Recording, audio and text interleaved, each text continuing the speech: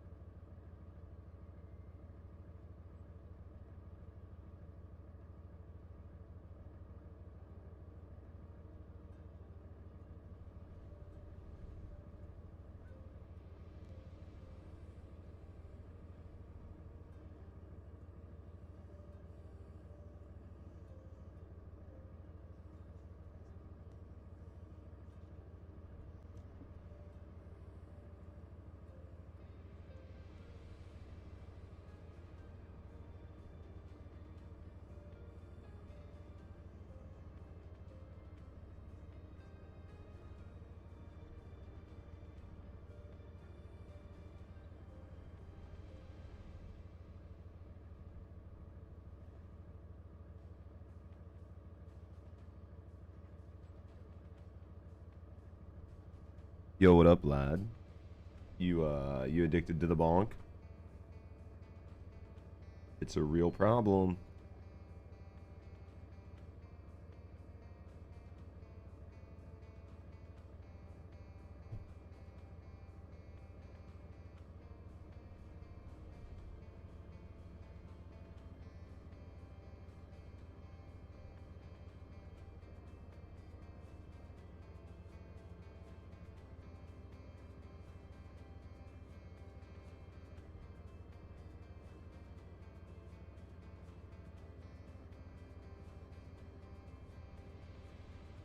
It's a fun game though, right? Like, you gotta admit, for what it is, it's a fun game, right?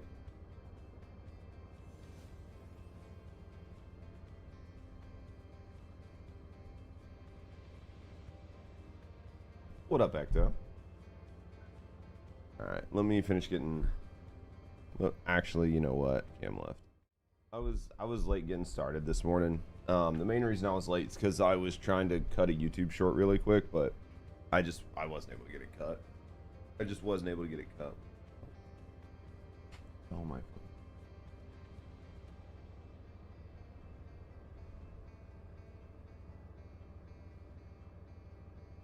I'm not gonna dick with it. It's fine. Dude, for like 8 pounds is definitely worth it. You already have 9 hours in.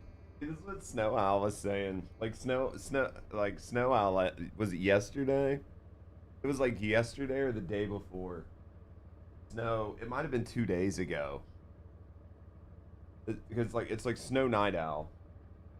They said basically the same thing. They were like, dude, I've had the game for 2 days. I've got 10 hours in it. They're like, it's, you know, it's a good game. It's fun. I'm addicted. I was like, are you really? And they're like, dude, I've got like 9 hours, 10 hours in it in 2 days. How many characters have you got unlocked? You having fun with it? All right. Let's shut my door a little bit and then we'll do our dailies.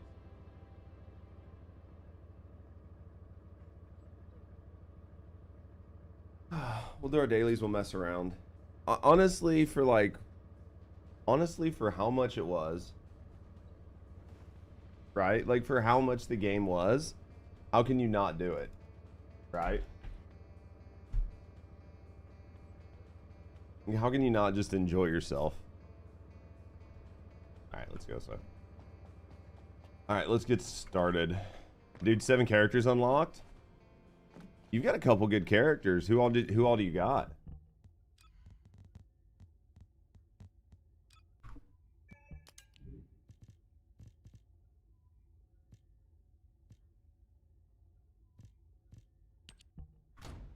Seven characters is a good amount. You want to unlock Tony McZoom? I like Tony McZoom. He's probably my favorite character.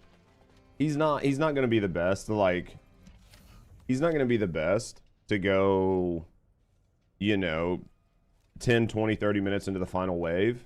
But for everything else, I really like him. I really like him for everything else. Dude, Calcium and Clank are your favorite? Dude, Clank's crit hit rate scaling is really strong. The only downside... What up? Good morning, Benay. The only downside, realistically, with Clank and Calcium is their main weapon just kind of sucks. Right? Like, their main weapon kind of sucks. Like, the bone, I don't really like it. And the pistol, I don't really like. They both work okay if you scale them up, but like using them in combination with other weapons, like you would never want to try to use, I don't want to say never, but it's much harder to try to use some of these weapons in combine, but dude, they're good. What up, Mac? What are you doing today, Z? If there's something you need, you'll need to pay. Let's do what we can here. Still enjoying all your time with First Descendant, or are you missing more hours on Final Fantasy or something? Fucking work. Dude, I feel that. How's work going today? Busy? Busy? It could be better or worse depending on how you look at it. You could be right, like you could be at home playing First Descendant. That could be either a good thing or a bad thing, depending on how you look at it.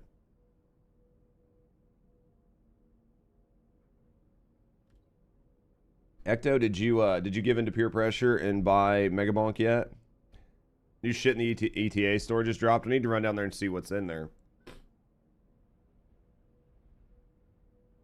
I forgot today was Friday, honestly. And I actually saw the tweet this morning about the ETA shop, and I completely just skipped, like, you know what I mean? Just completely forgot it. Officer. Alright. Give this Descendant the goods. ETA has storage slots? Yeah, the usuals. Nothing cool as usual. Just buy these storage slots, just that way you can slowly build up, you know? That way you can slowly build up to have enough. 87.5.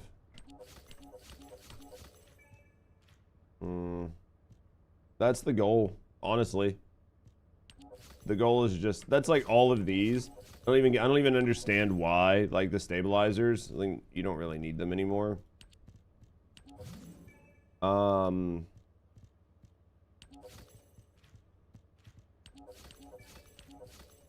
own 58 Ajax. Wow. Albion, Fallen Hope. Let's grab a couple of those. Actually, I think... Wish there were cooler, more various skins for those green tickets. Yeah, the green tickets are kind of lame. The green tickets are kind of lame. They've done a bad job. They've done a bad job on them. You should be able to... you should be able to, like, sell... you should be able to, hold on. Let me show you. My brain stopped working. Like, you should be able to refresh these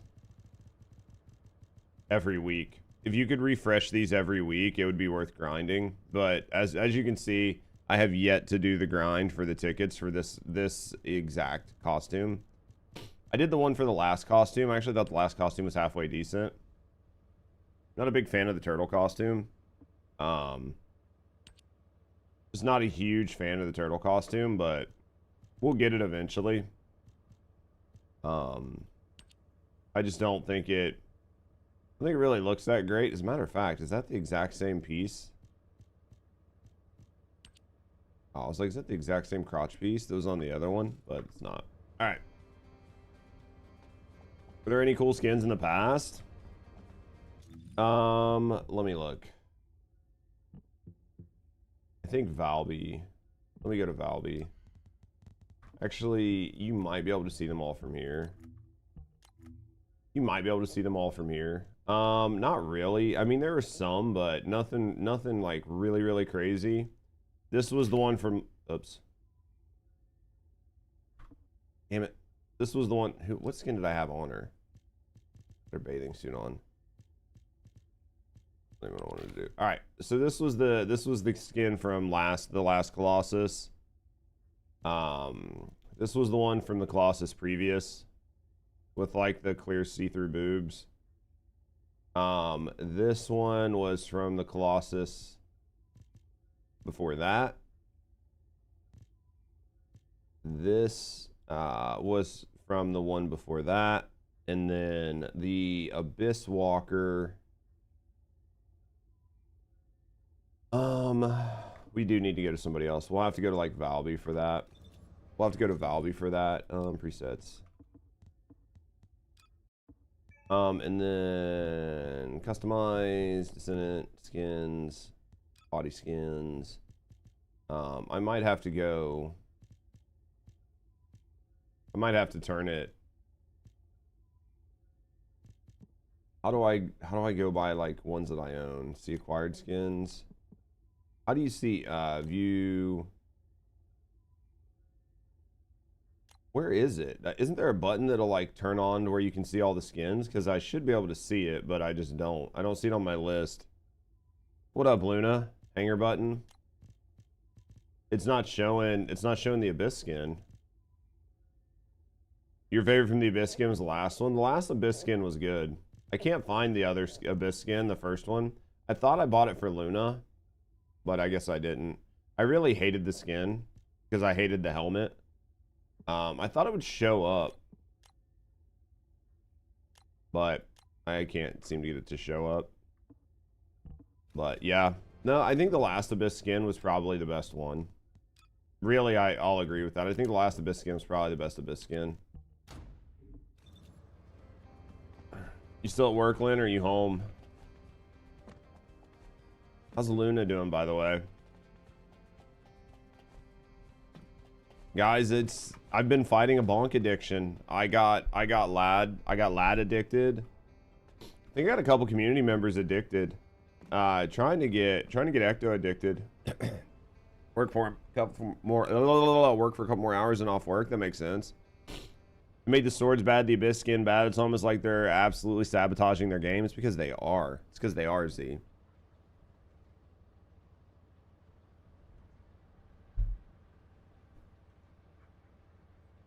They had to hide the outfits so you don't go to their headquarters and demand them. Do you want the first Abyss skin? I thought the first Abyss skin was terrible. It had this like really obnoxiously large head. It was a terrible headpiece. It was like an obnoxiously bad headpiece.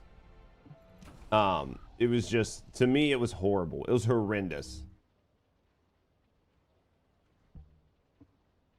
Yeah, to me it was horrendous. It was like, so like, this is your character, right? The headpiece was like this. Like, and then this is the rest of your character, right? Like, this is your character. This was the size of the fucking headpiece. No shit, no joke, not laughing. It was like this big fucking dish that they put on your head. It was horrible. It was absolutely horrible. I don't know who thought it was a good idea. Somebody that failed out of design school. It was obnoxiously bad. Like, in their sexy aesthetic, it made no sense. Dude, that head plus bikini would have been perfect. You talking about the Infernal Walker one? Yeah. How bad the headpiece was. You want to collect them all like Pokemon? That's painful for your wallet. The one I want is the Bunny Evo skin. I would love to get my hands on the Bunny Evo skin. But that'll never happen, so It has a large would be cool though. which requires Would be cool. processing of tens of billions of units of data per second. Fuck my. Scan results. The structure that appears to be a computing device. This is another one of those maps that feels terrible to run backwards. This is how they are Like processing running all this that map data. backwards feels terrible. Continue to insert Vulgus artificial brains into the computing device Descendant. Oh man. Overload the device. Is everybody having a good day so far? Yeah, the Bunny Evo skin is definitely the best. In my view, it is probably the best skin in the game.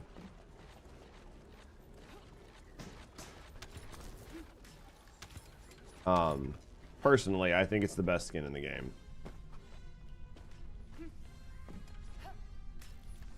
The Bunny Evo skin. Are you gonna bonk later? You know I'm going to. I got a couple things I want to do in bonk today. I also have a ShoeOnHead video I'm gonna watch later on. ShoeOnHead put out a new video. I fucking absolutely love ShoeOnHead. I think ShoeOnHead is amazing. I think she has really good takes on a lot of things. And I think even if she has a bad take, I agree with the way she presents the information. So we're gonna watch the ShoeOnHead video here in a little bit before we bonk. And then we'll bonk later. Yeah. So, what up, DJ? Oh yeah, we definitely bonking though. There's no two ways about that. I have a thing I want to try to do today. I think it's gonna make for a fun run, right? Like I think it's gonna make for a fun run and for some other stuff. So I'm definitely excited to try to do it. I think it's gonna be tough, but I think it's gonna be fun. I think it's gonna be tough, but it's gonna be fun. Oh. I don't know that I'm gonna push like super deep today. I don't think I'll have the time to push super deep today because I've got a dinner I gotta go to. It's gonna depend on what time we have to go to the dinner, but more than likely I need to work on YouTube. So we can try to push super deep on like Sunday. I'd like to try to push some characters. I'd like to try to get some characters to level 100 on Megabonk, but I mean I've only got 3 characters to level 100, so I don't need to get all of them to level 100. I don't think it matters. Like I'm not going to play the game that much, but I'd like to get a couple more of the characters to level 100. I'd like to get a couple more through the boss kill, which isn't reasonably impossible. I just need to do it. Like just get a bunch of them through the boss kill. I got a handful of challenges. Like there's dumb shit I can do on that game still for 10 bucks. For 10 bucks, as long as I just like stop fucking around, I can probably get another 20 hours out of that game of just having fun doing stuff. Right? If I was to try to do like most of the challenges, knock out a lot of the challenges, get some characters their level 100 skin, not all of them, that's kind of a pain in the ass. Beat the bosses on most of the characters, get them their boss skins and stuff. I hate that pipe blocks you from like the one angle. It feels so bad. Does the level 100 give them something better? It's just you get their gold skin. You get a gold skin for them, and beside their name there's like a star. It's literally all visual shit. It does nothing for them, lad, but it ticks my box of wanting to have cool looking visual stuff, and that's all that matters to me, right? Like it's not going to give them a special weapon. It's not going to do anything really crazy for them. It's just some number that you make big that just gives you a thing, right? And sometimes it's all you need for a dopamine hit is just getting a couple characters level 100. I mean, I don't see the point in doing it all, but what up, Tony? But like some of the cosmetics look, you know, some of the characters look pretty decent when they're gold. I think Calcium, Rusty's got Calcium gold. I think Calcium looks pretty funny gold. Calcium's got some decent colored skins though. I think the one you get for what is it? It's like his 3rd skin. I can't remember what it takes to get the 3rd skin. But his like 3rd skin's like rainbow colored. Looks really cool. It just looks funny on him that his bones are colored like that. Yeah, it's like that one. I got this skin for Mixumi or whatever for the 100k kills. It's like a Sakura pink and like Sakura pink and white pants or something. It's just literally dumb shit. You have 200 dream tokens. Yeah, I think they're gonna be for an upcoming event, maybe next week. So it's just like a handful of tokens that you can get ahead of time for the upcoming event that'll last, you know, for like a couple weeks or whatever.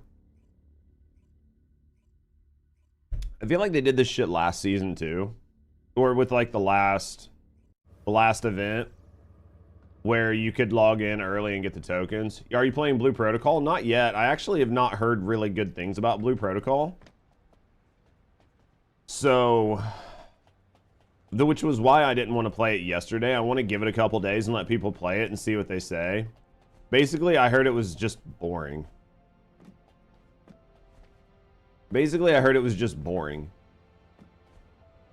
Not like you can't have fun playing it, but that it's just like trite and boring. Like they tried nothing new, they tried nothing crazy. It's basically, you know, like this MMO gacha style game where there's energy and time gating, and it's basically just following a very standard formula that you would play in almost any game that you could imagine would be in that genre. And it's like it's nothing new, right? So I don't know. Final Fantasy 14's better on that point. At that point, better finish it. What do you mean? Is better at that point? Better finish 14? Yeah, I mean 14 looks like. I mean, I'd love to go back and finish 14 whenever they get through. Have you played Outriders before? I have not played Outriders. What up, Isa? It's actually good post patches. I think whenever they release like whatever's after, then I'll be more excited for it, right? Like Dawn Trail or whatever. I think it's Dawn Trail. But whatever the next major expansion is, if it is actually good, I'll play. Because I'll go back, I'll knock out Dawn Walker's story, I'll knock out the post patches, and then I'll right, like I'll knock out the story, I'll knock out the post patches, and then I'll try the new story. Yeah, if like, because I really didn't like Dawn Trail at all. I thought Dawn Trail sucked.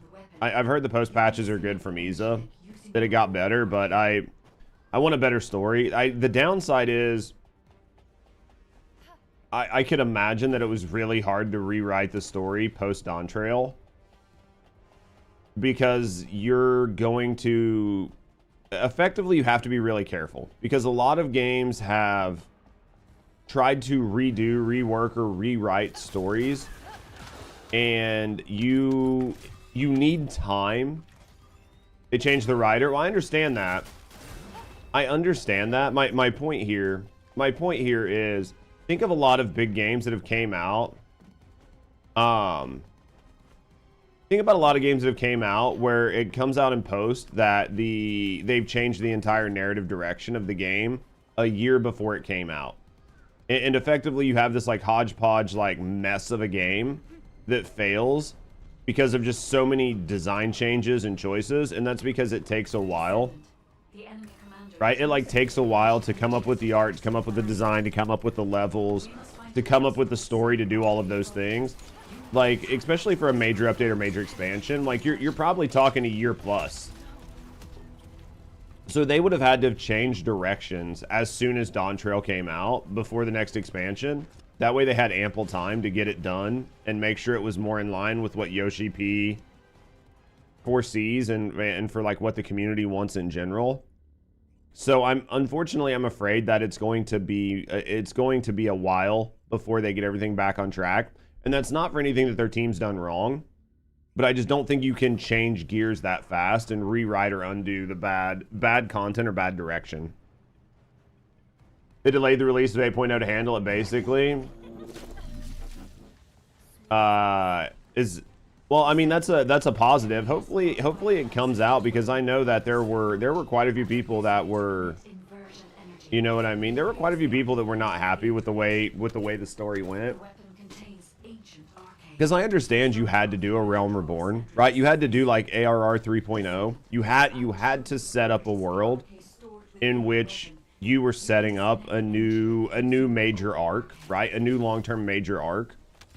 but it just felt so off to have your character be this super powerful badass who basically just takes a back seat, who just sits there. And I understand there's like geopolitics and not wanting to step on toes or whatever, but it just felt so bad.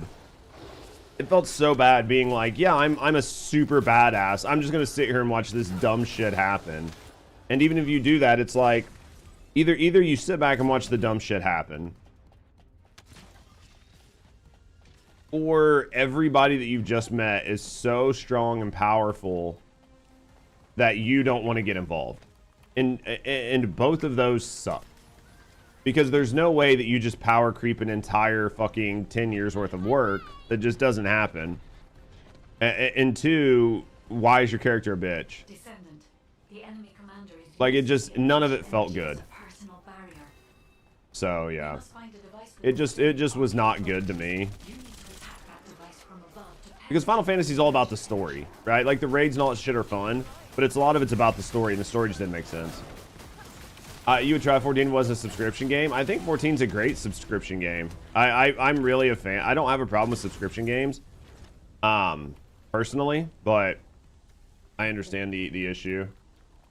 I expect that's what wasn't surprising from my understanding. It was a riding team that usually does their beast tribes. That's what you said before. Was it was the beast tribes rider?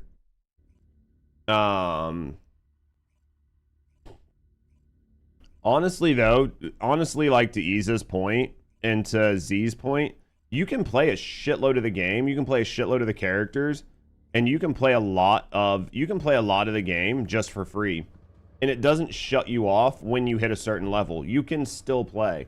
You'll be locked out of certain content if you don't pay, but you can still play the game. But I do get it. What up, Wood? I do get it. If you had the money to spare, I would tell you to buy Megabonk.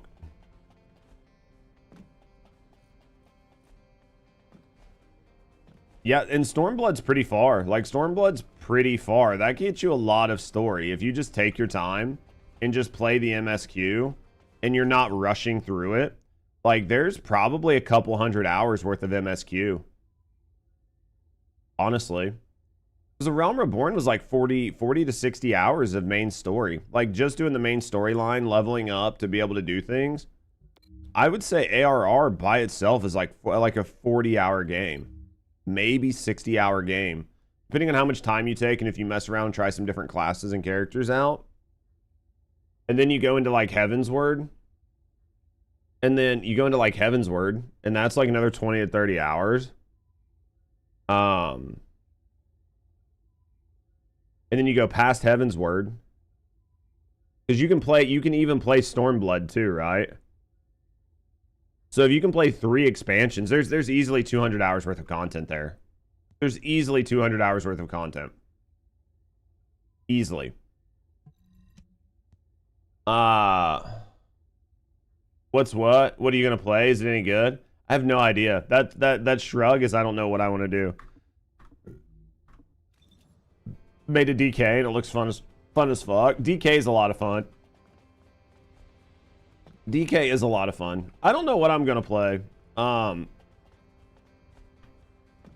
More than likely we'll bonk a little bit more later before the end of stream. We'll wait and see. Achievement hunting? How's the achievement hunting going?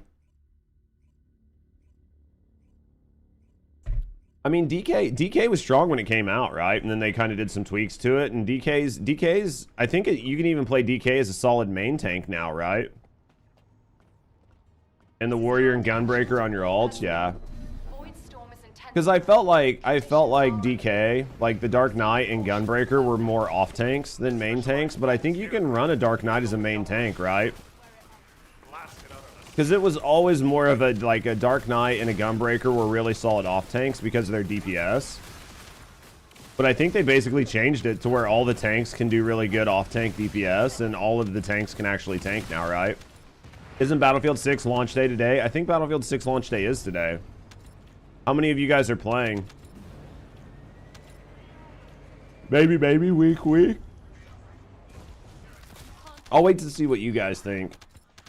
I'll wait to see what you guys think of Battlefield 6. If you guys all tell me that you like Battlefield 6, maybe we'll meme on it one day. Maybe we'll meme on it for fucking YouTube Shorts or something. If it wasn't like $185, right? What up, TP? Played the beta and I've had enough, to be honest. Dude, I saw like a YouTube, I saw like a video on TikTok, or not TikTok, Jesus. I saw a video on Twitter of Tim the Tap Man trying to play roller and getting just fucking washed. So we'll have to see, dude. If they hard nerf the aim assist on rollers, then I'll be, I mean, I don't play a lot of first person shooters, but I'll be really interested if they did it. Because I feel like for the past, I don't know, fucking 5 to 10 years, aim assist has just slowly gotten better on roller to the point where it's almost soft aimbotting for you. And if you're not using roller, you're basically throwing. So, as compared to what it used to be back in the day, which was you wanted to use M&K because it had a higher skill ceiling. So it was more of a pain in the ass to hit your shots, but when you got good at it, hitting your flicks and shit was just something that was much easier to do on M&K. So, you know, only afford it when the month ends. Yeah, I mean, it's expensive as fuck. We were talking about it yesterday. I really do believe that I really do believe that people only buy like 1 or 2 games per year. I just don't think people spend $2,000 to $4,000 on games every year. It'd be different if you could get, you know, 4 or 5 or 6 games for $300, but with each game costing increasingly more, that's just not a thing people are doing, right? You actually prefer the gunplay in Delta Force? I've played a little bit of Delta Force and it seemed fun. The aim is so badly nerfed on Battlefield 6 than like it is on COD. What do you mean? Oh, that was him playing COD. Was it him playing COD? It had to have been him playing COD yesterday. Maybe it was him playing COD. I don't know. It was Tim the Tap Man just getting wrecked and made me laugh. It just made me laugh. Not because I really like to see people getting fucked over, but I've got a vendetta against controllers. Because I remember specifically switching over to M&K because it was better. Because there was a higher skill ceiling for M&K. So it was one of those things where I was like, I'm going to take the time to really learn M&K, get good with it, get comfortable with M&K, and just try to have fun with it. Because it has a higher skill ceiling. And then it was like 2 years after I took the time to learn M&K, it was like, oh yeah, controllers basically have aimbot. And I was like, what in the fuck? When the fuck was this? What fucking council decided this was a good idea? And then it was like, oh yeah, and you can use M&K, or you can use fucking roller on PC. And I was like, what the fuck, dude? What in the absolute fuck just happened? The Omega, I'll do the Omega raid. The Omega is a good raid. Final Fantasy does a really good job with their scores. Does Battlefield 6 maps too chaotic for you in beta? I get that. Battlefield is definitely a lot different than COD. But I like Battlefield. I like the destruction. I like the chaos. I like the fun because I think sometimes people, even like casual players, take Call of Duty way too serious. And I think just the absolute fucking asinine crazy destruction in Battlefield creates a situation where you just go out and try to have fun. And your goal is to have fun and not spawn camp and try to get a fucking nuke. Right? DK's the best tank? That's interesting. I thought Warrior was the best tank. Yeah, I thought Warrior was the best tank.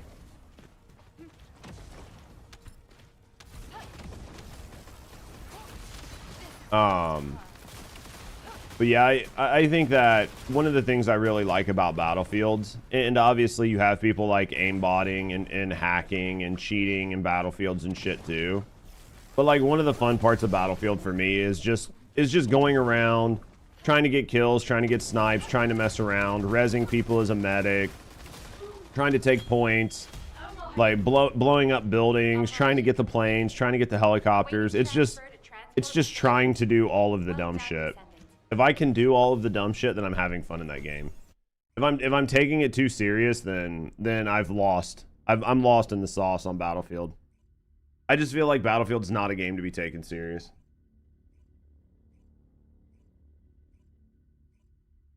You think Jeep, Gunbreaker, and Warrior often the two mentions as top tanks? That's really good because I mean, obviously, you know me, I enjoyed my Gunbreaker. So it's good to see Gunbreaker really rolled around some. It's good to see Gunbreaker kind of made a nice little spot for themselves. I think the Gunbreaker just looks really cool. I think the Gunbreaker looks cool. I like the general aesthetic of the Gunbreaker, especially because like the Gunbreaker weapons. I don't know. I just think the way they've done some of the additional gun blades look so much better than almost anything that was in Final Fantasy VIII. Because I really disliked a lot of the gun blades in Final Fantasy VIII. Like, a lot of them. But I think that they did a really good job in 14. Making them look decent. So, pretty happy with that. Let's go. What do I want? These are so obnoxiously expensive. These like lantern sets for $5 grand is so fucking like, these are so obnoxiously expensive for what they are.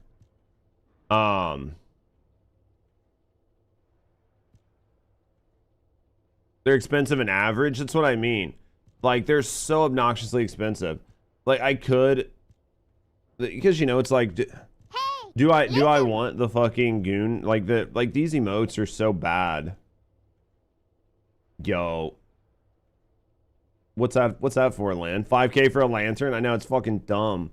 Colster, what's up, mate? You can't access the trader for some reason. You're gonna have to reach out to their support. If you still can't access this dude, then you're gonna have to reach out to their support and find out what's going on. Because it makes no sense. You can't access him. Because it's not like he's locked behind some sort of DLC you don't have, you know?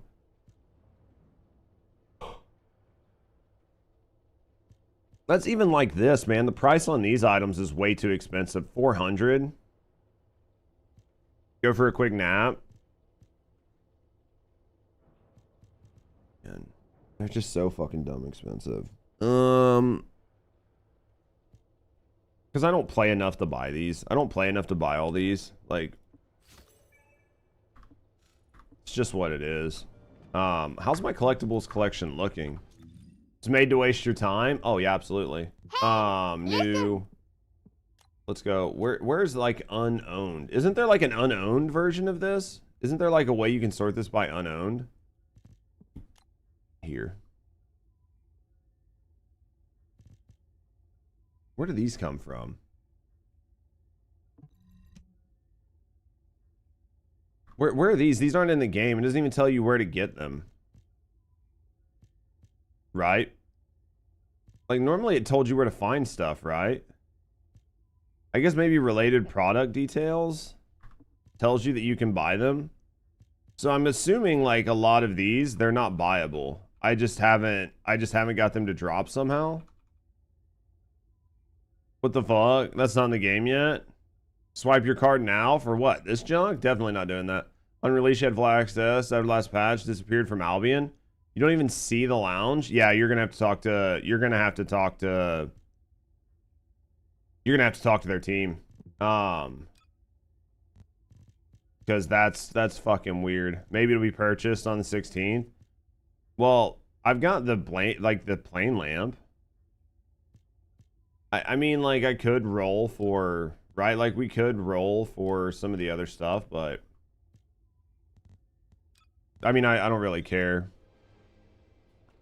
But I'm not rolling these boxes. I mean, you could probably, like, all the money that I'm spending on these, I could probably roll these and try to get some of the ones that I'm missing.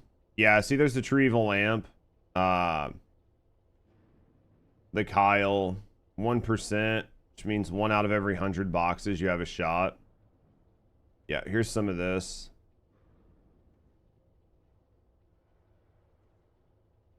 And I think this might have different. Hey, I think the listen. Vesper's dog. It's okay. You guys can stop freaking out. I'm looking to here now. see. I mean, I feel like I own most of this shit, but obviously I don't. I'm only missing like 3 or 4. These I'm missing maybe like 5 or 6 out of whatever. What up, Striker? What up, Lore? For this, bro. I'm only missing a handful of things. What up, Gooner? What up, Gangsta? Yeah, I think you're just gonna have to reach out to them through their like real support channel, like through their official support channels. Because if you're locked out, that just there, I don't know what's causing it. That's fucking weird.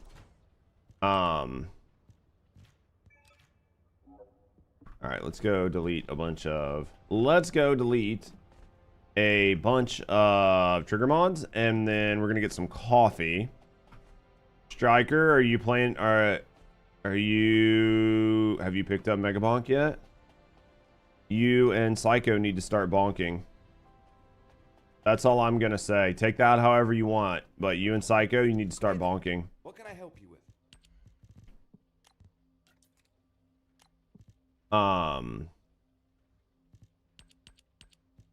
No, you have not. You're throwing. Literally throwing. I don't know what to tell you.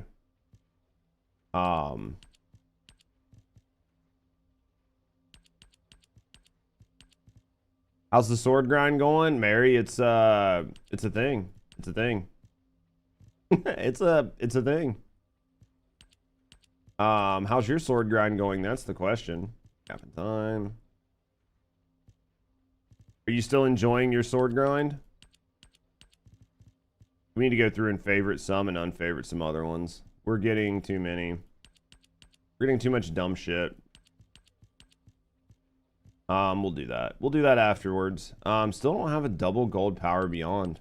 Interesting. Which I haven't been grinding super hard, but rhythmic step. We've got some golds. We've got double purple, so we'll keep that one. Storm bullet. We've got that. Supply. Tactical. We'll keep, I guess. We'll keep those.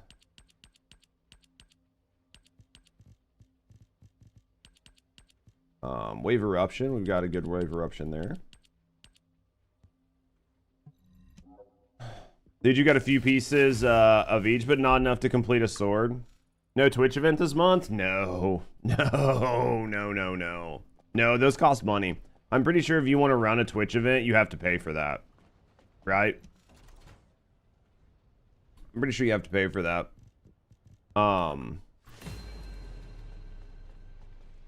So what have you been up to? Just casually having a good time, playing the game, playing other games? Like, what do you, sort by name. So, Arche leak. Let's go ahead. We'll grab 3 Arche leaks. We've got no blasting zones. Let's do that one blasting zone. We've got way too many death by 1,000 cuts. We're not going to do any more of those. Go these full Arche jackets. Get rid of this. Gap in time, we have plenty. Hyper hollow points, we can get rid of this one.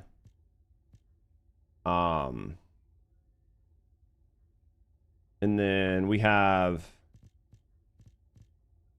we'll just like keep those 2. Actually, we'll keep those 3. We'll get rid of that one. Power Beyond, we're good with. Rhythmic Step, we'll keep, I guess, this 1. And then we'll keep this, and we'll keep this, and then I guess we'll keep these. That looks good. That looks good. Okay. I just wanted to... Not even a gooner wants to use the lounge. Who? I never wanted to use the lounge. I thought the lounge was fucking dog water. I thought the lounge was fucking dog water. Like, I didn't want it. I didn't even want it in here to begin with. Yeah, I didn't even want the lounge in the game to begin with. I thought it was a waste. I thought it was an absolute waste just to begin with.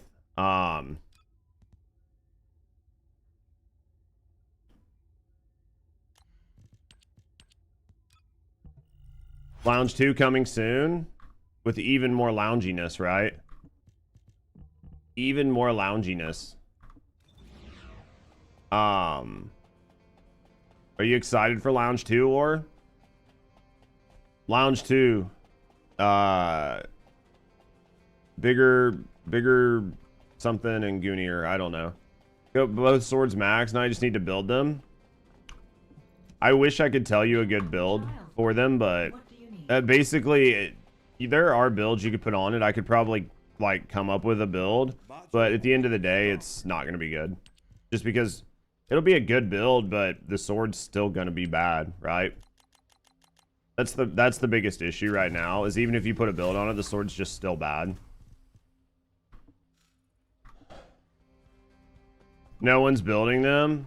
I mean, you can probably, I would say Sin's probably got a guide, Alyssa's probably got a build. I would say maybe Biscuit's probably got a build for him. But at the end of the day, like, you're going to put it on, you're going to spend all of the... Wait a minute. That's not code, is it? That might be code. But at the end of the day, yeah, at the end of the day, you're not going to use them. Desert shit, the difference between the forest. Oh, it's completely different. It's yeah, the desert is a completely different game. It's not a completely different game, but it's definitely a little bit tougher. The good news is, like, you can move around the desert much easier. You can move around the desert much easier. It's wide open. It's a lot of fun. Swords seem to be growing on Biscuit as long as she's enjoying them. Swords are meh. Junk. They're okay. The swords are okay. But in a game where okay doesn't get used, the swords might as well not exist. Right? In this game, in the way the game plays and the way things work, if it's not absolutely goated, nobody uses it. And even if you want to use it, you're going to be playing with people who they themselves have absolute goated builds, and you will not be able to do any damage. Because they will be clearing the room before you can do anything. She just released a Luna build. I'm glad she's enjoying it. I'm glad she's enjoying it. I'm glad she's trying to come up with a way to, like, use the swords. I still think they're bad. I think that no matter, I don't want to say they're bad. I think they're mid. And, like, I could probably try to come up with some videos to justify the swords and make them look less mid. But at the end of the day, the swords themselves are still mid. And with the swords being mid, I don't, you know what I mean? I don't find that it's worth the time to make them and build them. There's no valid case, for the Shadow and the Deus. Okay against Legion of Breach Commanders outside, they wouldn't use them if you want to go by the numbers, yeah. Let me go get some coffee and I'll explain to you. Only usable if playing solo, yeah. Have I bought all the boss skins? No. Let me go get coffee and I'll explain to you. I'll be 100% transparent to you guys and I'll break the fourth wall, okay? Let me go get coffee. When I come back, we'll talk about it.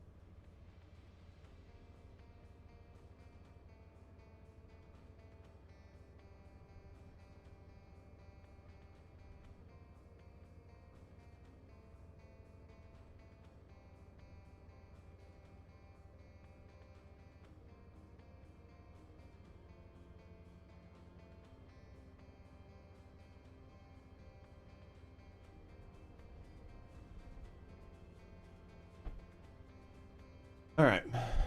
Open the fourth wall, don't break it. Okay. I'm gonna show you guys some stuff. All right. I'm gonna show you guys some stuff. Right? Let's go here. I'm gonna show you guys some stuff. Let's go to my channel. Let's go to videos. All right. So I'm gonna look at my videos really quick. And this is going to kind of explain things. And maybe it won't, maybe it will. I don't know. I have about 1,000 videos on my YouTube channel. Now, some of these are YouTube shorts. Some of them are live streams. I actually have probably closer to 2K, but I have a bunch of them unpublished. They're still viewable in playlists, but they're not published, okay? I have a ton of videos on my YouTube channel. I have about 14,000 subscribers. Okay? Now, one thing to note about my YouTube channel is I have a lot of First Descendant content. Right? Like, I have a lot of First Descendant content. Like, I'll scroll. With a haircut and the beard trim, it looks like a different guy. Yeah. I think I look younger, but I definitely look younger. But the big thing to note here is I have a lot of content, right? I have a lot of First Descendant content. So, where things became problematic for me is a lot of these, I spend hours making YouTube videos. Now, I know some people do them much faster. Some people just record them on stream and they cut them on stream and they do a whole YouTube video in 20 minutes or 30 minutes or whatever, an hour. I personally think that my YouTube videos, I like the way they look. I like the quality of them, right? I like the way they look. I like the quality of them. I think even though I don't do them the same, like I don't do them as elaborate as I would like, I think that the quality stands out on its own, right? And the quality helps propel them and make them stand out from other people's, right? My stuff is specifically made for YouTube. But what ends up happening is, like, if I look at this video here, this video has got 7,000 views and it's made about $21. Okay. So this video has not even paid me $10 an hour for the amount of time it took to make this video. Now, that's not that big of a deal, but it kind of is. But that video did okay because it was on the swords. If I go down and look at, say, a video that maybe did worse, let's try to find, like, here's a Keelan video that did 8K. So right here, this video right here was for SMO. I make a lot of videos for off-meta Descendants. Not everybody makes videos for off-meta Descendants. This video has made me $14. This video also took me 3 hours, 2 to 3 hours to make. Now, where it got really frustrating for me as a content creator is I was constantly making and remaking the same videos over and over and over again because there was one mod tweak, what a bullshit. There was like one mod tweak, one mutated cell, one update. The video was 6 weeks old. And what would end up happening is people would come in and they'd be like, do you have an updated video? And I'd be like, yeah, the video I have is still good. And they're like, yeah, but it's like 6 weeks old. And I'm like, I understand the video is 6 weeks old, but nothing has changed in the past 6 weeks. Like, nothing has changed in the game in the past 6 weeks. And people are like, yeah, but. So I found that I was redoing 20 or 30, 20 Descendants videos every month, and nothing had changed. And it got to the point where I was just getting burnt out on making the exact same video. Like, it's the exact same video once a month. So you have to figure there's 20 Descendants. That's 20 days of making the exact same video on the exact same content over and over and over again. And then that's if you do them every day. And then you have to factor in like any other little videos you were tossing in there, plus any other content that you were trying to make outside of this. it just got so it got so draining. So like right now, thank you by the way, Tingu, on the grats on 14K. I appreciate it. We're probably gonna lose some subs for a while, but I mean we're not done making First Descendant content, obviously. But you can see I took a pretty big gap here. There's like a 7-day gap where I didn't really produce any videos. But so what ended up happening is I got really burnt out. So between playing the game and between making those YouTube videos nonstop, I just got really burnt out. And then, morning, you sexy motherfucker. Morning, Sasquatch. So then what's happening now is the last update, like the last month, the previous month, there was nothing there. There was nothing to make YouTube videos on. And all I could do is remake videos that I'd already made with new mutated cells, and I didn't want to do that because it sucked. And then this month, there's basically nothing here. I made a video on how to do the, like, you know, what you needed to know about the new Void Vessel, but the new swords suck. And I'll end up making a video on the swords, but like I'm not gonna go through and re-update all of my builds and be like, okay, so this is your primary weapon, this is your secondary weapon, and now slap a sword on, and here's the sword build, and just redo all of these build guides. And the same thing when I brought on, and I'm not gonna go through and change all the mutated cells. I don't know if Sinity's still here, but like most of the mutated cells probably don't add that much. Probably a couple % to your damage, but you don't need it. Like, okay, you can redo your I can make an entire video where I redo my entire fucking board, right? Like I can redo my entire Arche Tuning board, and that is the only thing that changes on the entire video. Put the video back up, and all you're going to gain is like a 4 or 5% net increase on power if you're lucky. And even if you do that, you're still over damaging so much that you were fine just to leave the build the way it was and not change it, right? So I don't know. I'm like, it's just so like breaking the fourth wall, the amount of effort it is to do these is versus what you're getting is really rough. So I understand some people like Biscuit who are trying to find ways to make content to keep their, you know, to keep content coming out on their channel, and they just really enjoy the game. But yeah, I just it doesn't, to me it doesn't make that much sense. Like I could make you a subpar build video, but I just don't see it being useful. Like I don't see it being useful, because I would hate for a new player to build a subpar build because it was the most recent build video out, and then them to be playing a worse build. And for most people who are playing the game religiously, right? Like most people that are playing the game religiously, they'll already make the sword builds that they want anyway, because they don't need a guide. So the only people these guides are going to affect are going to be new and returning players, and players in like the mid tier of difficult, like of skill. And basically what you're going to do is you're going to give them a worse build than one of the better builds, right? There are only a few cases it makes a difference. That's mainly when you want to save seconds on a run. Other than that, they mainly increase overall damage. Yeah, that's what I thought. Like, it's just they're an increased sanity, but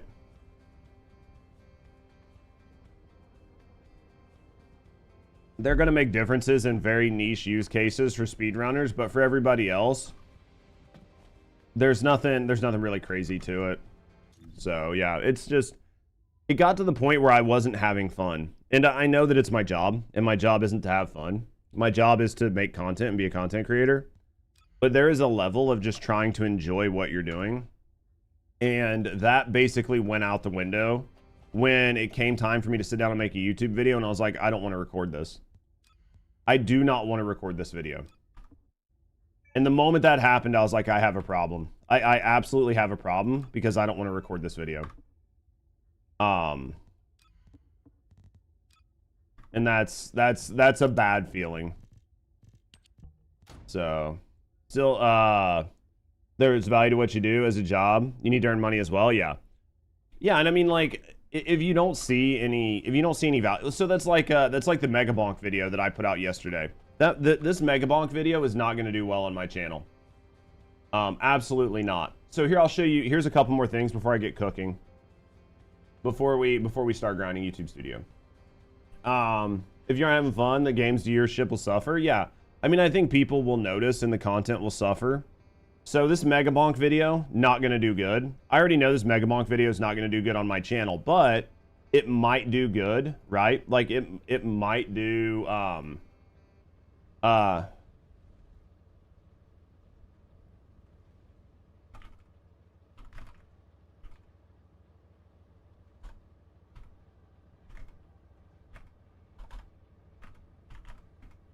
hold on. Let's go pin. There. So I know this video is probably not going to do well, but you never know. It could reach out and hit some crazy audiences. So I'm hopeful, but I had a good time making this video. Like, this video took me some effort, but I had fun making the video, and it reminded me that I enjoy making content. The same with these YouTube shorts. This YouTube short right here, where Tora, I don't know if Tora's probably lurking, but we were doing a speed run, Tora and I opened a red chest, and there was a wombo combo sitting on the red chest in Borderlands. And I was like, oh shit, there's a wombo combo here. And I went to grab it, and as soon as I went to grab it, Tora reset the boss. And when Tora reset the boss, the chest despawned right as I went to grab this wombo combo. It was just like a funny, stupid moment in Borderlands. But like, this YouTube short got 35,000 views in 7 days. You know, so like there are good moments and there are good times where I have fun making content, and I make people laugh and I make people smile and people enjoy my content. So there are definitely moments where I enjoy it, but I got to the point where I wasn't having fun. You'd be so mad, but it's Borderlands, so you wouldn't get upset. I was laughing. Like, I didn't really care because we were speedrunning, and I already had a wombo combo, but it was just like one of those things. Well, here, I'll just show it to you. I must have been eating. What a great way to start out. Bosses? Oh, absolutely. Oh, man, I literally almost grabbed. What a great way for me to start this short. I probably should have cut like 5 seconds of me just sitting there fucking chewing. I should have probably cut that 5 seconds of me chewing, but yeah. You can see I go to grab it, and then it just despawns. He still melts bosses? Oh, absolutely. Oh, man, I literally almost grabbed that wombo combo. Big sad. That was an unfortunate feeling right there. That was ouch. Yeah, it was just like a dumb moment, but it was big fun.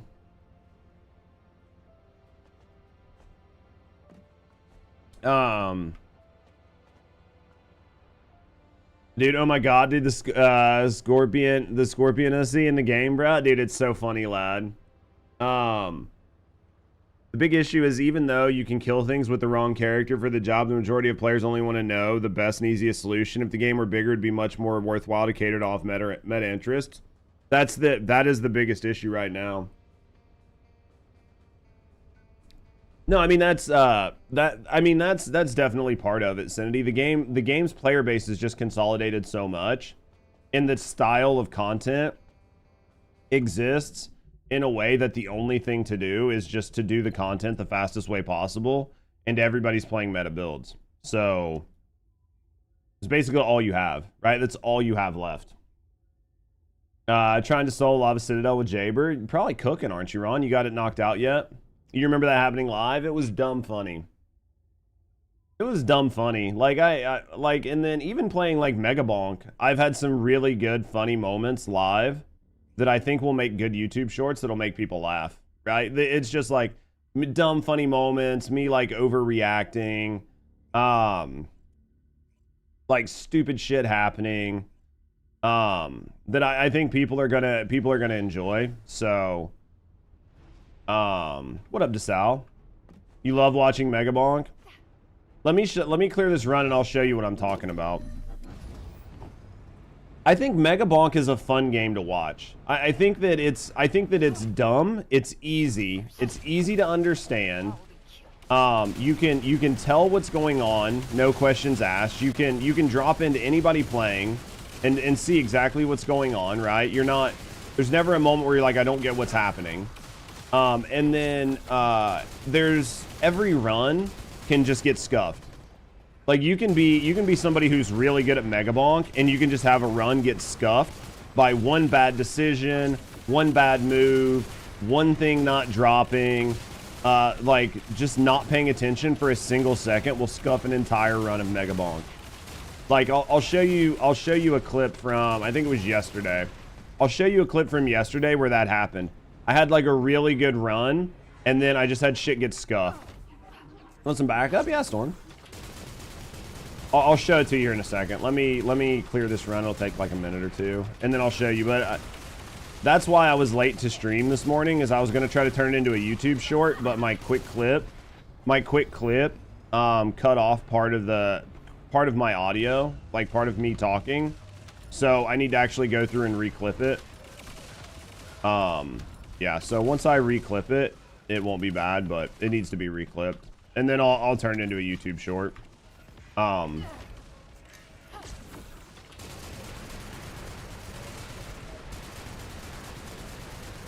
think Megabonk is a lot of fun. I've been enjoying it.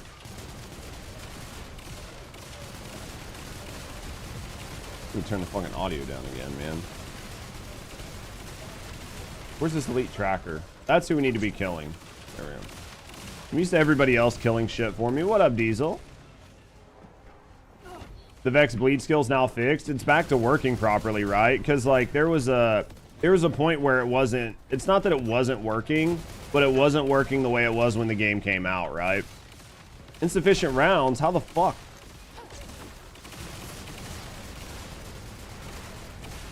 You need to learn the locations of the map boxes. I have them all spelled out in my video. My video shows exactly where the boxes are, with like map locations and everything. I took the time, if you guys ever watch my YouTube videos, like I took the time to make the video look good, and I took the time to actually show you stuff, right? Like I've made a lot of YouTube videos in my life, and I know like some things that work better than the others. What up, Judo? Right? Like, so I take the time to actually like explain stuff and show stuff. And it's not always just like, you know, use this Descendant, run this meta, use Serena. You wanna clear Void Vessel, use Serena. Here's my tip guide to cooking Void Vessel. Use Serena, fly. That's all you need to know. Like, you know, there's a little more to it in my guides than that. So, but hopefully it'll help you out. Because there's like a whole segment, and I have it timestamped. I need to timestamp that Megabonk video, but I didn't have time to do it last night. I'll timestamp it like today. Well, I'll timestamp it after dinner. It just depends. It depends on what time we're going to dinner today. I need to just wait and hear from Rusty. We're meeting some friends, but it's like an hour-and-a-half drive. I don't mind meeting friends like an hour-and-a-half away for dinner. Like, 'cause, you know, I think it's fine. So we'll do what we can. We'll do what we can. Love your videos. You're the reason I played First Descendant again. Stop because too lazy to farm the metas. I don't blame you. I'm glad my videos help. You know, that was always like my goal, was to try to help the community, right? And give you guys like good quality videos. Because I think that, you know, a lot of times in smaller games, there are a lot of YouTubers and a lot of YouTube videos, and they're all shitty, right? Like, have you guys ever played a game that is not like a big mega mainstream game, and you notice that all of the YouTube videos are just shit? The YouTubers are shit, the videos are shit, the quality is shit, everything is shit, but it is like the only videos that exist. Like, it is the only, it's like, this is the biggest content creator for this game, and you're like, okay, and then you watch their content and you're like, bro, this is absolute fucking shit. Like, this is like the shittiest content I've ever seen in my life. How does it have 200,000 views, right? You're like, how is this even possible? It's because nobody else is there. What up? What up, I love? Which trigger mod are you using on Glay? I think I just have like Kuiper Hollow Points on, right? They don't really do anything with the rocket launcher, but when you switch over to your last dagger, I'm pretty sure I have Kuiper Hollow Points on her. Yeah, when you switch over to your last dagger, if you miss headshots, then it's just going to give you makeup damage. So, what up, Sal? Thank you for the lurk, mate. I appreciate you. Just saying you do this, you do that, but you don't show where to get the stuff to have? Absolutely. Use quite a few of your guides, and dude, I appreciate you would. I try to help you guys out. Yeah, the grind for the swords is some bullshit. Yeah, a little bit. A little bit. Once this man gets his chest and starts this way, I'm just gonna pull him. Yep, he got his chest. There's no reason to wait for him to run. No reason for him to run. It's made to make you get mad and swipe your credit card. It sold sword passes, that's all that matters, right? It's made to sell sword passes. Damn it. Oh, I did get it procced before he hit me. I'm gonna die.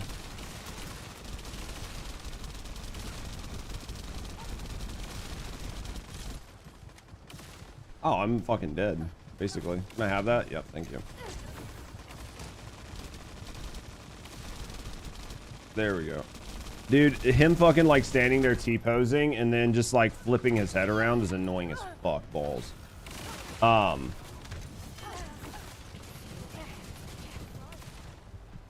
Did we not kill all these? Okay, there it is. All right.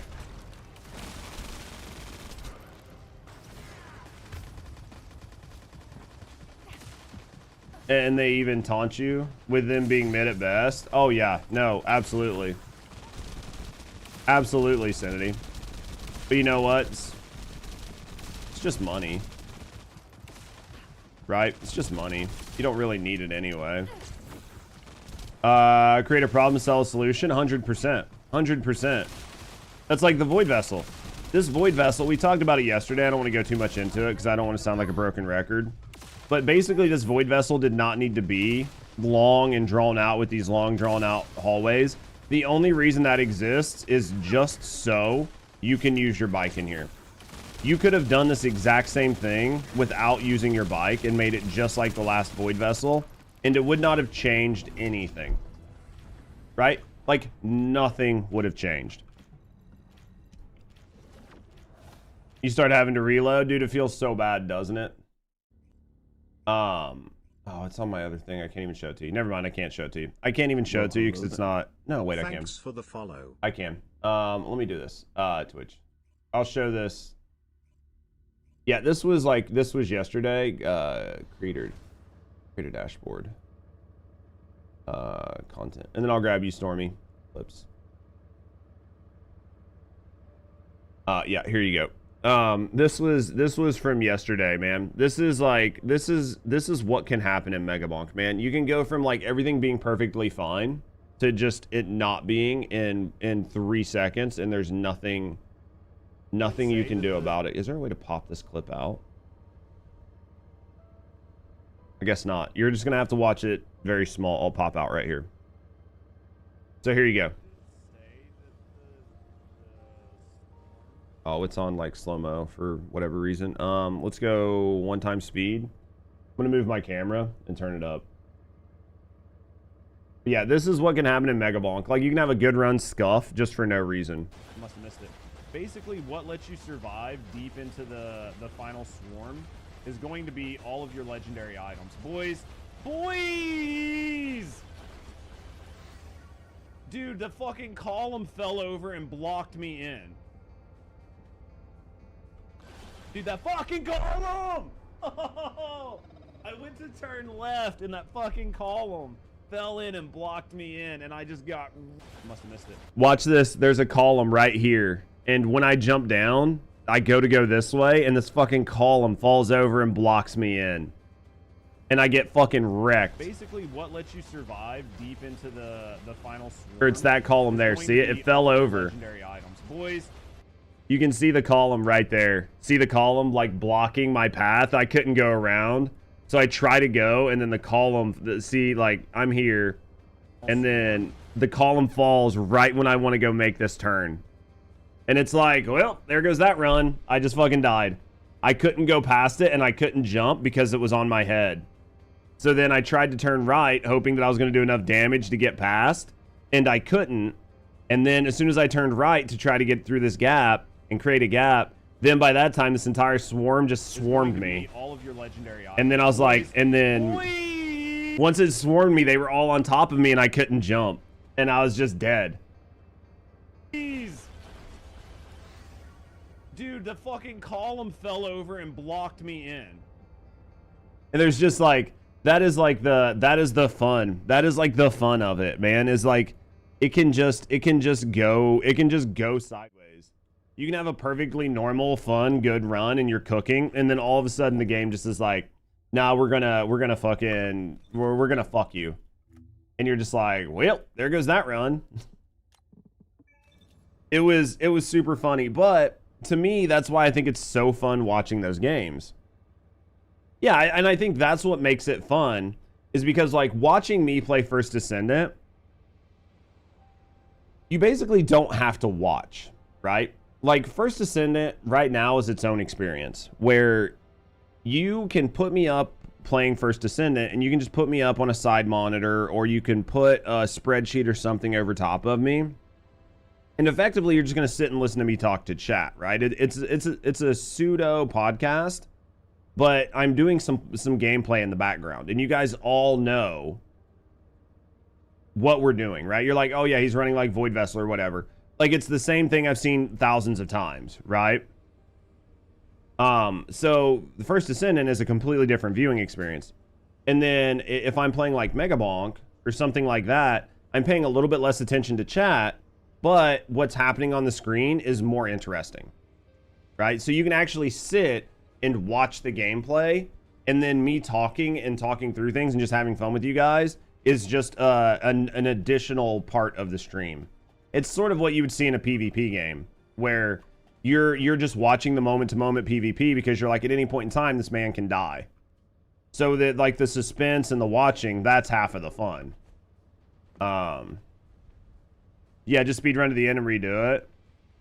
All good until it ain't such a good watch. Until it ain't such a good watch. I mean, I think that to me, that's what makes things fun. I mean, 9 hours to get all the sword parts for one sword, dude. That's so fucking rough. That's so rough, Sasquatch. Do you have all of? Are you off of your sword grind, or do you still got more to go?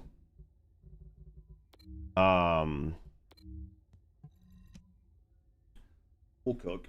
We'll do what we can. Ugh. We'll do what we can, man.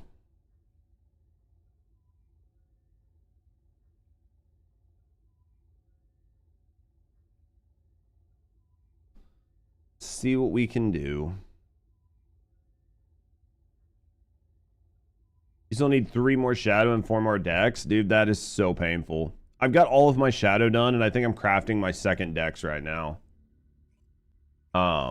That's such a bad feeling, though. It's probably going to take me all month. It'll take me all month to get the swords. Just because I'm only doing like 3 to 4 hours a day.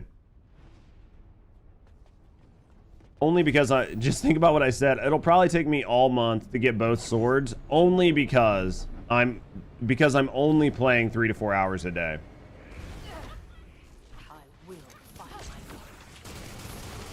It took you from day one till now to have all of them, and you play quite a bit, Storm. Like, some of you guys are playing even more than me, right? Like, you guys are playing quite a few hours.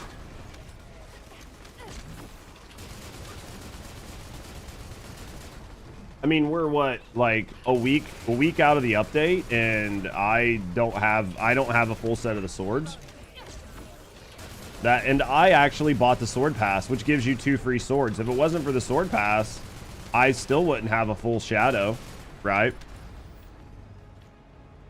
If it wasn't for the sword pass, I wouldn't have a full shadow, and I wouldn't even have a single dex, or like Deus or whatever. I wouldn't even have it. So yeah, that's interesting for a lot of people.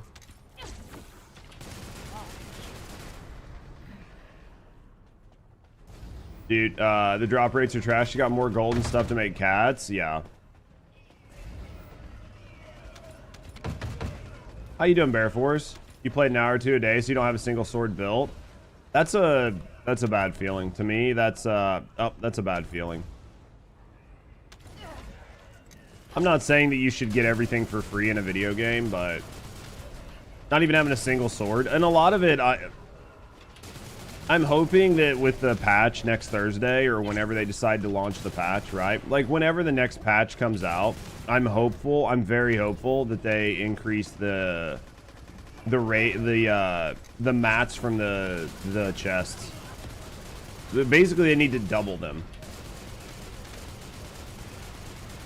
I mean, I know the drop rate for the swords is kind of dookie as well, but most people's bottleneck isn't even the sword, like isn't even the blueprints. Most people's bottleneck is actually the fucking mats, right?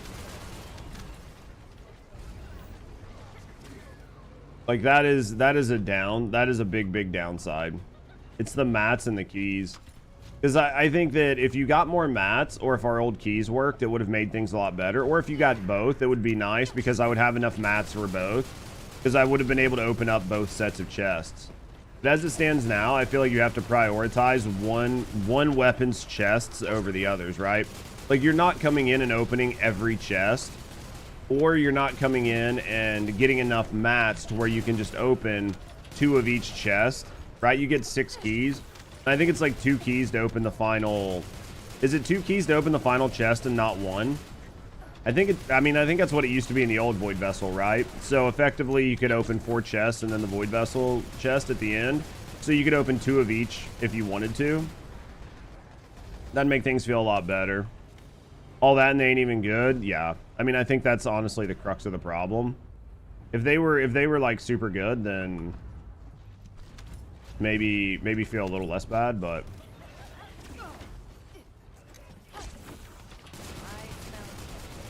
I don't know. They'll probably get some sort of substantial buff. The question is, what do? Do you buff the swords to where they're just super broken OP at bossing? And then make every sword, like make it to where you have to have a sword when it comes time to boss? I don't think that's a solution, right?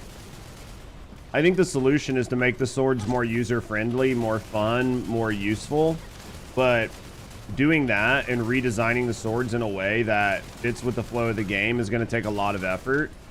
And I think that the path of least resistance is going to be just to make them broken OP strong. Like they'll be like, we've heard your feedback. Nobody likes the swords. We understand that the swords did not hit well. So what we're going to do is we're going to basically 10x the damage on the swords. There you guys go, have fun. And it's going to be like, you didn't fix the problem.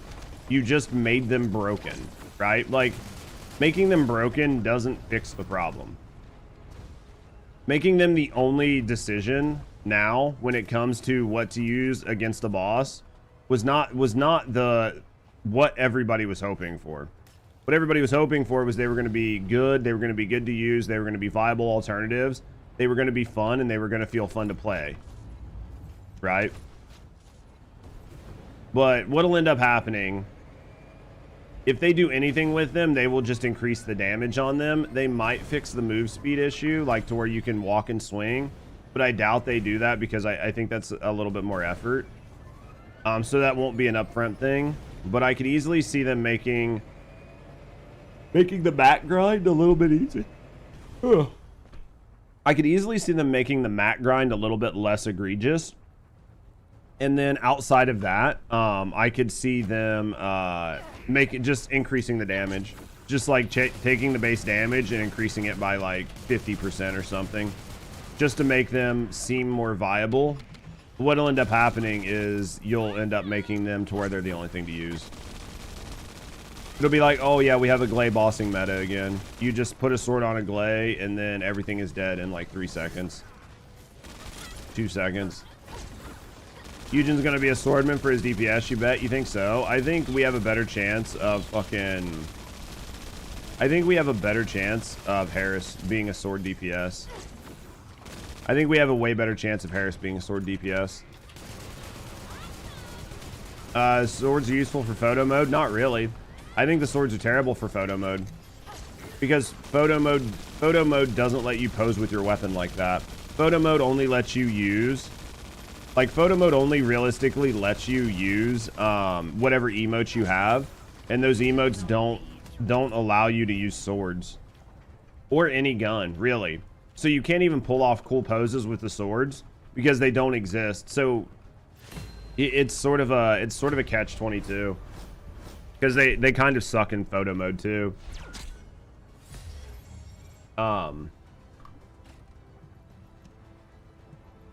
It's like if I went into you'd have to go into photo mode and find a way to be able to attack and take pictures at the same time. And you just can't do that. You just can't do it. Ugh.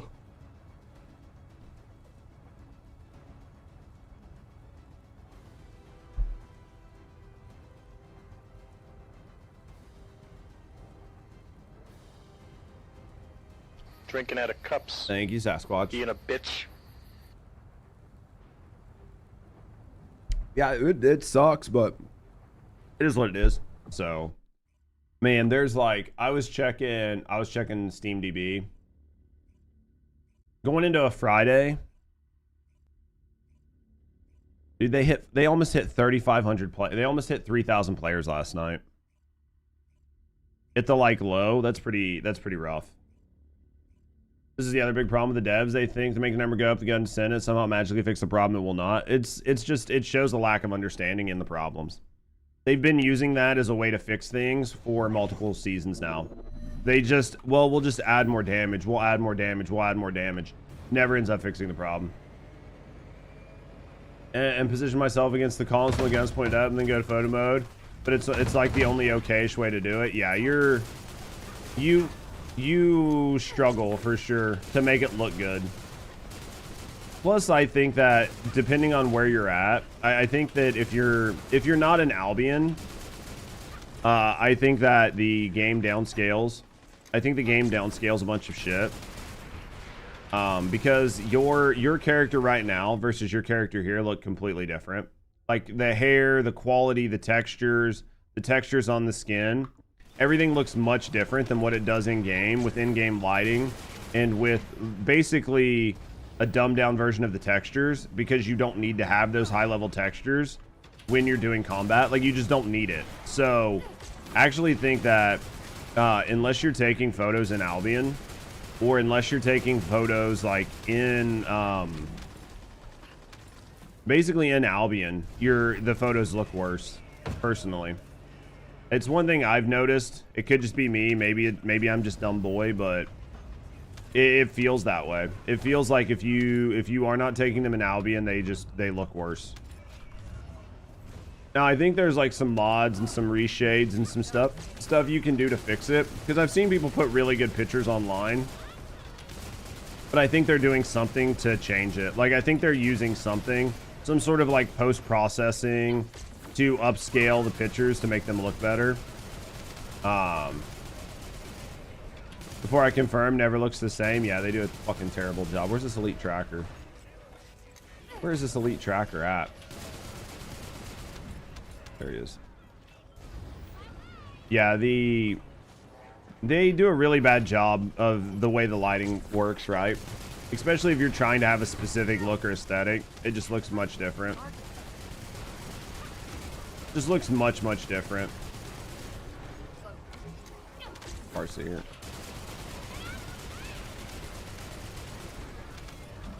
Alright, let's cook, chat.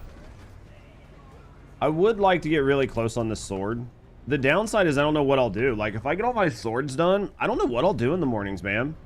I might just play Borderlands the first, like, couple hours of the day. Also, the colors is all fucked up. Yeah, it's the way that everything it's the way the lighting hits. A lot of it is just lighting. Yes, Borderlands. Yeah, I might just, like, if I get all caught up on First Descendant, until, like, Midnight Duet comes out, or maybe something else that really, like, tickles my fancy. I'm not saying I'll stop playing First Descendant, but, right? Like, if there's just nothing for me to do, I could always do like a couple hours of Borderlands in the morning or whatever. Started playing a few days ago. It's an addiction. It's a fun game. Borderlands is great. Borderlands is great. I have about 200 hours in it. I had about 200 hours in it in the first 10 days. At least around that. I would have to double check my hours, but yeah, I had a ton of time in it. I'm waiting to see what the new update. There's a new update next week that's going to do some balance patches and tweaks and changes. So we're going to have to see how that changes things and what builds that we have to mess with. The sword's the only thing that have you playing this anymore. Just trying to get your swords. Once you have your swords, you put it down.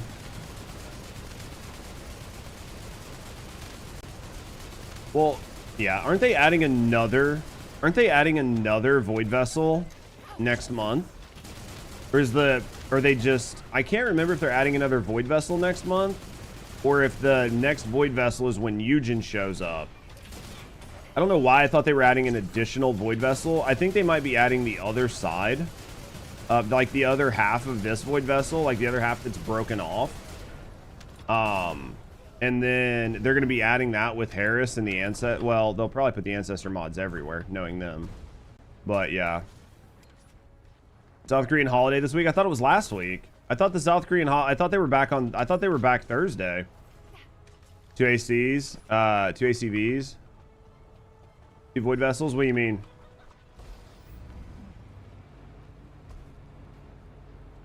Another in December? Yeah, they're doing the large Void Vessel in December, and then I thought they were doing another mid one, which is going to be the other half of this, basically. The other half of this Void Vessel, right? They've cut it in half, essentially, if you look at the map. So it's probably the other half of this, which is going to have Harris in it. But I don't know what else they'll put in it, because they're just adding Harris. Maybe Harris and the other sword. Oh yeah, we have 2 Void Vessels this November. Yeah.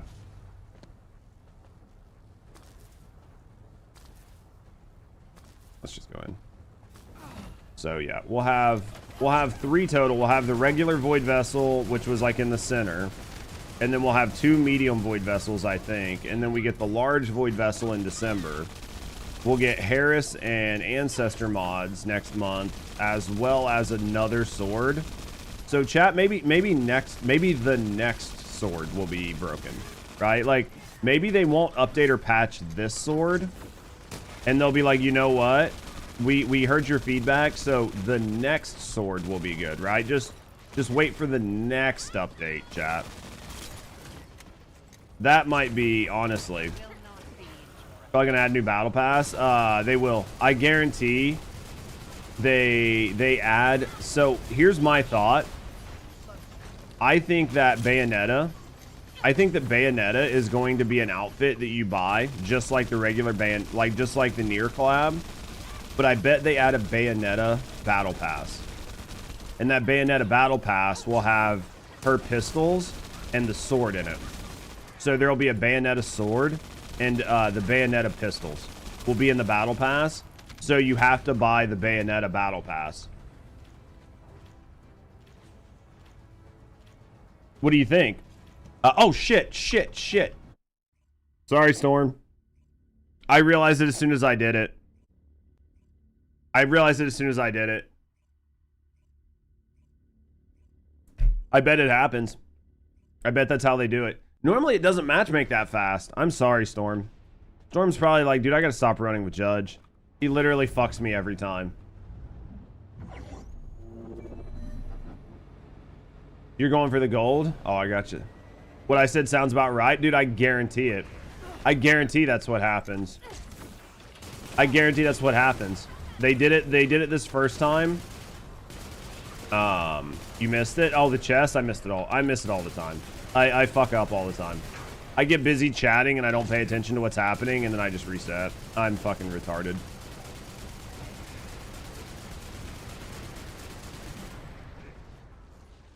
Dude, is that how you felt when the Wombo combo disappeared? No, I actually felt worse when the Wombo combo disappeared.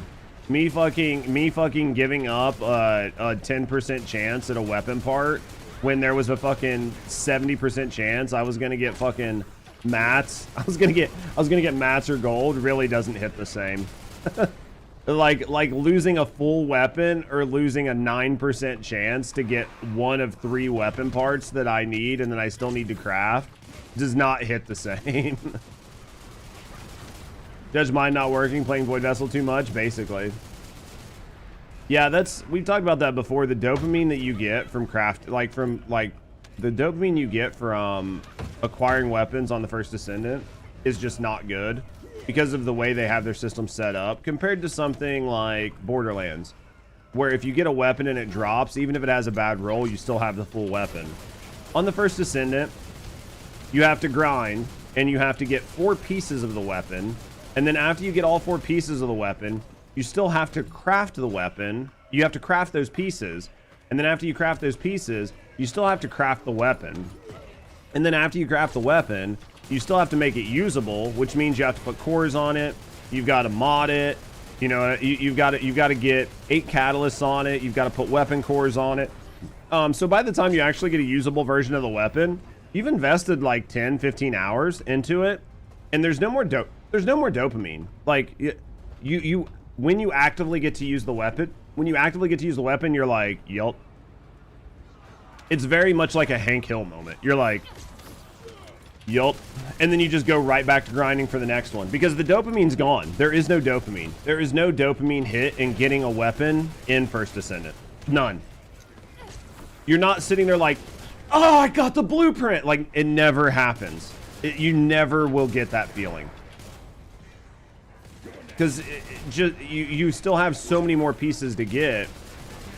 You like the hit in the Borderlands games? Yeah, I mean, you get the weapon, it drops, you look at it, you're like, dude, I got the Lego's there, I picked it up, this is fucking awesome. And then even when you get the Lego, you're like, oh my god, it's got like a really great roll on it, this is awesome. Or you look and see the Persephone roll, like you see all the colors when it's in the air, and you're just like, dude, I hit the fucking lottery, you know? It's layered RNG, layered crafting, everything. This game is under different layers. And those layers, I think, separate the player from the feelings of, like, the good feeling that is playing the game. Right? The only difference between this and a gacha game is in a gacha game, you can spend your money to make that go away. Right? In here, you're not effectively spending your money to make that go away. If you were playing Genshin, or you were playing Honkai Star Rail, or Wuthering Waves or something, you can just swipe your credit card and keep pulling from the loot box until you have something usable. Oh, I need a C3, I need a C4, I need a C5 version of this character before it's even playable. Not a problem. $200. Swipe. Roll the boxes, baby. Oh man, I got like one of 64 of these cards I need. Fucking swipe the credit card. All right, baby, we're gonna sit here and pull the fucking handle, right? Pull the handle. No, man, I don't have it, but I'm close. Swipe the credit card. Swipe the credit card. Swipe the credit card. You get around that annoying not being able to do things by just farming IRL money. You just can't do that here. When it first came out, I was like, fuck yeah, I got the parts. Realized I'd do it 4 more times. And I was like, what the fuck? Back to the grind? Yeah. Especially Borderlands 2, Legos are fairly hard to get in the first place. I think Borderlands 3 Legos aren't that bad to get. I know they said they made them more rare, and I think they are more rare.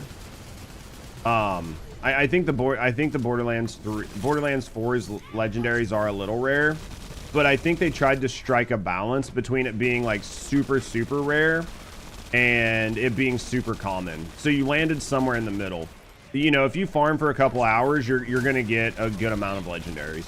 If you just sit there and speed farm, you will get a good handful of legendaries. Now, you might only get a couple of what you're trying to get, as long as if you're not doing like Moxie's big encore, right? You might only get a couple, but you'll still get a couple, right?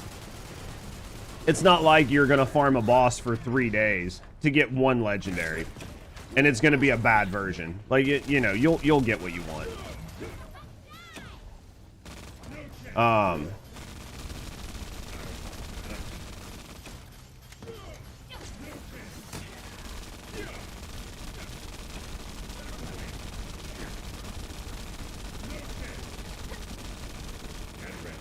Borderlands 3 had easy Legos, even let you reroll is way too easy. Yeah, true on all accounts.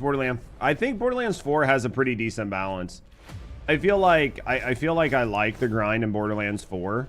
My only real complaint is the same one Moxie had, which is I would honestly like to see them unlock all of the parts for all the weapons. Just let some bonkers ass combination happen. Like, don't make it to where you can't get, you know, whatever barrels with, because like I think Hot Slugger gets Jacobs, right? Like, I think Hot Slugger gets Jacobs. But imagine if it could get Jacobs and Torque. Because it's only one shot, so they would instantly explode, and it would increase the damage by a lot. So that would be like a really fun... That would be like a really fun weapon, right? You could come up with some really, really fun combos. The firmware issues, too. Which part of the firmware issues? The firmware just takes up too many spots in your box. Like, the fact that you have to collect dozens and dozens of pieces is really not fun. In theory, it was fun in the beginning, but with the size limitations of your stash, it doesn't feel good. Like, you could effectively have 200 or 300 spots in your stash just full of firmware in case you want to try it, right? To be able to dismantle firmware for a token, yeah, I would be much more happy with that. Or if you could like store it on a PC somewhere, and you're like, yeah, I've stored, you know, a bunch of firmware. I think that'd be nice. This is one that I'm going to say that I know people are going to disagree with, and that's fine. I think that I think firmware should be more closely locked to your UVHM. So right now, if you're doing UVHM1 or UVHM5, you get the same firmware. As soon as you unlock Ultimate Vault Hunter mode, you effectively get access to all the same firmware.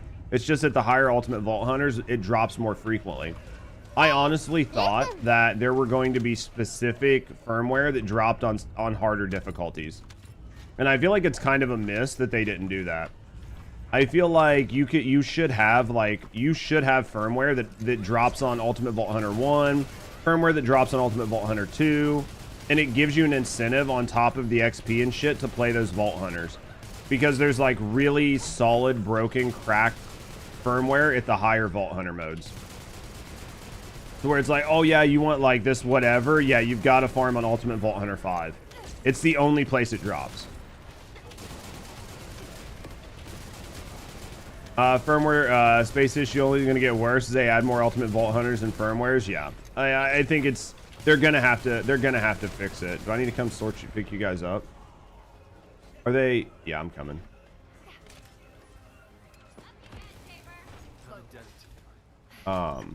Yeah, it's only gonna get worse. That would make a lot more sense. That's what I thought they were gonna do when I first started playing the game. I pushed all the way to Ultimate Vault Hunter 5 instantly because I was like, dude, I want to get the best firmware. And then I got to Ultimate Vault Hunter 5 and I was like, wait, where's the new firmware? And then I was looking at all the firmware because I was putting it on a spreadsheet. And I was like, dude, I have all of this firmware. All of this firmware I have. There's not a single firmware that has dropped that I have not seen before. I was like, yeah, I was hoping there was going to be some Ultimate Vault Hunter 5 firmware.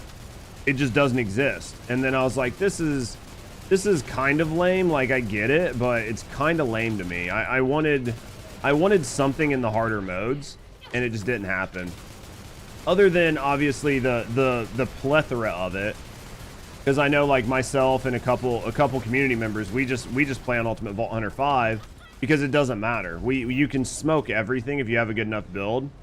So playing on Ultimate Vault Hunter 1 or Ultimate Vault Hunter 5, it's effectively the same thing.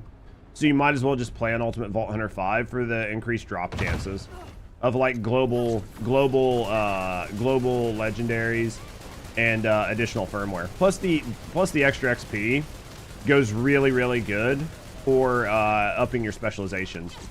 And you get a ton more fucking Iridium. And that you need that Iridium for the Moxie's Big Encore. So, and Moxie's Big Encore is one of the best ways to farm Persephone weapons. So at the end of the day, it just makes sense to play on the harder mode. But I just thought there was going to be something more special there.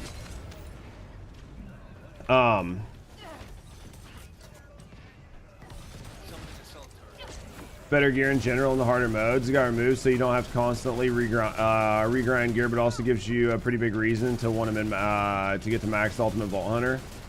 I think that I get what you're saying. I think that there's like definitely a level of trying to strike a balance between your more casual players and give your more casual players access to the same stuff that your grinders have access to. And you know, not forcing people to regrind for gear. But I think half of the thing is regrinding for gear because that's all the game is. So if the UVHM5 firmware is good or better than everything else, then it's going to make sense that you're going to want to get it. But if you don't need the UVHM 5 firmware to do UVHM 1 through 4, then what's it matter, right? If you're not on UVHM 5, then it doesn't matter if you have the firmware or not.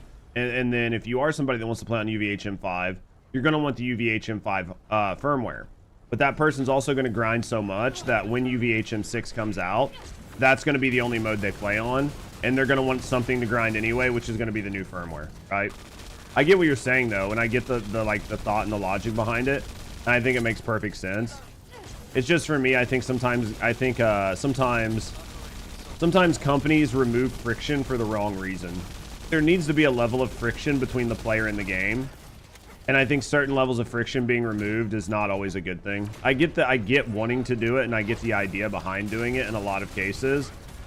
And I think it helps to a degree, but it kills some of the replayability in the later stages for people that are the type of person that replay the game. And I think that in many cases, it doesn't really add much in the sense of people who are not those types of grinders, right? Because if you don't need it, then you don't need it. So you're just taking away a grind. You're taking away a grind from people who want to grind, and then the grind wouldn't have mattered to your casual players or the people who play less anyway, because they never needed the item to begin with, right? Guns and accessories have UVHM levels, and they might, right? Bullshit. Like, I might be jumping the gun. Oh, Jesus. Ugh. I might be jumping the gun. They might have a lot planned, and they might have a lot planned with UVHMs, but they just kind of came in basic when the game launched with the intention to like make things more robust. And I could just be jumping the gun on the way I feel about it, right? And their damage scaled when you played on their higher levels. What do you mean, like the enemy's damage scaled? We'll see what they do once they start adding more UVHMs over 5. I don't think they're going to make UVHM universal on your characters, right? I still think they're going to leave that to where you have to grind it for every character in the Fog of War. I am waiting for them to do something to make starting second and third characters, second, third, fourth, and fifth characters much easier. Before I really go hard on trying to play a bunch of the different characters in the game. Just because right now I think it's easily a 40 or 60 hour grind just to make a second character. And I think they will narrow that down quite a bit. I mean, I'm a big fan of like World of Warcraft and shit, where when you get one character to like max level, you can just ding other characters up to max level. Like it just making you redo the medial shit just doesn't always feel good. The downside to that is you don't understand how the character works, right? If you didn't play the character through the medial levels and learn how the character actually worked, you truly have no idea how it works and how the synergies work. So that is the flip side to that coin. No, your guns dropped a higher level? Interesting. Will not be interrupted. Interesting. And then when you took it into lower levels, it just did even more damage.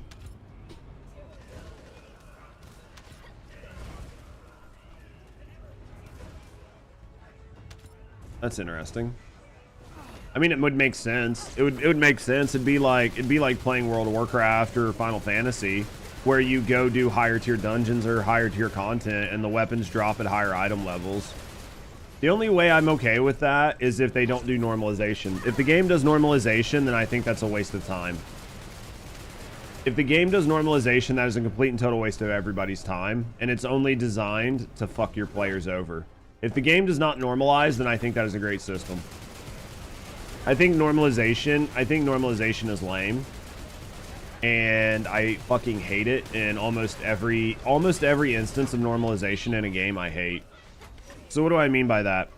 If for whatever reason, say you were to go play Borderlands, and the weapons in Borderlands and UVHM 5 dropped with a 30% higher fucking damage, right? They could get up to a 30 or 40, 50% more damage. That's a lot of fun. But when you take the weapon and you go play like easy mode, if it downscales your damage because you're no longer on UVHM5 and you do not get the benefit of grinding that badass weapon and you do not feel overpowered, you just feel normal, then to me that is an absolute missed opportunity. Because if I grind a weapon on like some mega hard mode, when I go to non-mega hard mode, I want to just fucking obliterate everything that stands in my path. And I really want to have that power fantasy because I took the time to grind the items, right? Dude, 10-ish hours of vial bounties to get to 50. Man, that's still... If you're only doing vials, and that's resetting, right? That's if you just sit there and you just reset and run vial bounties over and over again. That's tedious, man. I'd rather have like something that was decently fun to do. I feel like just doing vials, I would just get so fucking tired of it. Because they don't want you to have to regrind everything everywhere. Well, that's what you said earlier, is they don't want people to have to regrind shit, and I get that. My whole point is that I understand what you're saying about they took that away because they don't want people to have to regrind gear. I 100% get that. My point is that it only affects people who would be grinders. Because what it does is it gets rid of your need to ever do anything again. Once you get it, you never need another one. And I think that's very different from a game like World of Warcraft or Final Fantasy, where World of Warcraft, your M+5 fucking necklace is going to be weaker than your M+20 necklace. It's going to be the exact same necklace. It's going to have the exact same perks and shit. It's just a higher fucking item level because you did it in M+20. And that's what keeps people grinding. And that's what keeps you on that wheel. Once you get rid of that, then there's no reason to do it, right? You get your one hot slugger, you never need to grind another hot slugger again, especially because some of these guns have static rolls, and I think that was an interesting choice.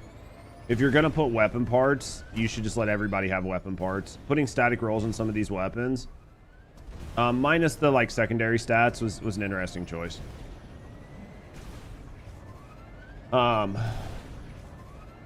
Expedition 33 gets a DLX. Do what? They're getting what? They're getting a... What are they getting, Sonic?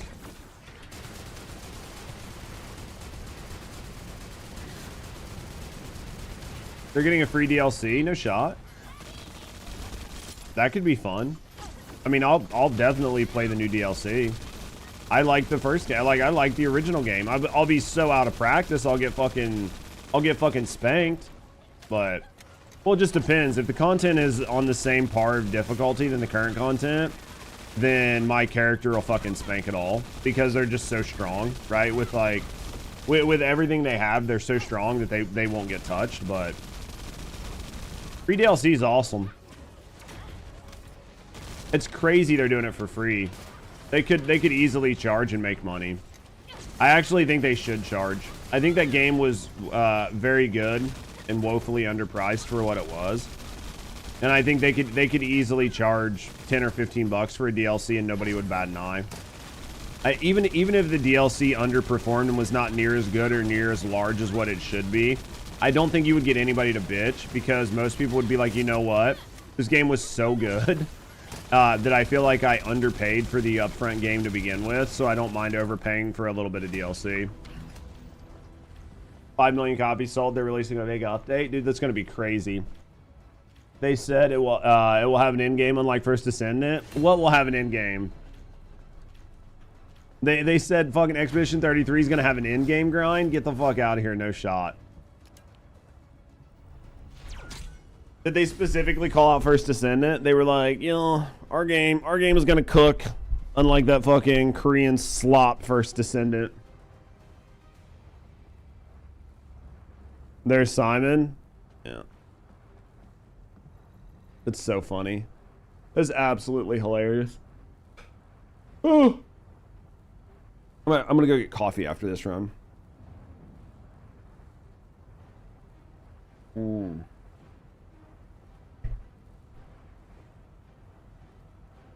What are you doing, dear? Just hanging out in the other room, just laying in bed, relaxing, getting your nap in until 9 o'clock. Oh, it'll be good though. Hopefully it's going to be a good year for gamers, man. Getting ready for work. Oh yeah.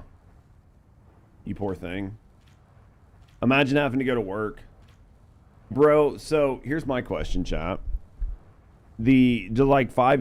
Last run, I accidentally reset and it fucking match made me instantly because I forgot to grab the chest.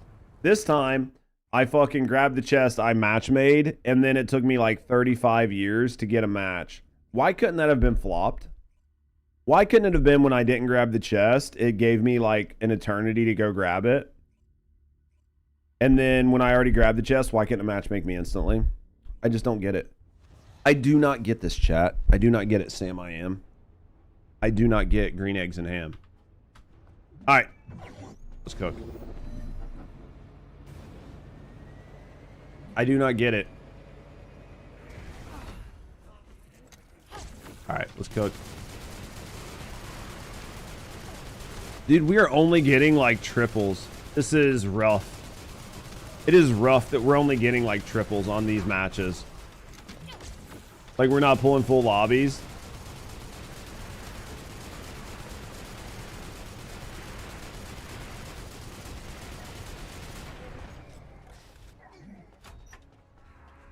That's pretty rough, man. That's a feels bad moment for sure.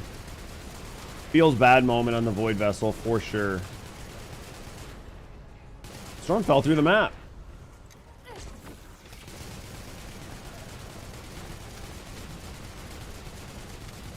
I think Stormy took a nap. You do not get it here? Which part don't you get?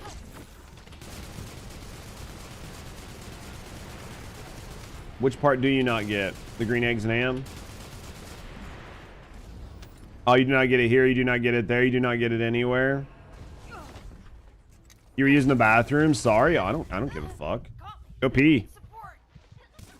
I turned around and saw your character, and it looked like it was like 5 miles down, and I was like, oh, that's interesting.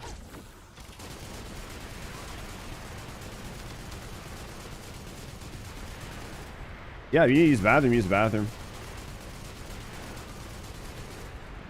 Bro, why is the sword part freebie random? What do you mean? Oh, you don't get to pick? It just gives you a random one? That's kind of shitty. Because they let you pick with all the other boxes, right? I didn't even open my boxes transparently. Is it random? You don't get to pick which part you want? There's no shot they did that. There's no shot. You can't pick? Dude, that's lame as fuck. Why did they do that? What up, Atlas? They've let us pick in all of the other boxes that we've gotten recently. Why would they not let you pick the sword part? That is lame as fuck. Because that almost feels like the entire goal there was just to not help the player. Right? Just to inflate the grind. You can't just pick the missing part you need. You can do it with Nell. You can do it with the Nell boxes. You can do it with the bike boxes. It hurt me too. Also, good morning. What up, Atlas? You got 2 parts you didn't need? Dude, that's so fucking lame. That is literally lame as fuck. I bet there are going to be people not happy about that shit on Reddit too. Now that people are like getting their boxes, because not everybody plays every day and plays all the time. That's lame as fuck. You got one you had a plethora of, dude, seen and heard? That is such a bad feeling for gamers. Why? I don't understand why you would do that. Like, can... I need like one of the developers to explain to me, like I'm a toddler, why that was a good decision. Look at that ass. I mean, I've seen some better ones in my time, but it's not bad. They posted a tweet on tips to get the swords. No, they didn't. No shot. What was their tips? Play game more? It's dumb. You have to use a key to open the final reward box. Yeah, unfortunately, it's always been that way. I think it was like 2 keys, right, in the original Void Vessel? I think it was like 2 keys to open the big box and just like 1 key for the regular boxes. Because there was a long time in the regular Void Vessel where I never opened the inbox because I didn't need anything out of it. And I just used my keys for other things. The grind is really doing your head in at the moment. I think there are a lot of people who they're not going to be too happy with this, right? Wait, is this? No, yeah. How's Kayla doing this morning? Kayla, are you bonking? Did you pick up the bonk? Are you addicted to the bonk yet? Either way, I gotta work now. See you in the morning. Dude, I appreciate you, Ghost. Thanks for hanging out, mate. Hopefully you have a decent day at work. Working, of course, so Megabonk is good. Yeah, I mean, have you played it? Let me ask you a question. Do you like to bonk? If you like to bonk, then you will like to Megabonk. If you do not like to bonk, then come to my house and I will teach you how to bonk. Okay. Then yes. Then yes, you will love Megabonk. Dude, it's $10. The dumbest fun in the world. You should definitely just like pick it up. You can run it on a Texas Instrument calculator. Basically.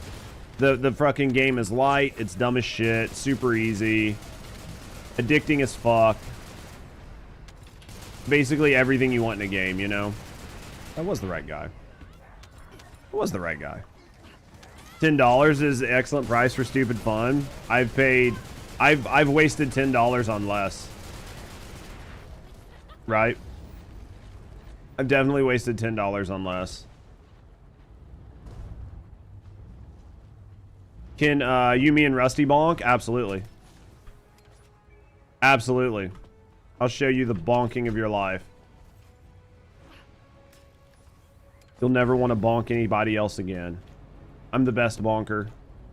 I know all the best bonking people. It's huge. Best bonker. Best bonker ever made. Grind keys on normal until about 200, then I hit hard mode for the parts. Dude, I cannot fucking be bothered to play two different modes. I just do it. Actually, I need to be playing today. You decided topic video for chat. I'm gonna watch ShoeOnHead's video. ShoeOnHead has a new video. I really love ShoeOnHead. I love her content. Yeah, so I have a plan for today. I don't want to go over it too much, but I do have a plan for today's stream. We're going to play this for a while. We're going to watch the ShoeOnHead video. And then we're going to do some Megabonk. I got some stuff I want to do in Megabonk today. And then that'll be the day. That'll be my day. And then tomorrow I'm off stream. I have a bunch of YouTube shit that I want to work on. I got a bunch of YouTube shorts. Got a couple YouTube videos. I want to get some stuff up and going for that. I need to make some plans for Sunday and try to figure out what we're going to do on Sunday. Really trying to plan the streams out a little better on like some content that I'm wanting to do. So all in all, I'm feeling pretty decent. For the most part, yeah. I usually like to buck, but after watching, you've converted to bonking. Are you bonking, Diesel? Are you bonking? How many bonkers have I converted? For $10, I've got to figure out how many bonkers I've converted. I need a bonk conversion calculator. I feel like after watching Megabonk for like 20 minutes, maybe an hour, you're like, okay, I have to bonk myself. I absolutely have to bonk myself. It's mandatory. Guys, let me go get coffee, and then we'll get back at it. We're gonna grind for a little bit more, and then we're gonna watch that ShoeOnHead video. I really do like me some ShoeOnHead. I've converted, man. So many people have joined the Church of Bonk that I can't help it. I feel like they should pay me at this point. You said, guys, I'll be right back. Oh.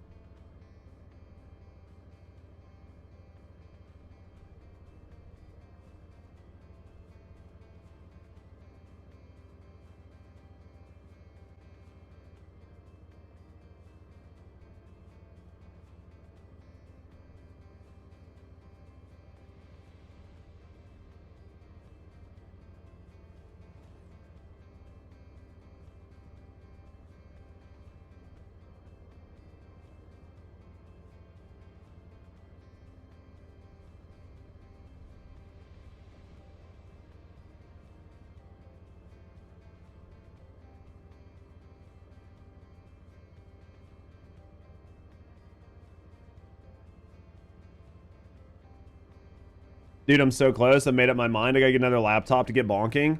Dude, do you have a PC, Diesel? Do you physically own a computer?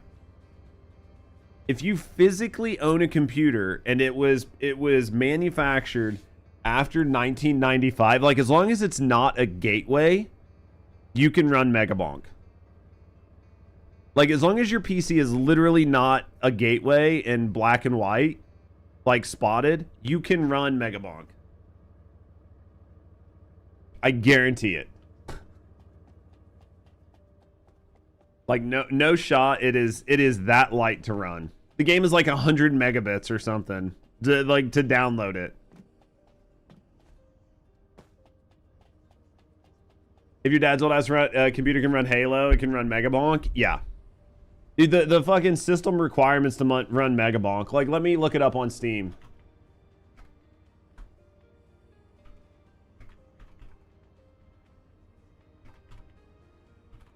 It's literally like a meme on their thing where it says like you can literally run it on a potato. I wish I could find, is it in the hardware? No. It's in here someplace.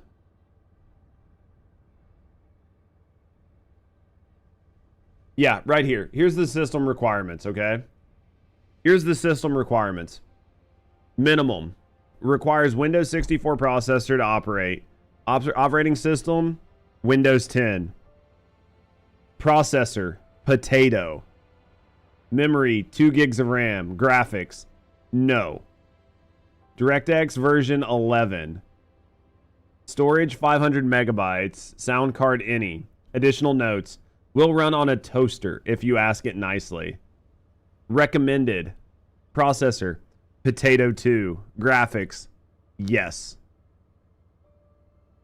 Like, I know it's like really hard to see because it's like super small. That is literally what they wrote on here. Is Bonk controller friendly? Yes, it is. Grenader Jake was playing it on controller. Like, it's literally what it says on here. Like, this is on the official Steam requirements. Like, it's not like he put like some i6 fucking 10900 or something. He literally wrote processor potato 2. Graphics, yes, no. If you're curious about it, if you're curious about the game, Kalo, click the YouTube video to check it out. I pinned a YouTube video on it. I mean, it's just like, I don't know what babbies are here. These aren't in the game right now. Maybe he'll re-add them later. We don't have baby heads. But yeah, look at this. Like, this is one of the characters standing in the game just farming. Just farming kills. Just using his Chad aura. Just using his mega Chad aura to farm. How can you not, dude? It's so dumb. All right, back to what we were doing. But yeah, if you own a fucking, literally, if you own a PC, it should run the game. You ready? You ready, Storm? Sorry, I got really distracted. You watched the YouTube video last night? Well done. I appreciate it, man. I try. You guys know me. I try to put some effort in my YouTube videos. I think it shows. Hopefully the video helps some of you guys if you're planning on playing.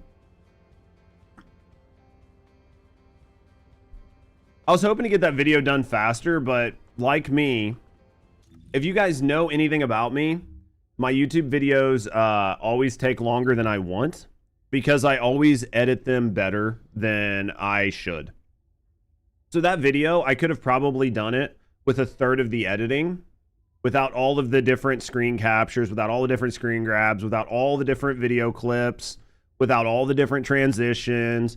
I could have made that video like so much more basic bitch, but I cannot. I hate putting videos up with that quality. So I took the time to make the video look better. I didn't record it with a face cam, but I don't think that the face cam really matters sometimes, so... Ready is fine. Don't care how long you time. Just play First Descendant fun. You're killing until BF6 drops. I bet you guys are fucking stoked for Battlefield, man. It's got to be like soon as fuck. What time's it dropping?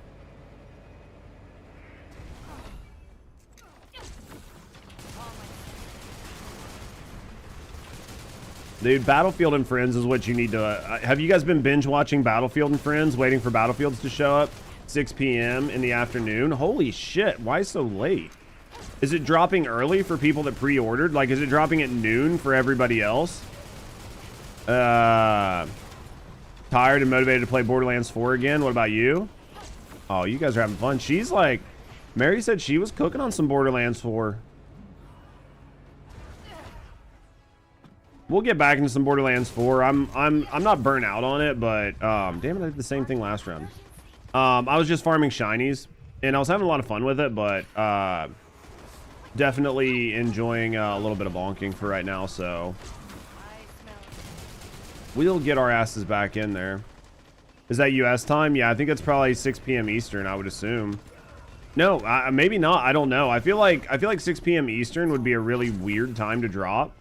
So changing it up so it doesn't get super stale. Yeah, I mean, for some of us, that's our life. Is it just being super stale? But I mean, I think people are enjoying the content for the most part. I mean, obviously we don't have a lot of people watching a lot of different stuff we're doing, but transparently, we don't have like really crazy numbers playing First Descendant either. So it is kind of what it is. You didn't want to turn it into First Descendant. I don't blame you.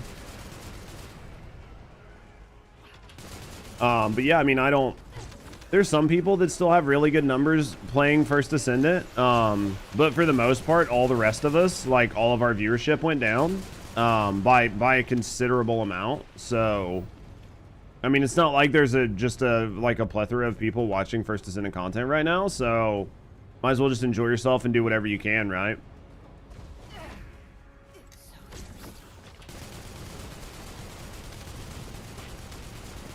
Hopefully they help. Dude, hopefully you don't have bad results. Hopefully whatever you have going on isn't bad, Mary.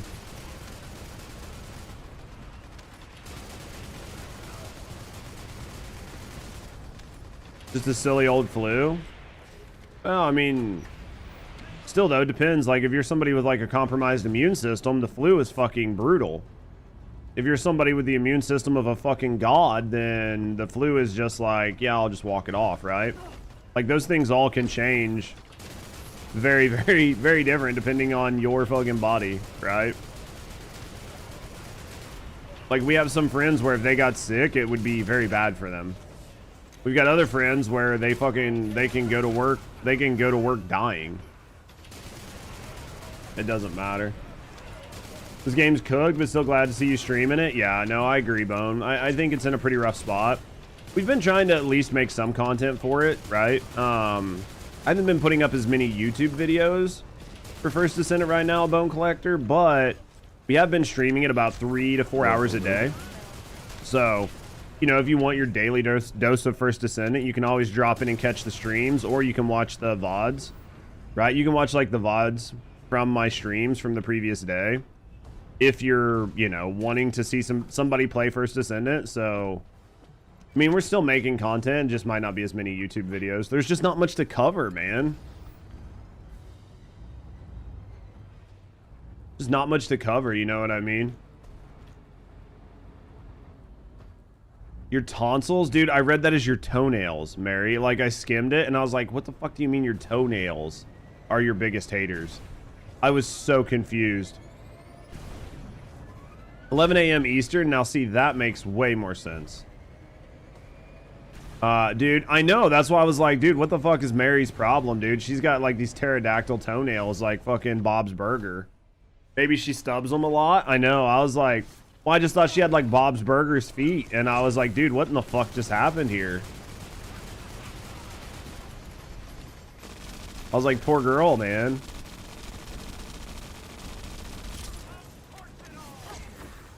Poor girl. I was so confused.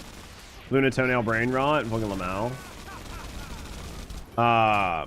What up, Code? How you doing, dude? Did I see you in game earlier? Were you in game earlier? There was somebody with a Gooner name, but I don't know if it was your Gooner name. I didn't actually check my friends list to see if it was you. I just saw somebody with a name, and I was like, I don't know if this is Code or not. You have chronic ingrowns because I'm tall, and that means you're going to be perfectly at the level to stub your toe or bang your knee.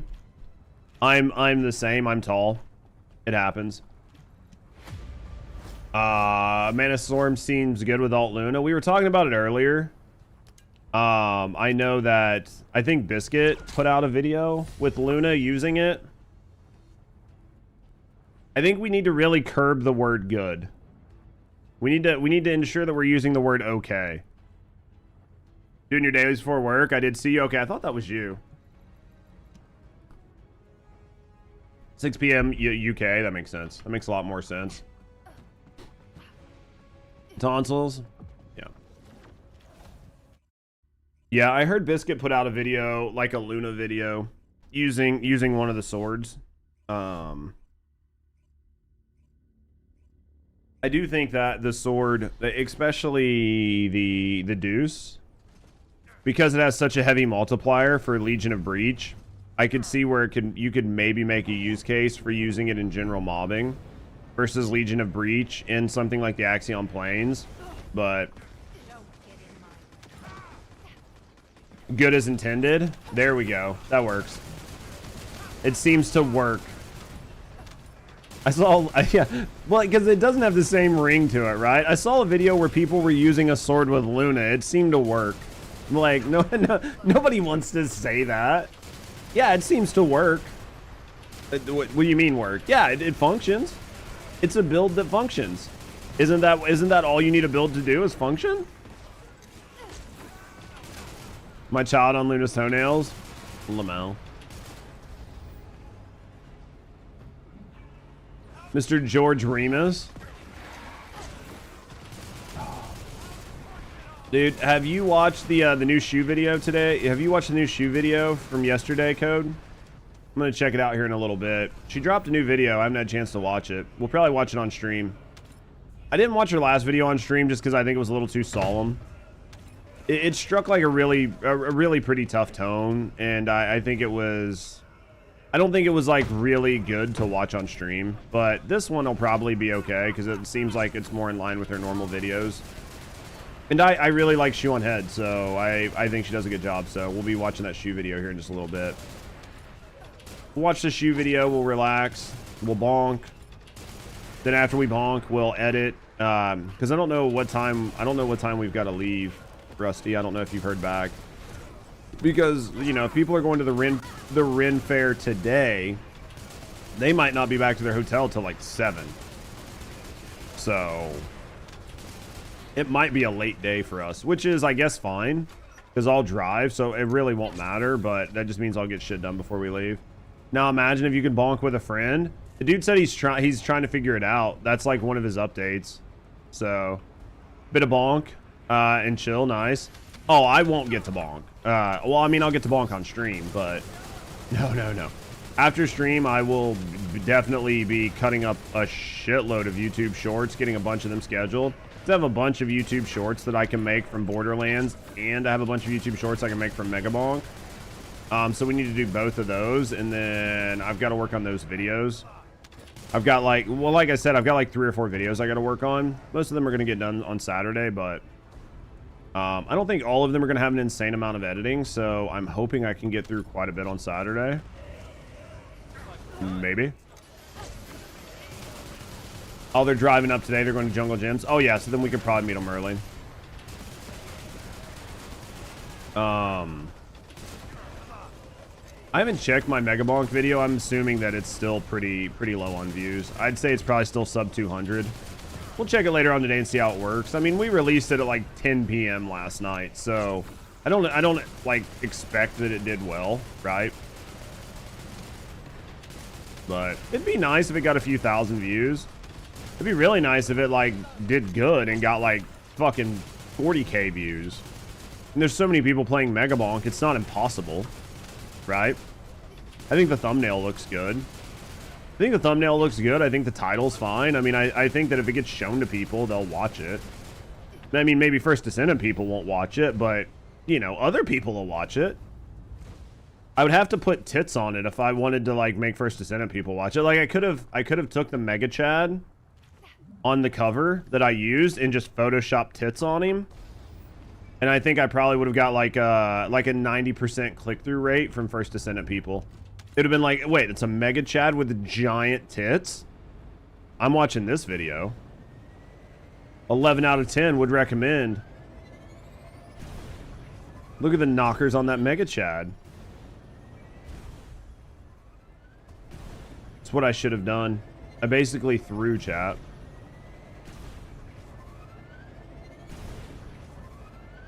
And this whole hallway section could have been much longer. Or much shorter without all these fucking boost pads. You hate how right I am on that? It's the truth. Not enough goon maxing. You guys know I'm right, though. The worst part is I'm telling you the fucking truth. Like, you don't want to hear it, but you know it's right.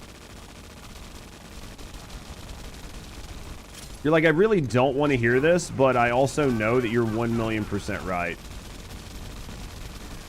Yeah, I really think they should move the DPS numbers. They need to be moved up and to the right, like off of what you're shooting, but still there. The fact that they're right exactly where your like bullets hit is a problem, because it makes it borderline impossible to tell where you're shooting with fucking hit markers, like with hits on. Like, it's so hard to tell where you're actually hitting.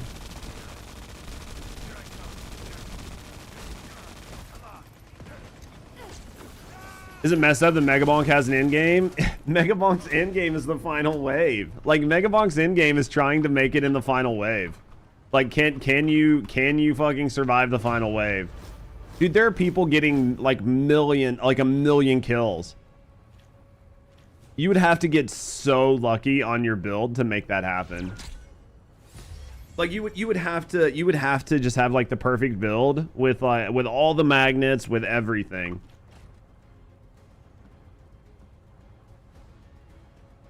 Get GTA 6 before First Descendant gets an endgame? Nah. No way. No shot. We'll get GTA 7. We'll get GTA 7.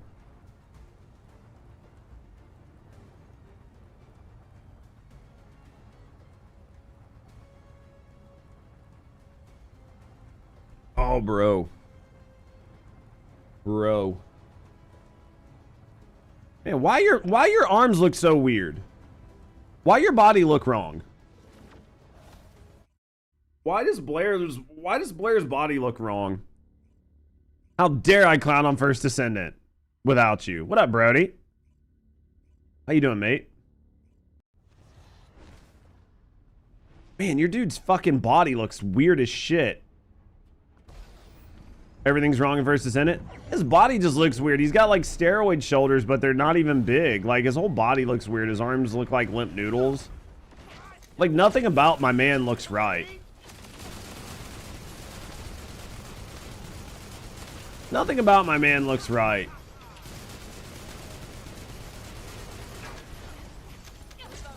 Yeah, I don't understand how you get steroid shoulders that only go out. They don't go up. It's like he only does fucking like side shoulder raises or something. It's the only muscle he works out is his shoulders. But it's only like 2 heads on his delt. So it's so fucking random. I think your delt has like 3 heads, right?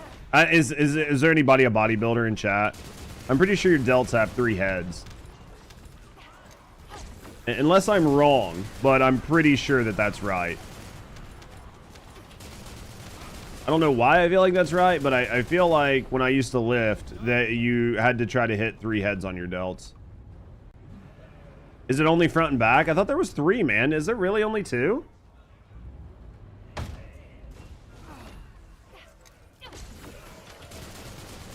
How many people have you turned into bonkers so far? Sub 10. I'd say we've turned sub 10 into bonkers, but sub 10 is still a pretty reasonable number. We're trying to convert Diesel. Diesel's on the front side and back, so there are 3. There are 3 heads. Okay. You're bad? No, it's okay. I was trying to think. I thought there was 3 heads to your delts. I mean, it's been a while since I like did bodybuilding at all, but I was almost positive there were 3 heads. Because I remember using 3 different exercises for my shoulders. Dude, I got my cheeks clapped right there. Where's the other Farseer? There he is. Yeah, I mean, I think that we've at least had a handful of people say they've been bonking. At the end of the day, I just want people to have fun doing whatever game they're doing, and whatever game makes you happy is what I want you to play. Right?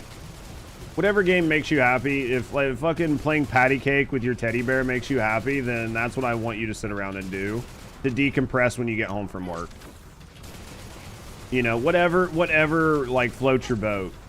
That is the number one thing that I need you to do when you get off of work. Just decompress and have fun. And if it's staring at scantily clad women using a rocket launcher, making explosions on screen, and that's what it does. That's what does it for you. Then that's all that matters, right? If it's some real heavy bonking, then heavy bonking is what I think you should do. If it's playing Borderlands, then you should play Borderlands. You know, Battlefield 6, tearing down buildings, coming up. So the only man that looks good in this game is Esimo. He's the only one that even has remotely decent body proportions, and even still, I think his legs and shit look wrong.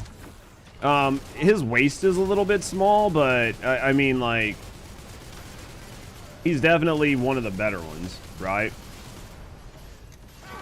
He's definitely one of the better ones. I think that I wish Wardu was here, because Wardu talks about it all the time.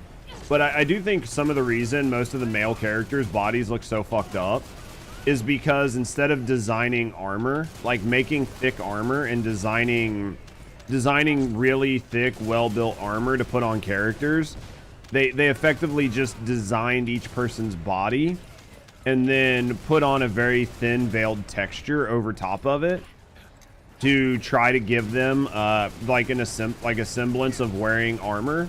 But in doing so, they created really fucked up body proportions, right? So it's not to say that, like, if you look at Alt Blair, he doesn't have like shoulder pieces with like additional components sticking off of it, but a lot of the gear is just put on his body, right? It's just skin. It's not really like built up in any way that would make sense. So because of that, they just did it with his body structure, and that's why it looks so fucking alien when you take off their clothes. I do want to see more armor stuff in the game. I know the argument that comps are kind of bad. What do you mean?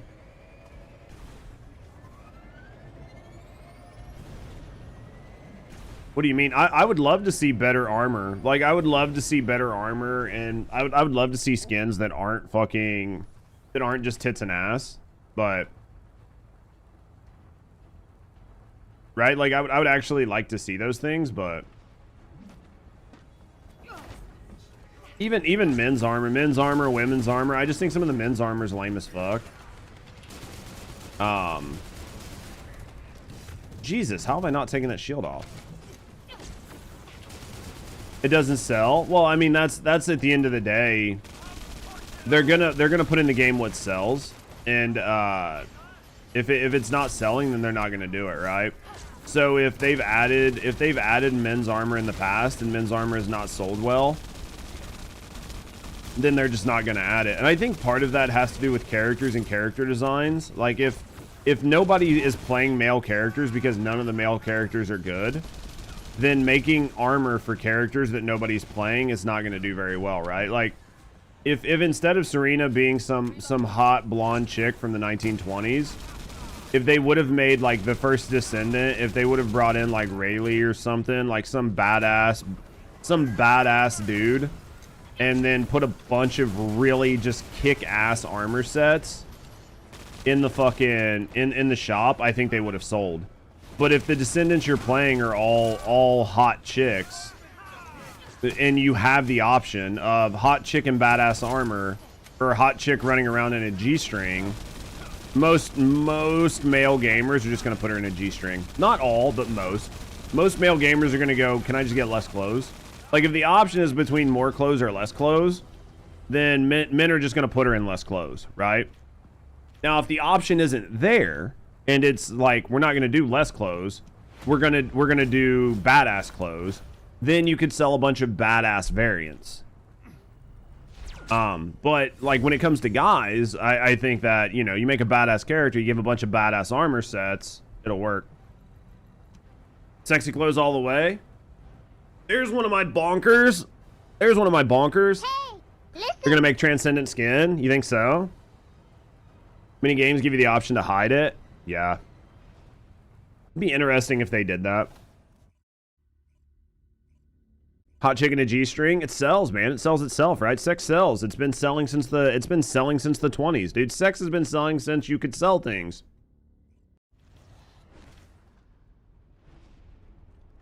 Be awesome to turn Ajax into a D2 Titan. Dude, I'd just turn him into a badass Spartan from Halo. Just have him run around like fucking throwing out like blue grenades, fucking putting bubbles everywhere, and fucking running around just murking everything with a gun. Like, just imagine him with like an assault rifle from fucking Halo, just running around just blowing heads off of everything. Confetti everywhere. I'd play that. You guys get G-strings, please? Dude, banana hammock. I think they put G-strings on the guys. They got to increase the package by 40%, or else it's not worth having. If you're going to give, like, chicks really crazy body proportions, like, give the dudes fucking elephant trunks, you know? Like, why are we fucking around here? If you're going to make it unrealistic for everybody. Have this man running around with a third leg balled up in the front of his pants.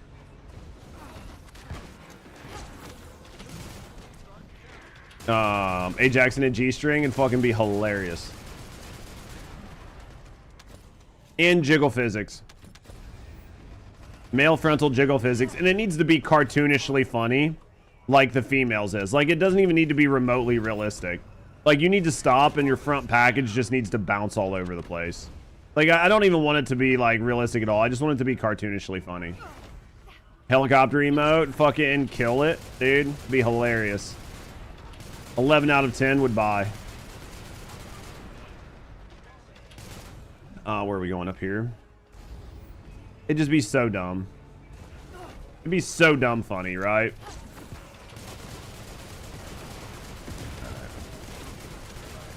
Man. Dude, I did not eat this morning. I normally, like, get up and sneak a bowl of cereal or something. But I did fuck all this morning, chat. Because I was trying to get some shit done before stream. Not a good idea. Start maining Enzo, you think? Dude, I'd start maining Enzo.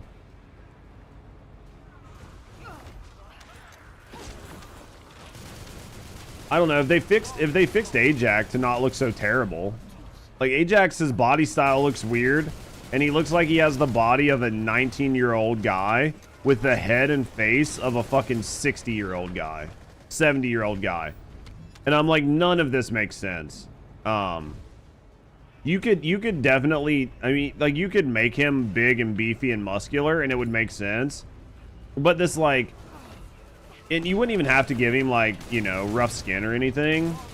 Like you did with Esimo, which would work very well for him. Like, giving him this, like, rugged, rough, manly, been in combat skin.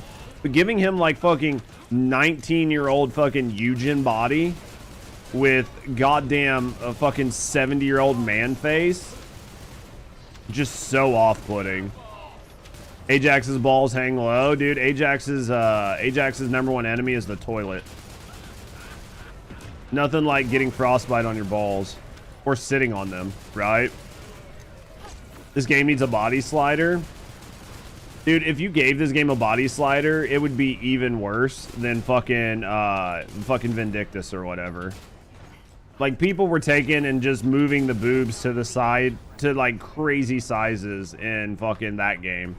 Imagine if you let people do that here. Like, Serena would have tumors on her chest, man. Her chest would literally have 2 watermelons hanging off the front of it. And, like, the thickest ass you've ever seen. With, like, a size -5 waist. It would basically just be 2 flying boobs and an ass. That's all you would see on the screen. You would see nothing else. I fully believe that's what people would do with their sliders. Jiggle physics on the male characters would definitely bring in more people. I don't think it would hurt anything. Because, like, you know, a lot of people don't play the male characters anyway, so what's it matter? You just see some big dong walking around, fucking... Oh my god, I just forgot the name of the main city, but yeah. I promise I don't have strokes or I'm not retarded. My brain just doesn't work the same way as everybody else's. But yeah. Albion. That's the name of it. That's the name of it. Albion. I was too busy thinking about giant knockers. I couldn't remember the name of the town. I was in knocker paralysis, man. Males do jiggle a little with the new cheerleading emote, do they? I haven't even bothered to notice. What jiggles? Like their pecs and their thighs or something?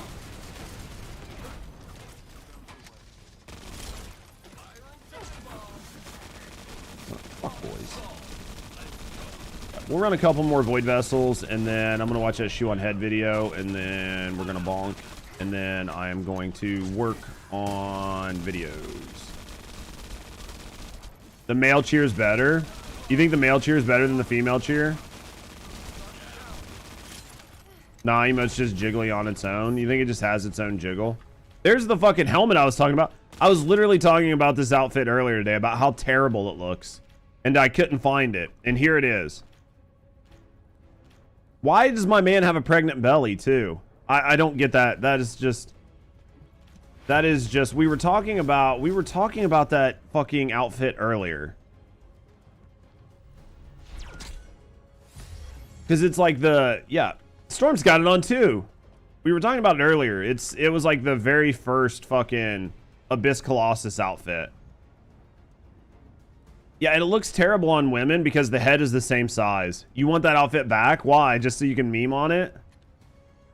You got it because it was so bad? I literally didn't buy it because it was so bad. You wanted just a meme on it? Guys, let me go back to town. Let me snag just a little bit more coffee. Let me warm up my coffee. Let me go pee. And then it's funny when you do that dance. Which dance? You have it on Bunny? I feel like I bought it, but I can't remember who I bought it on.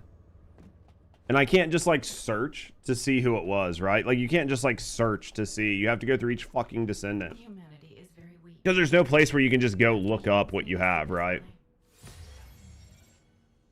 Let's go weapons. Let's go weapon mats. Got one of those.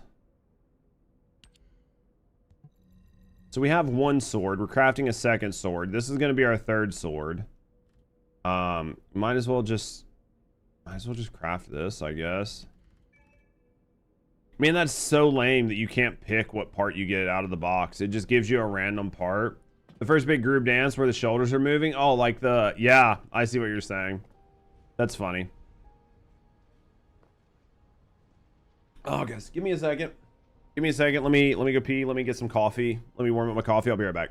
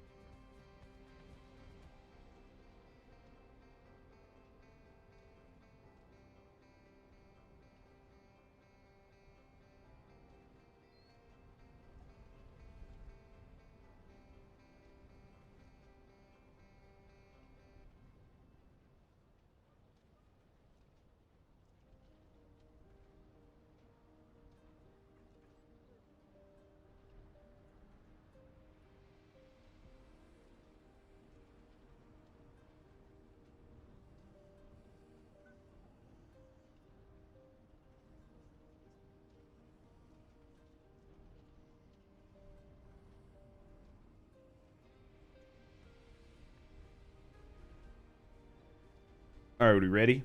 Are we ready?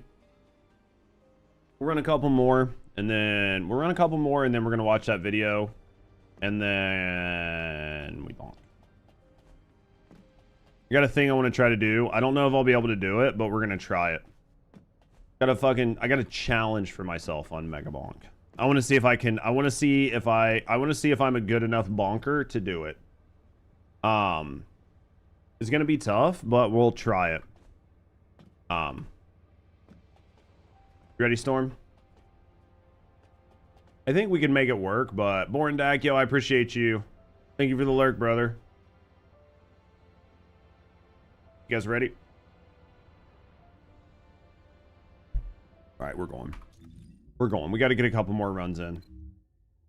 Couple more runs, chat. A couple more runs, and then we're gonna hang out. We're gonna chat. We're gonna get a video for the off channel because we haven't uploaded a video to the off channel in a while. So we'll get a nice video ready for the off channel. I don't know what day we'll schedule it live, but we'll get a video for the off channel. Maybe schedule it for Monday. I don't know. And then we'll work on some bonks. It's honestly a pretty good day. Honestly, it's been a pretty good day. Thank you guys for hanging out, man. Whether you're here on YouTube, whether you're over on Twitch, man. Thank you guys for all the love and support today. Thank you guys for hanging out. Thank you guys for enjoying yourselves and enjoying the content. Being here with me on this lovely Friday. I'm sure it's great where you're at. I'm sure you're happy. I'm sure the weather's awesome. But thank you guys for love and support, man. Thank you guys for being here. Thank you guys for hanging out. Hopefully you guys are enjoying yourself. We're going to continue to grind. We're going to work on what we can. We're going to have a good day. It's going to be fun. It's going to be a fun day, man. It is going to be a fun day. Wait, it's Friday, not Thursday? Isn't today Friday? Don't fuck with me, Hunt, dude. I'm pretty sure today's Friday. It's okay. I thought, like, it was either, like, yesterday or the day before. I thought it was fucking Monday. Dude, this whole week has been nothing but fucked up for me. I've been so fucked up on what day it is that that's just the weather's messing with you. Okay. Dude, I've completely fucking fucked this whole week up. Oh, Jesus. Fine.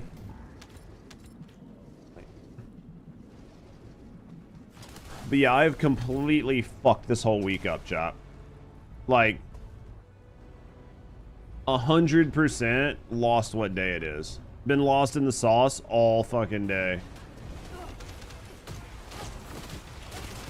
Last few days felt slow for you? Just because of, like, what's been going on? Like, was it just been IRL shit that's just felt slow? Or just gaming's, like, fucked things up for you? Or...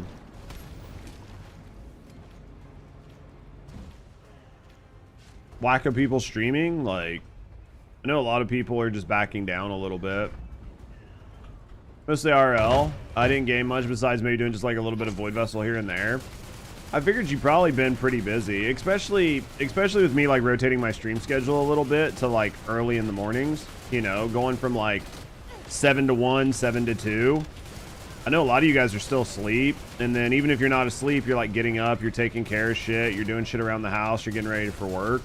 So I definitely know I mean, I knew it was gonna slow certain parts of the channel down, but I think the flip side of the coin is there's a lot less like competition this time of the day. So let's, you know, once I finally stop being a piece of shit and go to sleep at a reasonable time, waking up at 6 a.m. is not really a bad thing. So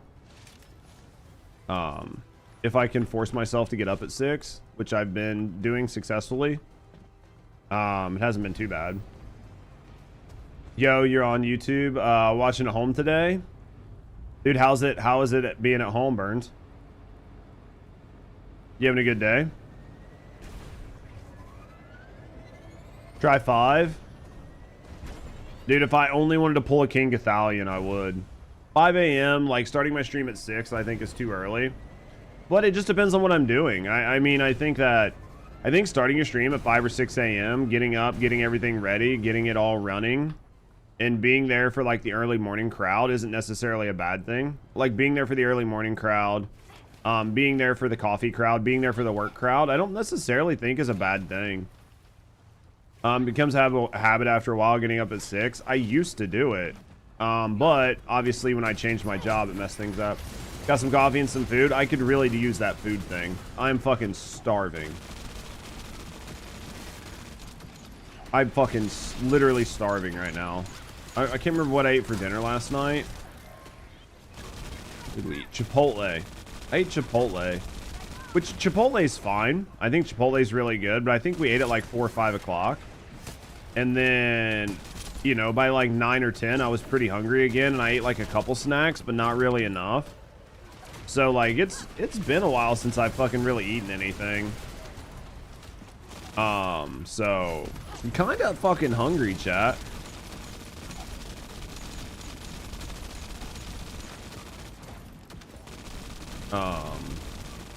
Kind of fucking hungry.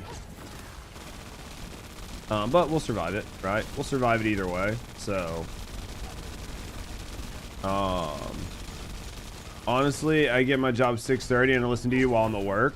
Hopefully you guys have been enjoying like the earlier streams, especially you guys who are part of the work crowd, just being able to put up the stream and just listen to whatever bullshit for a couple hours. Hopefully it's been helping, right? Because I definitely noticed like Goth does pretty good. Goth does pretty good, but Goth's also streaming really early, which gives him a chance to be a bigger streamer when obviously there are less people to watch him, but there's also less competition. So it's sort of like a 6 1/2 dozen of the other. Obviously the First Descendant directory is terrible, because if like most of us aren't in here, then there's nobody in here, right? So, but if I was to be playing in different directories, or when I do switch to different directories, I've had time to build up viewership before going in, and I'm in there when there's still less people, so it helps out. So either way, it's a win. Either way, it's a win for me. Even if I'm losing, I'm winning, right? Even if I'm losing, I'm winning. I think we run this one, and then I pull up the shoe video. I think we do this, then we watch the ShoeOnHead video. Dude, Shoe's videos normally like 20 minutes, plus me talking. I'm gonna try not to fucking monologue, right? But we'll still talk during the video. But I'm gonna try not to fucking turn a 20-minute video into a 2-hour video, because it's just a nightmare for me to edit. It's an absolute nightmare for me to edit. So I'll have to pay a little bit of attention to what I'm doing, but I'll get better at it over time. Because what ends up happening, especially if I watch a video, like even if I watch a 10-minute video, I end up talking, and I know that's what I'm supposed to do is talk, and I don't think I talk too much, but I think I can be a little bit more concise. And it'll help, because it is really hard to try to fucking edit a 2-hour video down to something that is like reasonable.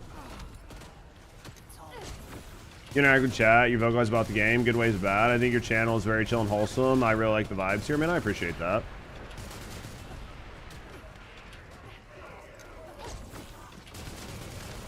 I mean, I appreciate that. I try to be like somewhat wholesome. I try to be like a good channel without trying to be this like family friendly like bullshit channel. I say words, I say things, I do whatever, but for the most part it's not like some crazy rude, crude, vulgar bullshit. So I think it's a chill place. Worst thing that happens, I think, is every once in a while I don't notice that I have game volume too loud. Like, there are definitely times where I don't realize my game volume is too loud. That's probably my biggest, like, fuck up that I do frequently. I think Megabonk is probably just a hair too loud in the background, but I'll tweak it today. Yo, Judge, still playing Borderlands? Kind of stopped because CBA unlocked everything. Again, trying to level another character. I'm still playing Borderlands, but I haven't played it on stream. I'll go back to playing a little bit more of it here soon. But basically, I have one character cooked, right? Thank you, Magister. Basically, I have one character that's doing really well. It's got about 130 This stretch brought to you by on her. our community and Fabletics. And It's such a pain in the ass to make additional characters right now that I'm in no real rush to make a second, a third, or a fourth character. So, plus we're getting ready to get a balance patch. So, spending the time and effort to build a character that are all going to get balanced, I think it just makes sense to wait.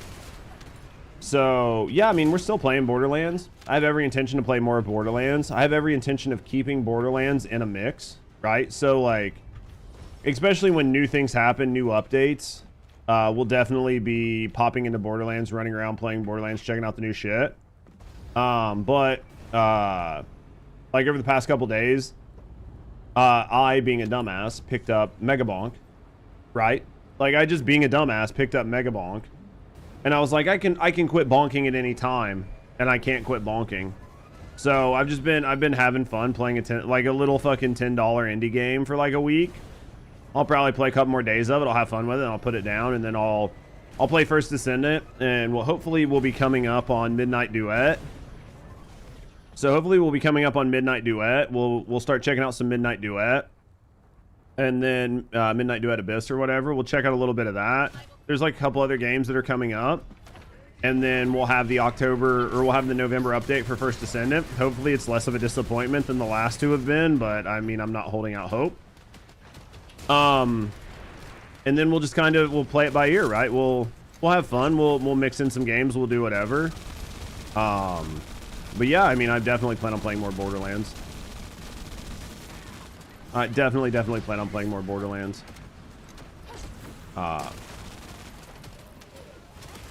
Looked into a little. It could be fun.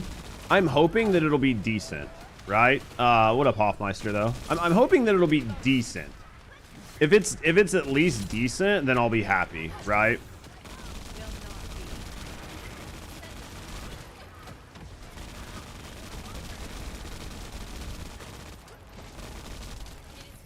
Yeah, I want to level Harlow, but finding I gotta unlock the map SDUs all against throwing you off.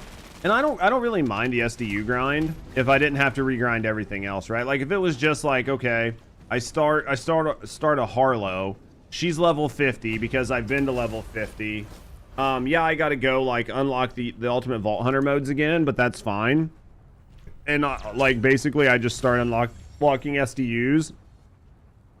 I'm okay with that as long as all the fast travel points around the map are unlocked. And I know there are guides where you can run around and do it in like 30 minutes, but I would just rather it all be unlocked, right? Like I just load up, it's good to go. I can play the character, I can run around, I can check stuff out, I can try it. Maybe I have to re-unlock the vaults or something, but I can teleport around the map. I'm the same level as shit. Like my character's level 50, I can put a build on, I can rock it, and I can have fun. The thing that actually really disappointed me the most wasn't even the fact that I have to re-level my characters. The part that disappointed me the most was that I had to start a character, and then if I ran around the map, everything was much higher level than me.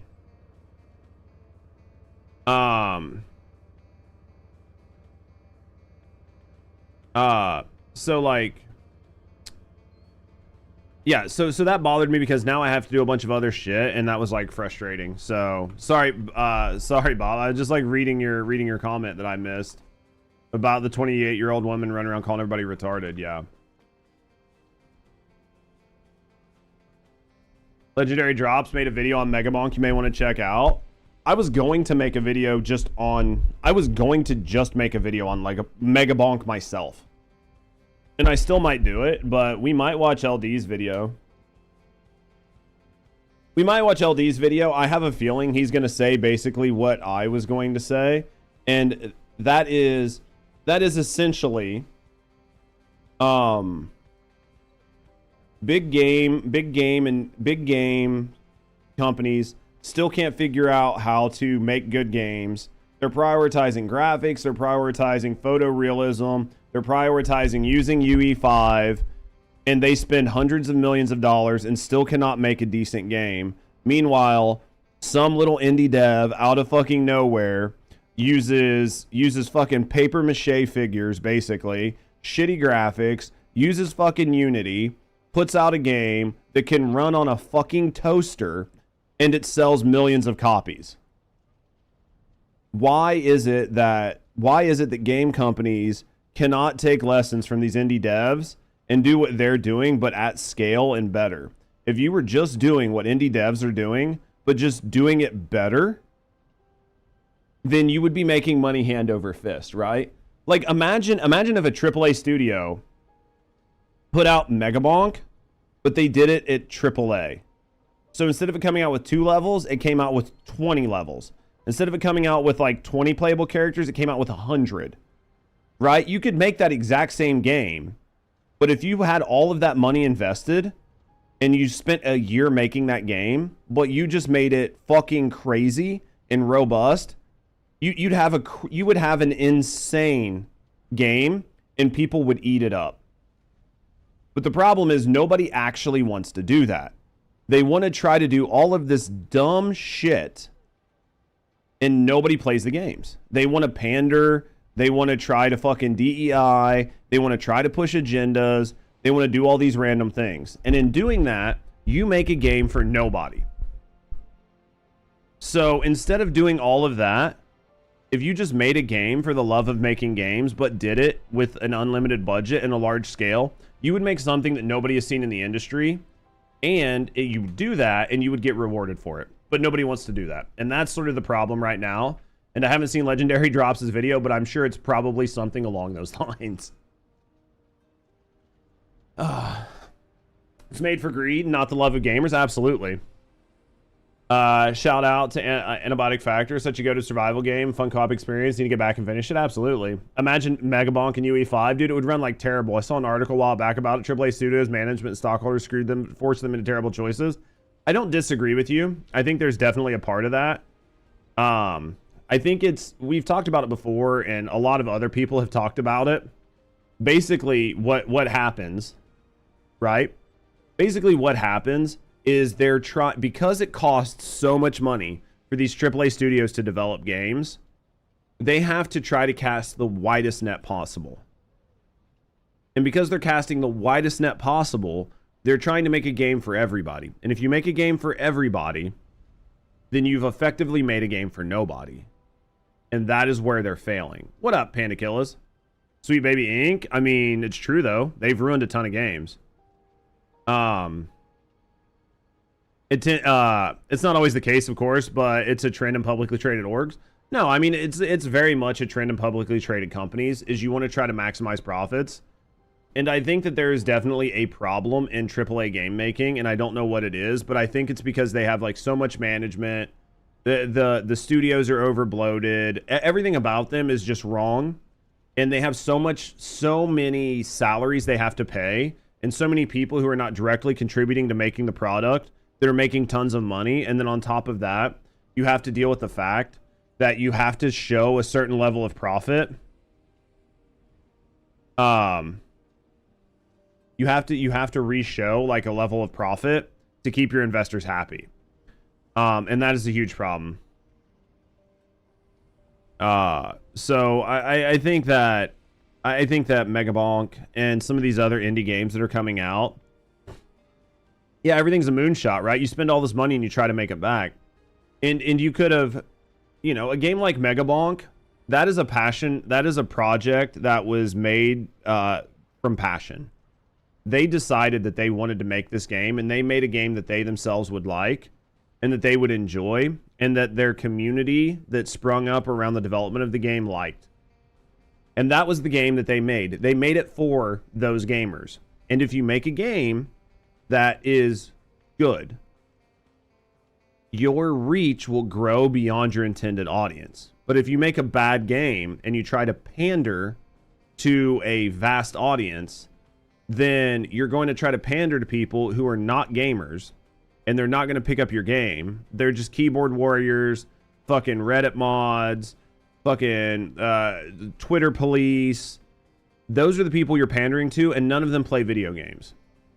So essentially, you made a video game to try to pull in all of these non-existent gamers. None of them show up, and then your game is dog shit.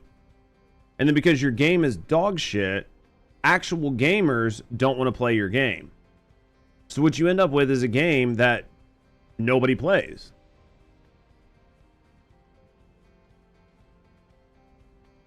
Portal's an indie game that was more simple, but it was laser focused on making the Portal gimmick work, and they did a good job, right? And it was a super fun, chill, great game. So I'm not saying that I want every AAA studio to start making indie titles, but make them at scale, make them, because what'll end up happening, this is what I don't want to happen, and this is what's going to happen. I know I'm getting like really far off on a tangent, and I have a video to watch, and then I have Megabonk to play, but what's going to end up happening is these AAA studios are going to realize that these fun indie titles are catching traction. And instead of taking these titles and making them better, they're going to try to do the same thing, but faster. And then they're going to add monetization in there, like battle passes and fucking pseudo live service game things. And they're going to add cash shops and everything else. So what you're going to start seeing is the market just flooded. So instead of one really good fun game like Megabonk coming out for $10, you're going to see 100 Megabonks show up. They're all going to be $10. And then all of them are going to have a battle pass, a cash shop, unlockables, daily quests, weekly quests, login bonuses, fucking Gamba shop, waifu collector, fucking skins that you can buy. And then it's going to be like, okay, so you guys have basically bastardized the indie scene and ruined what made those games fun and enjoyable because you're just bulk producing slop. Instead of going, hey, these types of indie games do really well, let's learn a lesson from indie games and make games for specific gamers, but do it better than indies can. That way we earn the right to have the badge AAA. An indie can do it, but we can do it better. And that's not what's going to happen. They're going to go, well, if an indie can do this, it's going to be like the Tony Stark thing, right? Like, Tony Stark built this with a box of scraps in a fucking cave, right? These bosses are going to come in and be like, what in the fuck, dude? This one guy working a 9-to-5 built this game that sold 10 million copies in a year in his fucking mom's basement, and I give you guys $1 billion and your game flops. And they're going to freak out, and they're going to go, you know what? Your project cannot exceed $20 million, and you cannot hire more than 5 devs, and I don't give a fuck what you do, but it needs to make money. And then they're going to start producing a lot of indie games, and they're not going to make any more big AAA titles, and they're going to monetize the fuck out of them, and they're going to ruin it. And that is effectively what's going to happen. And it sucks, but it's what's going to happen. We have a sea of indie games, and you're going to have AAA games that jump into that sea because that sea has a better hit ratio. For the amount of money spent, they have a better hit ratio. So I know we have a sea of indie games, but they're just going to make it worse. So not really. Most indie games are awful, but the amount of money spent to make them, right? Think of it as like a venture capitalist. A venture capitalist has $100 million and they back 50,000 projects, knowing that 49,990 of them are going to crash. But the one that takes off is going to make them all of their money they spent plus a shitload of money. It's just how it works. So you're going to have AAA games that go, okay, these guys, it took this guy 1.5 years, 2 years or whatever to make Megabonk, and he made it with shitty graphics and he did all of this. Okay, I bet that my studio of Ubisoft with 1,000 employees can make that exact same game in a week. The exact same game, they can make it in a week. Because while it took this guy all this time to come up, it's not a pitch because it's already a clone. I'm not disagreeing with you, Rat. I'm not disagreeing with you. I'm saying that they can chase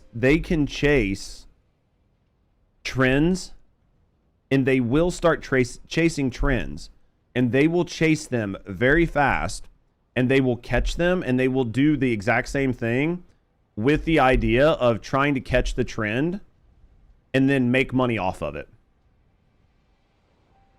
That is what they're going to do. I know Megabonk isn't an original game. I know Risk of Rain isn't an original game. I know Vampire Survivors isn't an original game.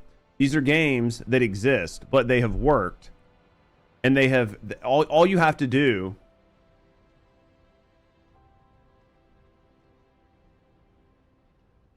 Maybe I'm wrong, Rat. Maybe I'm wrong, but I'm not going to argue this point because I think it's going to happen. I think it's going to happen, and I think it's going to happen because AAA studios are tired of losing money. And if one dev can make a game that does well,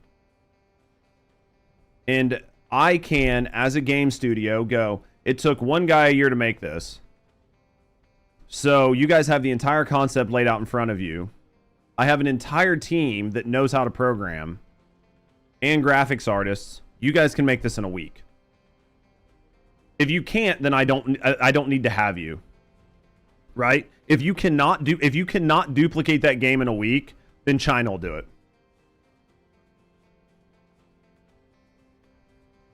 Oh, absolutely, still. So it's going to happen. It's going to happen. You can't find it for the life of you. If you've got it, go in here, and it should be in your consumables and miscellaneous. It should be in here somewhere, right, chat? Or did it just automatically open? Did it automatically open, chat? Does anybody know? I thought it would be in here, right? Does anybody know, chat? See what's buzzing and milk it and try to do something, something shiny? Yeah. It auto opens? Okay, that's what I thought. And that's the thing, and it's random what you get. So you don't even get to choose. It just randomly gives you a BP. Search for survivors. You're missing the point, and you're missing the forest for the trees. Okay? What I'm saying is right now, today, Megabonk is hyper successful. In a month, probably not going to be hyper successful.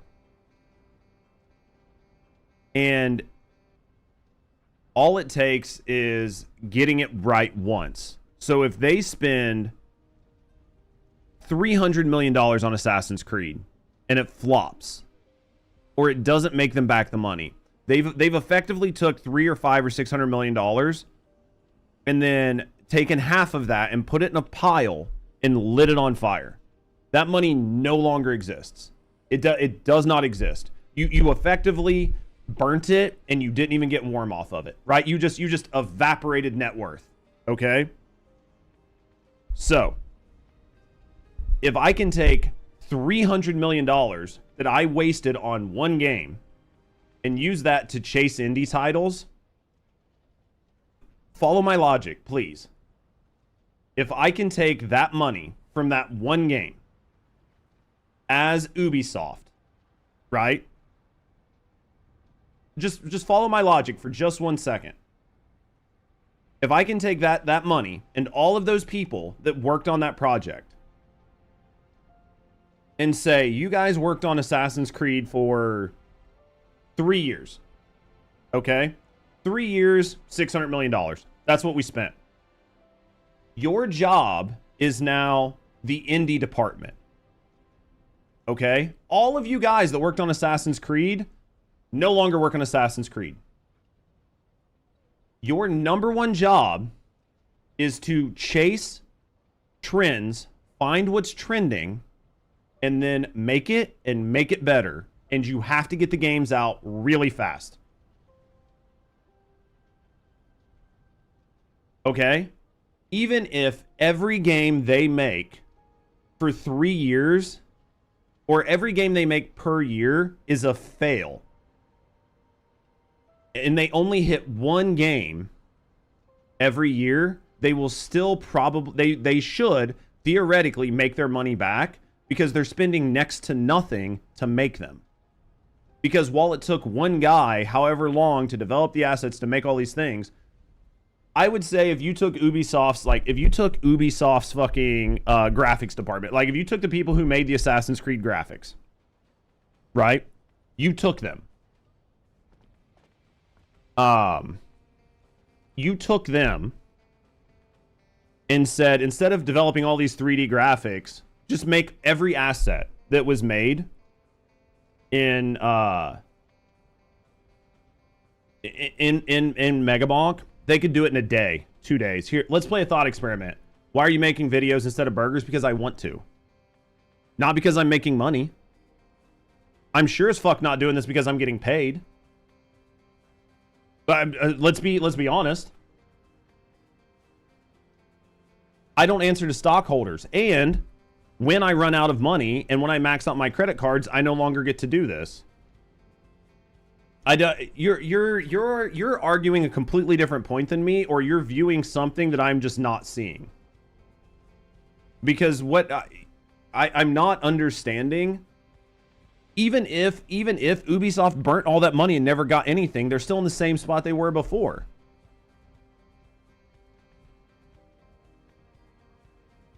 I'm not understanding the point. And I'm not seeing how you don't see the logic in what I'm saying. That's what I'm saying. I don't see it. I'm not saying, I just don't see it. Ubisoft might buy a semi-promising indie and have them grow up.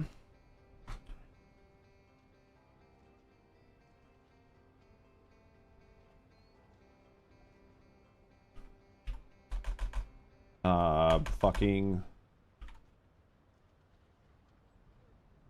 If this is your company, okay?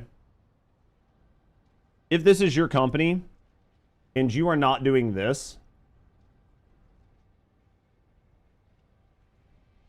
and you are not doing this, right? If you are not doing this, you are fucking failing, right? If you're a company and you are not approaching a problem or your market in multiple facets and multiple avenues, when you're a company as large as Ubisoft, you're fucking throwing. You have like merch, and you've got like new games, new IPs, new IPs, old IPs, IPs. You've got fucking existing IPs that are currently running, existing. You've got like emerging markets, You're like trying to figure out what you're doing. You're looking at all of these. What I'm saying is, I'm not saying that Ubisoft file new. Don't save. I'm not saying that Ubisoft needs to just go, here's their business model, make indie. Right? I'm not saying that they need to change their whole business model to be nothing but making indie games. But what I'm saying is, if big AAA games are fucking constantly tripping on their dick, spending hundreds and hundreds and hundreds and hundreds of millions of dollars just to fail, that they could take that 600 million that they did on one failed project that has been showing a trend of an IP that has been going downhill. They could take the $600 million and open a whole new market of just capitalizing on indie hits, and they would make more money than just lighting money on fire by producing games that are just not selling to anybody. Now, the idea, the flip side of that is, we'll just make a better game. If they could do that, they would have. So if you can't, you know what I mean? Like, they've not been able to do that yet. They have not been able to not fuck up. Destiny 2, prime example. You have a franchise that is a 1 in a million franchise. There is nobody like it. But see, that's right there. That is your problem, Rat, is what you just said. My personal feeling about Ubisoft. I don't care about how I feel. I don't care about how I feel. I don't care about how Ubisoft makes me feel. I don't care about the Assassin's Creed franchise. I don't care about any of their other franchises. I don't care about that. I'm talking about making money. And because of that, I don't personally care about any of their IP. I don't care about their employees. I don't care about anything. All I'm looking at is what's going to make money. And if you're telling me that lighting money on fire is more important because a person has a feeling. A person has a feeling about a game. It clouds their judgment. Are you sure you're not talking about Destiny? No, I mean I think Ubisoft had its time in the light. Anyway, long story short, a game like Destiny, their company's throwing. There's a lot of things that go into it. But yeah, that's my personal thought. That's my personal feeling. That's how I think about it. I understand not everybody's gonna agree. It's fine. I don't really care. It was a good conversation. I had fun with it. I'm ready to move on because I have other stuff I need to do. But I had fun with it. Hopefully you guys had fun with the conversation. It's just what I think is going to happen. It might it be a bad business decision? Absolutely. Might it be a great business decision? Could absolutely be. But I think that the status quo isn't going to keep going. The status quo isn't going to keep going. And at the end of the day, if it was just as simple as just, if it was just as simple as just doing something better, they would have done it. You cannot ignore people in the companies. Companies are not abstract entities. They're made of people. Then you've never then you don't understand management at high levels. You don't understand management at high levels because I'm not saying these people don't matter. I'm not saying these people aren't important. I'm not saying their lives don't matter. But as a stockholder, none of that matters. Your job is to make your stock value go up. That's the only thing that matters. If you are the CEO of Ford, your only obligation as the CEO of Ford is to make number bigger. Anything else you say you do is lip service or is in service of making number bigger. You might say that you're for fucking climate change. You might say that you're for fucking trans rights. You might say you're for fucking equality. You might say you're against child labor. You might say you're whatever. The only reason you're saying any of that is because you're trying to make your stock price go up and you're trying to be inclusive. If you think that those people are doing that for any other reason than to make money, then you don't understand what's happening in business. At the end of the day, someone has to make those numbers go up, and people will lie to you to make it happen. And if you do not believe that's happening in business, you're crazy. Not like you personally, like this isn't an attack at you, but if you do not know, like it's a level of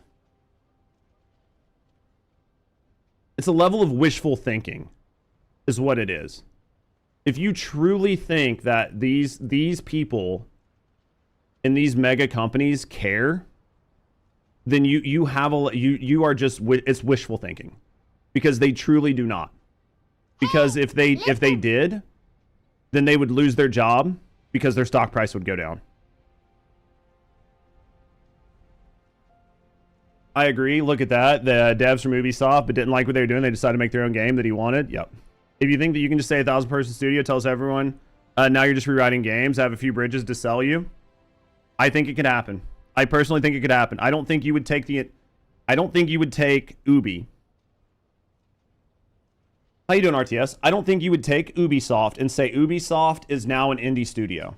Absolutely not. But I think you can say, hey, instead of making Assassin's Creed, Deep Shadow, Veil of the Dark, South Africa Rises Again, and instead of making that be the next Assassin's Creed, go, you know what? We're not making Assassin's Creed for the next 3 years.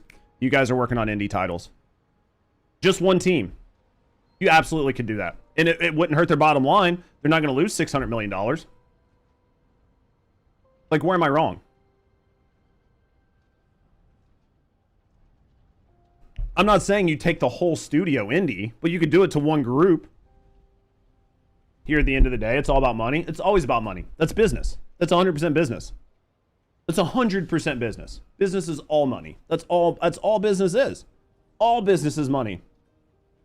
Not to push this convo, but how did it start? Legendary Drops was talking about Megabonk. And somebody was like, hey, you should watch Legendary Drops' video on Megabonk.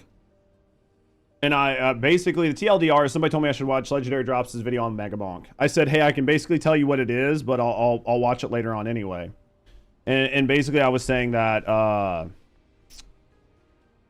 Legendary Drops is going to say big studios need to learn from indie studios. Indie studios are pushing good titles. They're not pushing agendas. They're not doing whatever. They're just making good games. They're making games for gamers, and those games are selling. And then other studios are just putting hundreds of millions of dollars in big games, and they're just flopping. And it's because they're trying to like cast big nets and blah, blah, blah. And Legendary Drops is going to be like, hey, this just shows passion projects and working hard and understanding your audience is like the better avenue.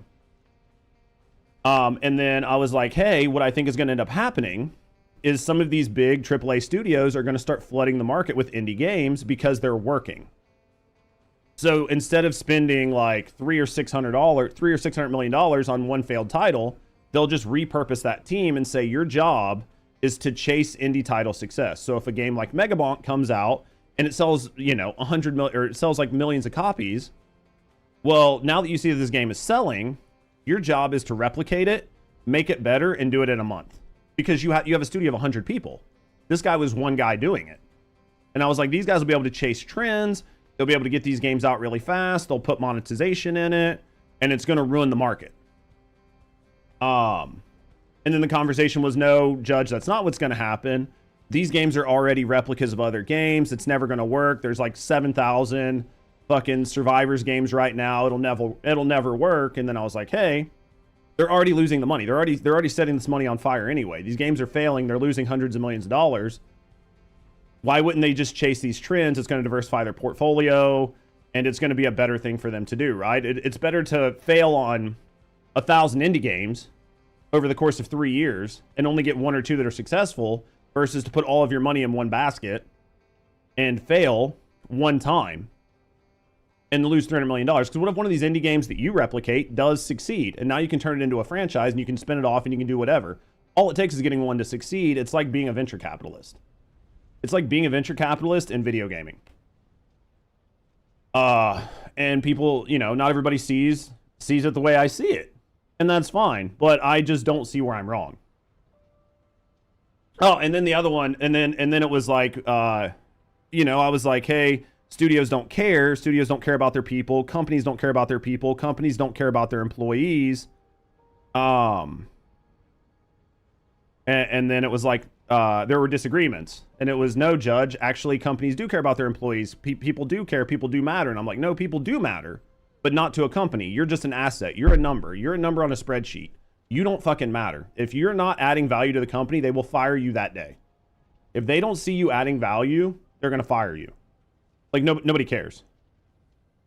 When they make him no longer indie, I'm not saying their whole studio. They're chasing indie titles. They're going to chase them and try to make them in AAA quality, but faster.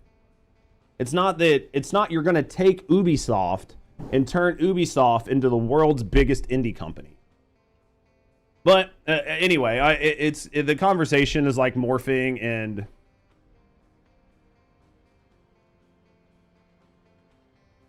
the conversation's morphing. It's getting lost. I'm getting heated. I just need to move on. I need to go get a drink. As someone on sick leave for work, simply because you need to be 100% in your home office, you're too sick to work. Yeah, I agree. I've been management. I've been middle management. I've been entry-level management in companies that are more than 5 employees. Now, if you're a small company, you're your own startup, you have 10 employees, you care about your company, you're only beholden to yourself and one other person. Nobody owns the company. Yeah, you might care about things different. But when you have hundreds or thousands or millions of stockholders, it's a completely different world. Yeah. And companies will 100% axe you if it doesn't if you're not helping the company. Genie, man, thank you for the resub, man. Thank you for the support. Thank you for the 3 months. Thank you for supporting me, and thank you for supporting the channel. I absolutely appreciate you. I do this a full-time job, and that goes a long way of making sure I can pay my bills. So thank you very much for the support.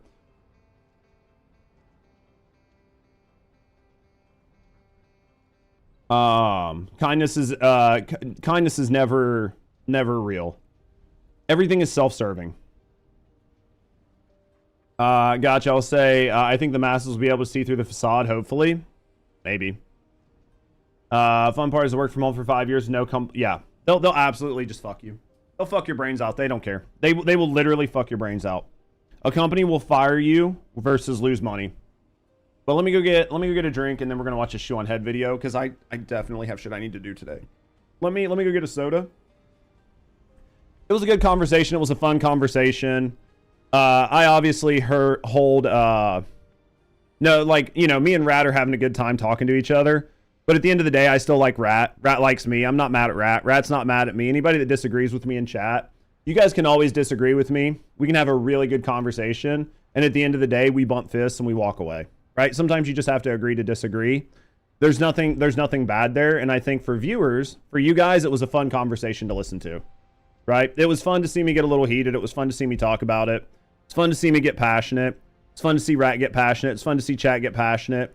And at the end of the day, we're all still cool with each other, right? That's the joy of my channel. That is the joy of my channel, is we don't always have to agree. You can tell me you think I'm full of shit, and as long as you're arguing with me in like good faith and we're having a good conversation, then I'm happy with it either way.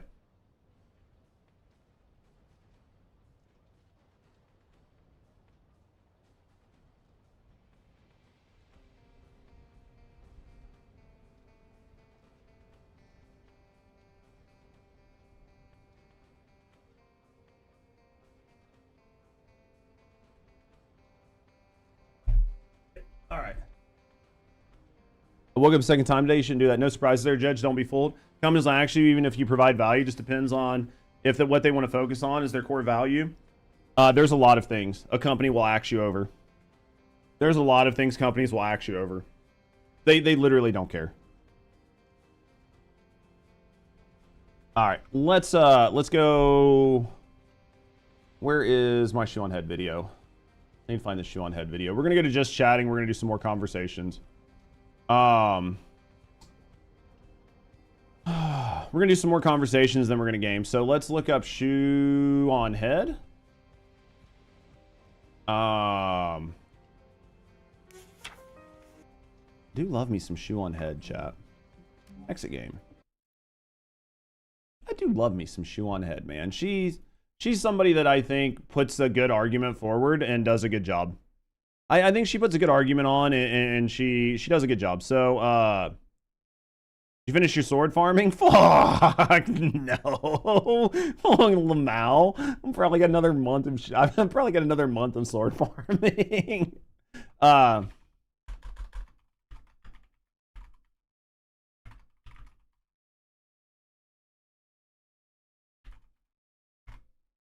right, let's do this. Search for category, just chatting. I gotta make sure I'm in the right category. We don't want to get dinged for being in the wrong category, chat. All right. Dude, I love ShoeOnHead, man. I don't know why. I just think she's great, man. I think she does a good job. I think she does a good job. I think she's funny. I think she's a good person. We're gonna watch 30 minutes. Jesus, I can't talk very much during this. Man, this is gonna be rough. We'll try to keep our commentary to a reasonable amount to make sure that this isn't a 3-hour video. Let me Ajax two-hander in the new trigger mod. Hopefully you're enjoying him. Supposedly he does okay. All right. Let's try this out, chat. All right, new ShoeOnHead video. Female gooners must be stopped. This is probably going to be pretty good. I love ShoeOnHead. I love her videos. So let's jump in. Let's make sure the audio is good, and let's get started. Let's check out what she's got to say, and we'll do a little bit of reaction to it. Oh, I didn't see you there.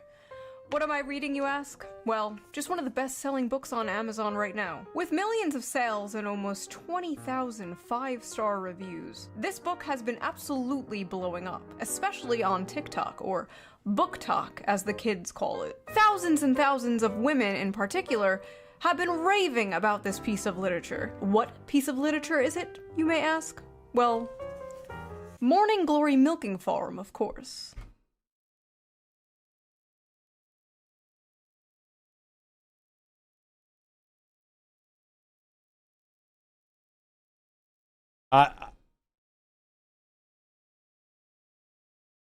maybe there's more to this. Maybe there's more to it. It can't be like a sexual novel, right? It's basically it's just about farming, right? A popular romance novel about a young woman down on her luck who does what every young woman does when facing financial struggle. She starts an OnlyFans. No, I'm just kidding. She wouldn't degrade herself like that. She gets a job picking off monsters. That's right, the Morning Glory Milking Farm. I have been reading Morning Glory Milking Farm since last night, and I'm obsessed. This was a good time. It did not disappoint. If this book is trash, then I am a fucking raccoon. Give me all of the garbage. Get your eyeballs on. I have no... I'm not... I don't even know what to say here. I don't even know what to say at this point, chat. On this because it is so good. I regret to inform you that there is a new epidemic. An epidemic that many have yet to discuss. And that epidemic is female gooners. I'm reading what I read. Now, for those of you unaware, gooner is internet slang for someone addicted to porn. And smut is slang for dark romance novels, otherwise known as porn. Many correct about the dangers of porn addiction with men, how it can destroy their lives and their relationships, and most men know the material they consume is weird. That is why they are ashamed of it. That is why they delete their browser history. That is why they go incognito mode. But these bitches freaks out here. They display their smut openly in bookstores. Bro, the title up top just says, okay, hear me out. They proudly pose in front of their smut collections. They discuss their smut openly on TikTok. They go to smut conventions and get choked out by 9-foot-tall shirtless wendigos. Now, I know what you are thinking. Shoo, isn't... I mean, she's got a point, though. Guys, like, hide it. They delete their browser history. Like, none of it exists. And then they're just like, hey, well, at least 50 Shades of Grey wasn't about some chick milking a minotaur. I can at least understand the thought process behind it. I just don't get it. I don't get like wanting to be taken to bed by a dragon. This is the pot calling the kettle degenerate. Yes. Yes, it is. But have you considered it takes one to truly know one? You see, women are strange, fascinating creatures. For centuries, men have tried to figure us out. I absolutely understand that. You guys can stop freaking out. I'm here now. What up, VPix? I understand that this goes both ways. So it's not a one-sided street, but we're definitely gonna laugh at this one side of the street for right now.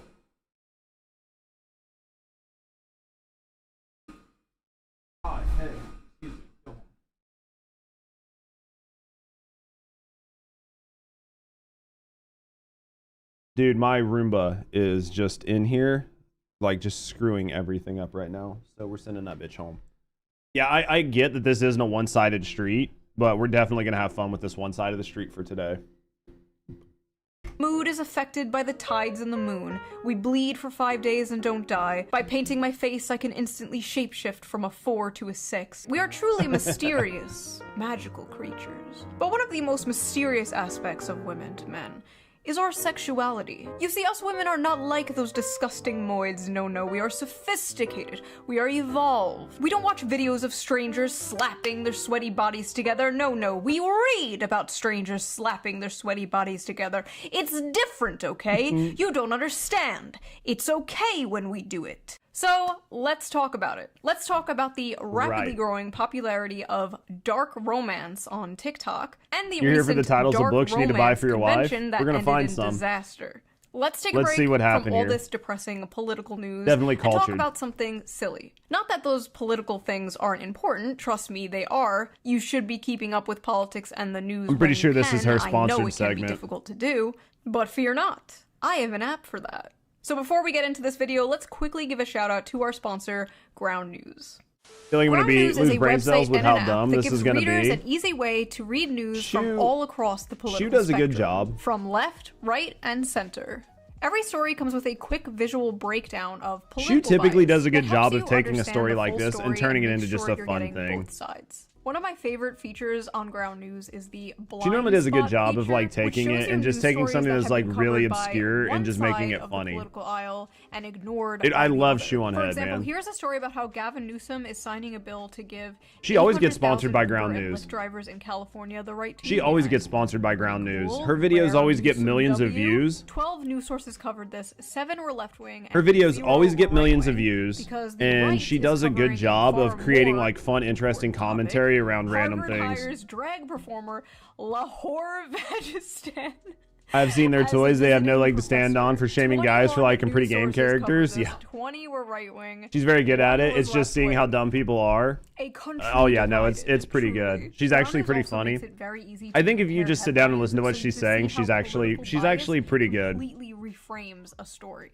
For example, It's like talking a about time when how the internet was a little Trump bit has been different and she posting still a bunch of those exists. But that's how sombrero she's got, you know, memes, so many and subs. The New York Post says White House official behind Trump's hilarious meme war on Dems revealed. And then a left-wing outlet covers the same story like, as the shutdown continues, a checked-out Trump posts childish memes. Wildly different vibes going on here. We'll let her I've do been her using Ground News since segment, and then 2021. It is one we'll of move my on. favorite apps. Like, it is my go-to. Like, when I wake up, I like check Twitter and then I check Ground News like immediately. But I don't just guarantee take she my word does, for it. though. Even the Nobel Peace Center. I can called tell it you an as somebody who excellent got way to ground, stay I think I got a informed, Ground News avoid echo sponsorship for chambers, and expand Mugen. your worldview. I actually got First of all, Ground. am I think I got currently Ground. offering I think I got 40% off Mugen his their first Advantage Ground News plan, which is the sponsorship, plan I use and then to set him access up all for their repeat amazing sponsorships features. for And it's only Mugen. $5 a month, which is like basically the price of a Yeah, coffee no. nowadays. Ground News is So go great, to and they're very ground.news specific on who they /shoe sponsor. or use the QR code They're here on screen. very specific on who they sponsor. They want people who talk about news and who have a good. They want people who talk about news, current events, and politics, and they want people who do it in a very in like a unique way. So like I'm not surprised that she keeps getting Ground News sponsorships. She probably does a good job, and a lot of people probably grab Ground News just from watching her. Or use the link in the video description. So thank you to Ground News for sponsoring this video, and thank you, the viewer, for not skipping the ad. Right? So let's get back to the video. All right, back to the video. Book Talk is a very interesting place, and any book fans out there know how it has absolutely destroyed the hobby of literature and just flooded it with absolute slop. Is it that bad? Spicy slop. You see, books on TikTok are not rated by how. I've heard a lot of people talk about Book Talk. Obviously, I don't have time to like read as much as I would like to, but I mean, I hear a lot about Book Talk, but I spend a lot of time not on TikTok because I think TikTok is just general slop, so I don't go there very often. Well, they are written or how good the characters are. No, they are rated by the spice. And what does spice mean? Porn. It means porn. Spice level is very important to book talkers. How much spice does a book have? What are the spiciest books they have ever read? How spicy is the book they're currently reading? Spice, spice, spice. The spiciest book going viral on Book Talk lately is none other than Morning Glory Milking Farm by C.M. Nascosta. What am I watching? We're watching a ShoeOnHead video where she's talking about female gooning. So we're going to watch this. We're going to hang out. We're going to laugh about it. We're going to enjoy it. We're going to see what she has to say. And then we'll be on to bonking. Violet is a typical down-on-her-luck millennial, mid-20s, overeducated, and drowning in debt. Oh my god! I can so it's stuff relate. like me! On the verge of moving into I her parents' figured. basement, when a lifeline appears in the form of a very unconventional job in the neighboring Cambric Creek. She has no choice but to grab it with both hands. Morning Glory Farm offers full-time hours, full benefits, and generous pay with no experience needed. There's only one catch. The clientele is grade A certified prime beef. Oh god. With the manly meaty endowments to match. Morning Glory Milking Farm. She just threw the book. She couldn't even finish reading it. I love it. Is actually a profound critique of late-stage capitalism and toxic masculinity. In this text, we see that the tingling sensation in her coochie is actually the tingling sensation of a Marxist revolution. This is every fucking BreadTube video to me, dude. This is every Jack Saint video. So, Dude, that was somebody trying to rationalize the fuck out of porn. Imagine if guys were sitting there and they were like, so in this video, Debbie is working through her daddy issues and she is expressing to the rest of the world what it feels like to not have a father love her by having many men love her at the same times. And this is a referendum on society and how society needs to treat women, but nobody would ever buy that shit. I actually read the book myself, and I'm not gonna lie, the 19th Amendment needs to be abolished. So, like I said, the story is basically this millennial named Violet, and she gets a job basically working at Big Pharma in Narnia, where they harvest Minotaur milk to make Viagra for human males. And I read the whole thing. Probably gonna be put on some kind of watch list. But listen, this is my job, okay? I'm not out here like selling feet pics or something. What I do is far more dignified and normal. Now, let's take a look at some of these notes I wrote. Let's see. Big dick and balls. At one point, she says the term, and I quote,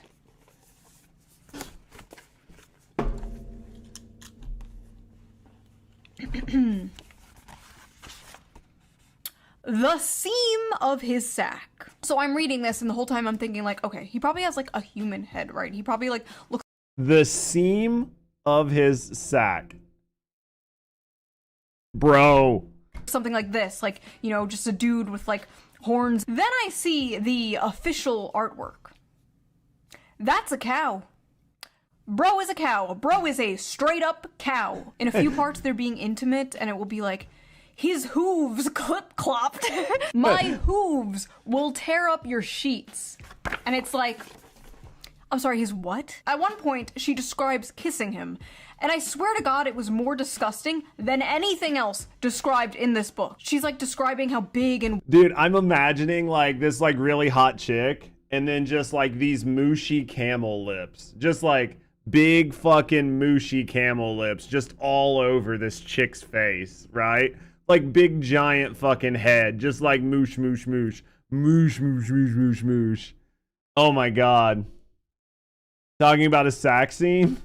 This is killing me. Wide his this mouth is killing and how me. big and like slimy his tongue is. She's like describing the shit and you're just like, that's a cow. I mean, we are at a solid 5.5 on the Barbeau scale here. This is dangerous territory, folks. She also f***ers his ass. She what? F***ers the cow's ass. By the way, if you want an uncensored version of this video and all my videos, Patreon. Go to Patreon, become a member. All members get the uncensored version of every video, so you can hear me talking about s***ing and f***ing and f***ing a cow's asshole. Is that what you freaks want? Anyway, I like how in this fantasy... Obviously, somebody wants it. There's gonna be people that sign up to her Patreon now just for her audiobook of this cow book. World student loans still exist. Like, we can imagine a world with minotaurs and humans in a relationship, but we can't imagine a world without student loans. Sad. Oh, and he has one of those bull rings, like the nose ring theory septum rings. And in this world, that means, like, you're married, but apparently he's divorced. The man is divorced. This is a divorced cow with a cow ex-wife. The lore is deep, folks. The funniest part, though, has to be when they go on a date. I need to just read this. I'm so... Dude, I feel bad that Shue sat down and read this whole book just to do this review. To you. When the bill arrived, she attempted to pull a handful of carefully folded bills from her wristlet before he stopped her. No, that's absolutely not happening. Put that away. She'd not thought about it until the day after their first dinner together, realizing that in mortification that she ought to have attempted to pay her half. What kind of feminist are you? She asked herself. She couldn't remember the last time she'd been out and hadn't paid for her half, including her coffee date with Carson Tinsley. She had come prepared that night, several weeks of her tips smoothed and tucked into her wristlet. But I didn't even offer to pay half the other night and shouldn't have. Violet. If the commanding rumble of his voice hadn't silenced her. The heat of his hand dropping to her knee would've. I don't want you to feel that you don't have any agency here. I might be the one giving all the orders, but you hold all the cards. Your comfort is the only thing that counts right now. And if I overstep, I want you to know you can tell me so. But that's not happening. Don't think I'm unaware we're at different points in our careers. You can say no, you can say you don't want to. Yeah, I'm at the point of my career where I get milked. And you're at the point of your career where you're doing the milking of all of the other studs. I don't think we're at the same point in our career at this moment. I get jerked off all day, and you jerk people off all day. We're not at the same point in our career. See me again, you can tell me to stop coming to the farm when you're working. It's dinner, not a down payment of your time. But I'm in a position to comfortably spoil someone. So when you're with me, I'm spoiling you. End of story. She was a good feminist, she told herself, and she definitely couldn't be bought. But if he had suggested at that moment that he would have appreciated a blowjob, she would have fallen face first on his cock with an open mouth without a shred of hesitation. Inside every woman, there are two wolves. Or two bulls. The strong, independent girl boss and the submissive, doting housewife. And in the presence of a masculine man, or a farm animal, she will fold like a lawn chair and instantly return to factory settings. It's dinner, not a down payment for your time. But I'm in a position to comfortably spoil someone, so when you're with me, I'm spoiling you. End of story. I said, okay, I highlighted that paragraph for myself. Clean up aisle 5. So that's what I thought of it. What just happened? But what did other people think of it? What are the reviews on this book? This Why? 4.1, 3.6 on Goodreads. book has a 4.1 on Amazon with 21,000 ratings and a 3.6 on Goodreads with nearly 60,000 ratings. Let's just read some random ones here. Hear me out. Hear me out. A milking good time. Sweet and creamy. The spice is spicing. I was very leery of starting this because I thought it was just gonna be porn. The plot is pretty good. The plot? Please. This is like the new, I read Playboy for the articles. This is so sure bad. You do. This book could kill a Victorian child. 5 stars. I'll never look at a jug of milk the same. I think I'm lactose intolerant now.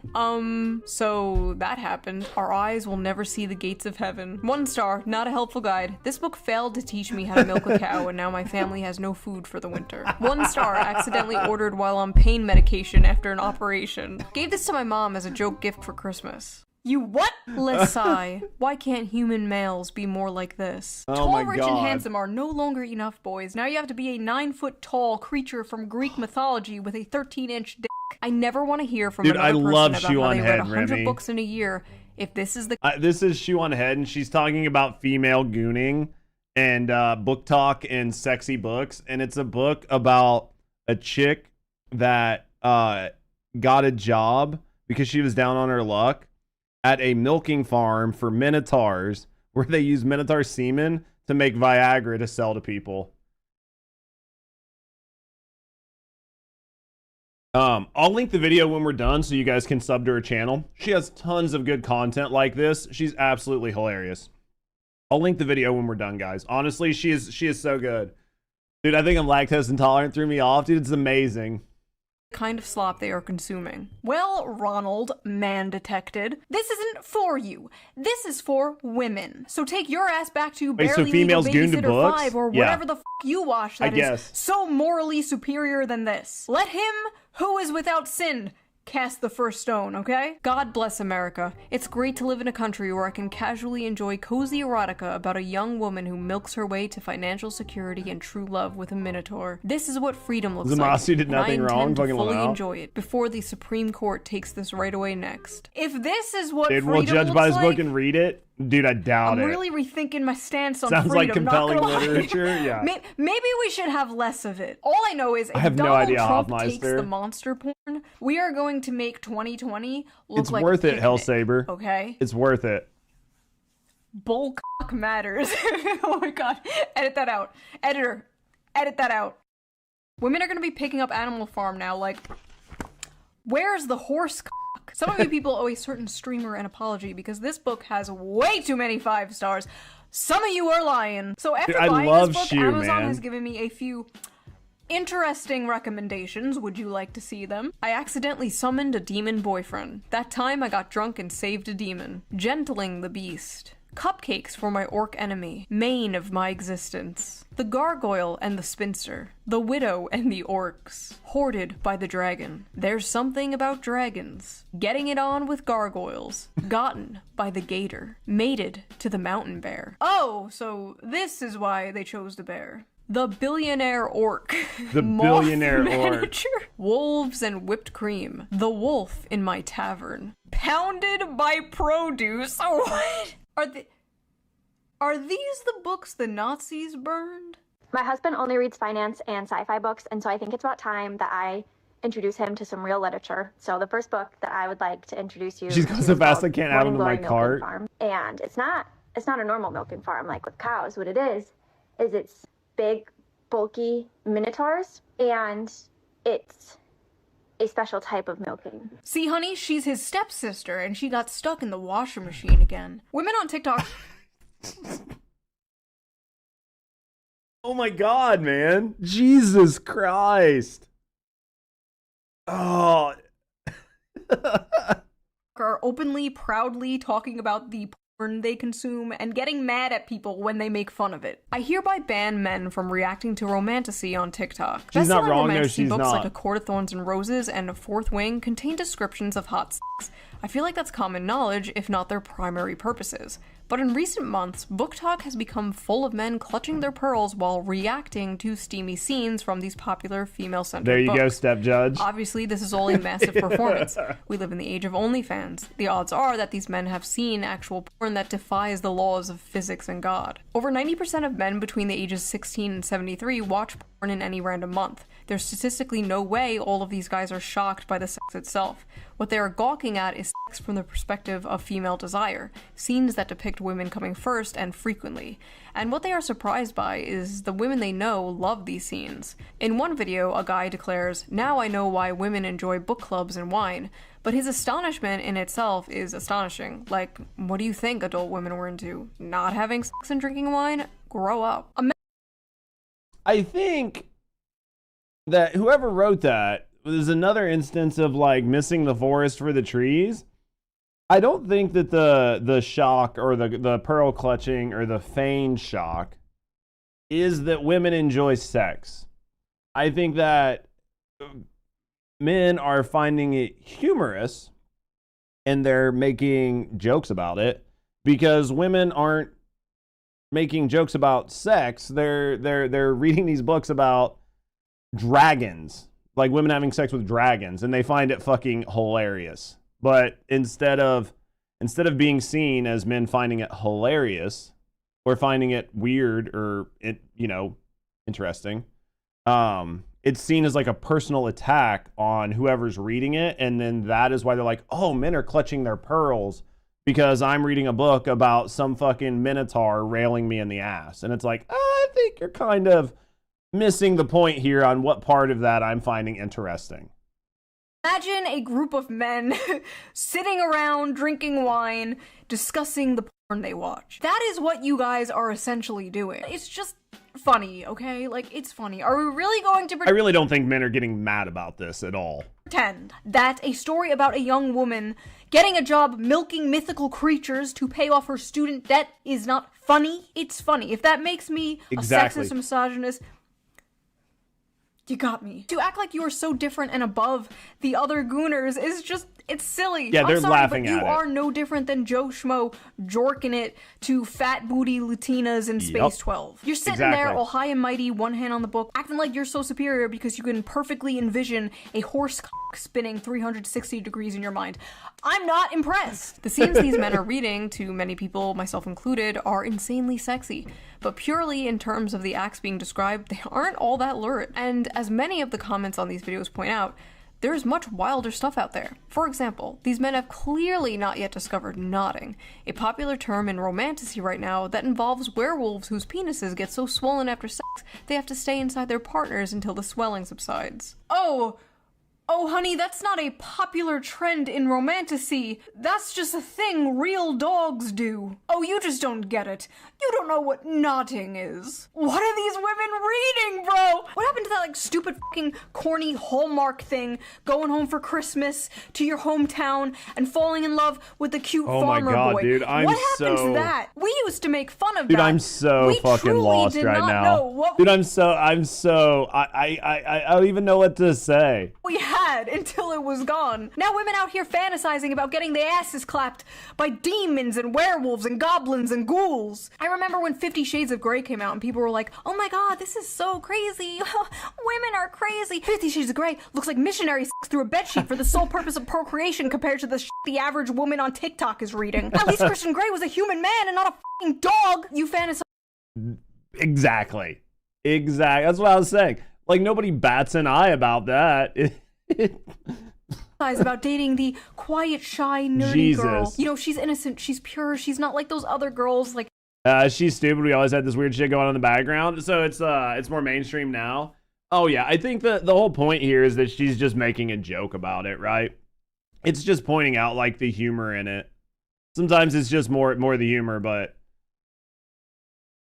yeah, I think it's just absolutely funny. I mean, like romantic novels have always been a thing, but I think that the humor in it now is just where it's at on Book Talk. going out clubbing and hooking up with random men. No, she's at home, curled up by the fire in a blanket, reading a book, except that book is about f***ing a half man, half bull. Let me let you in on a little secret. The quiet, nerdy girl is way more of a freak than the average hoe. Are you kidding me? It's not even close. The average hoe might have a body count of like 15 or so, but the quiet, nerdy girl is fantasizing about getting back shots from Cthulhu. That is at least 100 bodies. Now listen, there's nothing inherently wrong with fantasizing, okay? There's nothing wrong with role play. You know, fiction is fiction, right? You know, you're not actually going to bang your stepsister, right? These women are not actually going to bang a cow.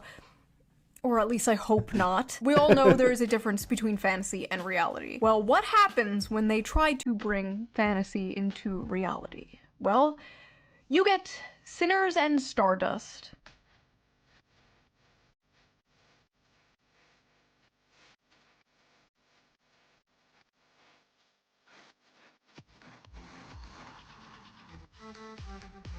What in the eyes wide shut is going on here? Sinners and Stardust was supposed to be a dark romance ball for romantasy authors and fans alike. Interesting. So what's the big deal? Seems like a fun, sexy time, right? The mask stays Maybe. on. Pyramid Head, you take that fucking mask off and the sex is done. The mask stays on, the stilts stay on. Does not come off. You drop that sword, it's over. If you're a woman. If you're a man, the night may have gone a little differently. The armor stays in bed. Alright, y'all, it appears I have to make a post that I'm frankly pretty goddamn upset I have to make. This post is for the readers who don't understand consent and boundaries only. A lot of you may know my good friend Animus. He's attended a signing of mine in the past and obviously is a musical artist. This past weekend, he attended Sinners and Stardust and probably had one of the most heartbreaking experiences. So listen, he's a man, right? But do we think that means it's okay to put your hands all over him without consent? Or to put your hands in his waistband or down his pants or touch his dick? Hello? Do we think it's okay to quite literally back him into a corner and touch all over him to the point that he literally cannot tell how many hands are on him and whose are whose? Do we think it's okay to send him into an actual panic attack because of this? Furthermore, do we think it's okay to interrogate him and insist he detail how he'd kidnap a woman despite him repeatedly saying he wouldn't do that and you know that shit is fiction, and then attempt to follow him when he tries to get away? And if that wasn't enough, during the time of this mob, him and another author received notification that an air tag was tracking him, which showed on his person all the way to his hotel room. They molested this guy until he passed out from anxiety, and then they put a f***ing tracker on him in order to stalk him back to his hotel. This poor guy. Seems perfectly normal. If the roles were reversed here and this was done the other way around, there would not be a single batted eyelash, right? Like, this is perfectly normal behavior that everybody does. Perfectly normal, right? Dressed like a character in one of the romantasy books at this romantasy convention full of women. That is like throwing roast beef into a pit of wolves. Or in this case, throwing a wolf into a pit of... It's useful to remember anyone can be psychotic. Yes. Roast beef. I remember years ago, there was this thing called cosplay is not consent. Basically, I remember it was a campaign to bring... I remember this. This was a big thing about cosplayers being touched by males while they were at conventions, like coming up, putting their hands on them, putting their arms on them, like touching their arm, doing shit like that. I remember this. This was a big deal. Attention to the fact that people at conventions would often come up to women dressed in sexy costumes and just grope and grab them without I remember their consent. this. Yeah, apparently we have to bring that back because these women did not get the memo. I've been a furry for over a decade and attended a lot of fur cons. Sure, sometimes weird shit happens, but honestly I can't believe the dark romance crowd is out here acting like this. Like me and my buddies in our fursuits are more respecting of consent and bodily autonomy. Get your shit together, y'all. When the furries are calling you out for being freaks, you need to reflect. I was literally what I was getting ready to say, dude. If the furries are calling you out, you know you've crossed a line that you cannot come back from.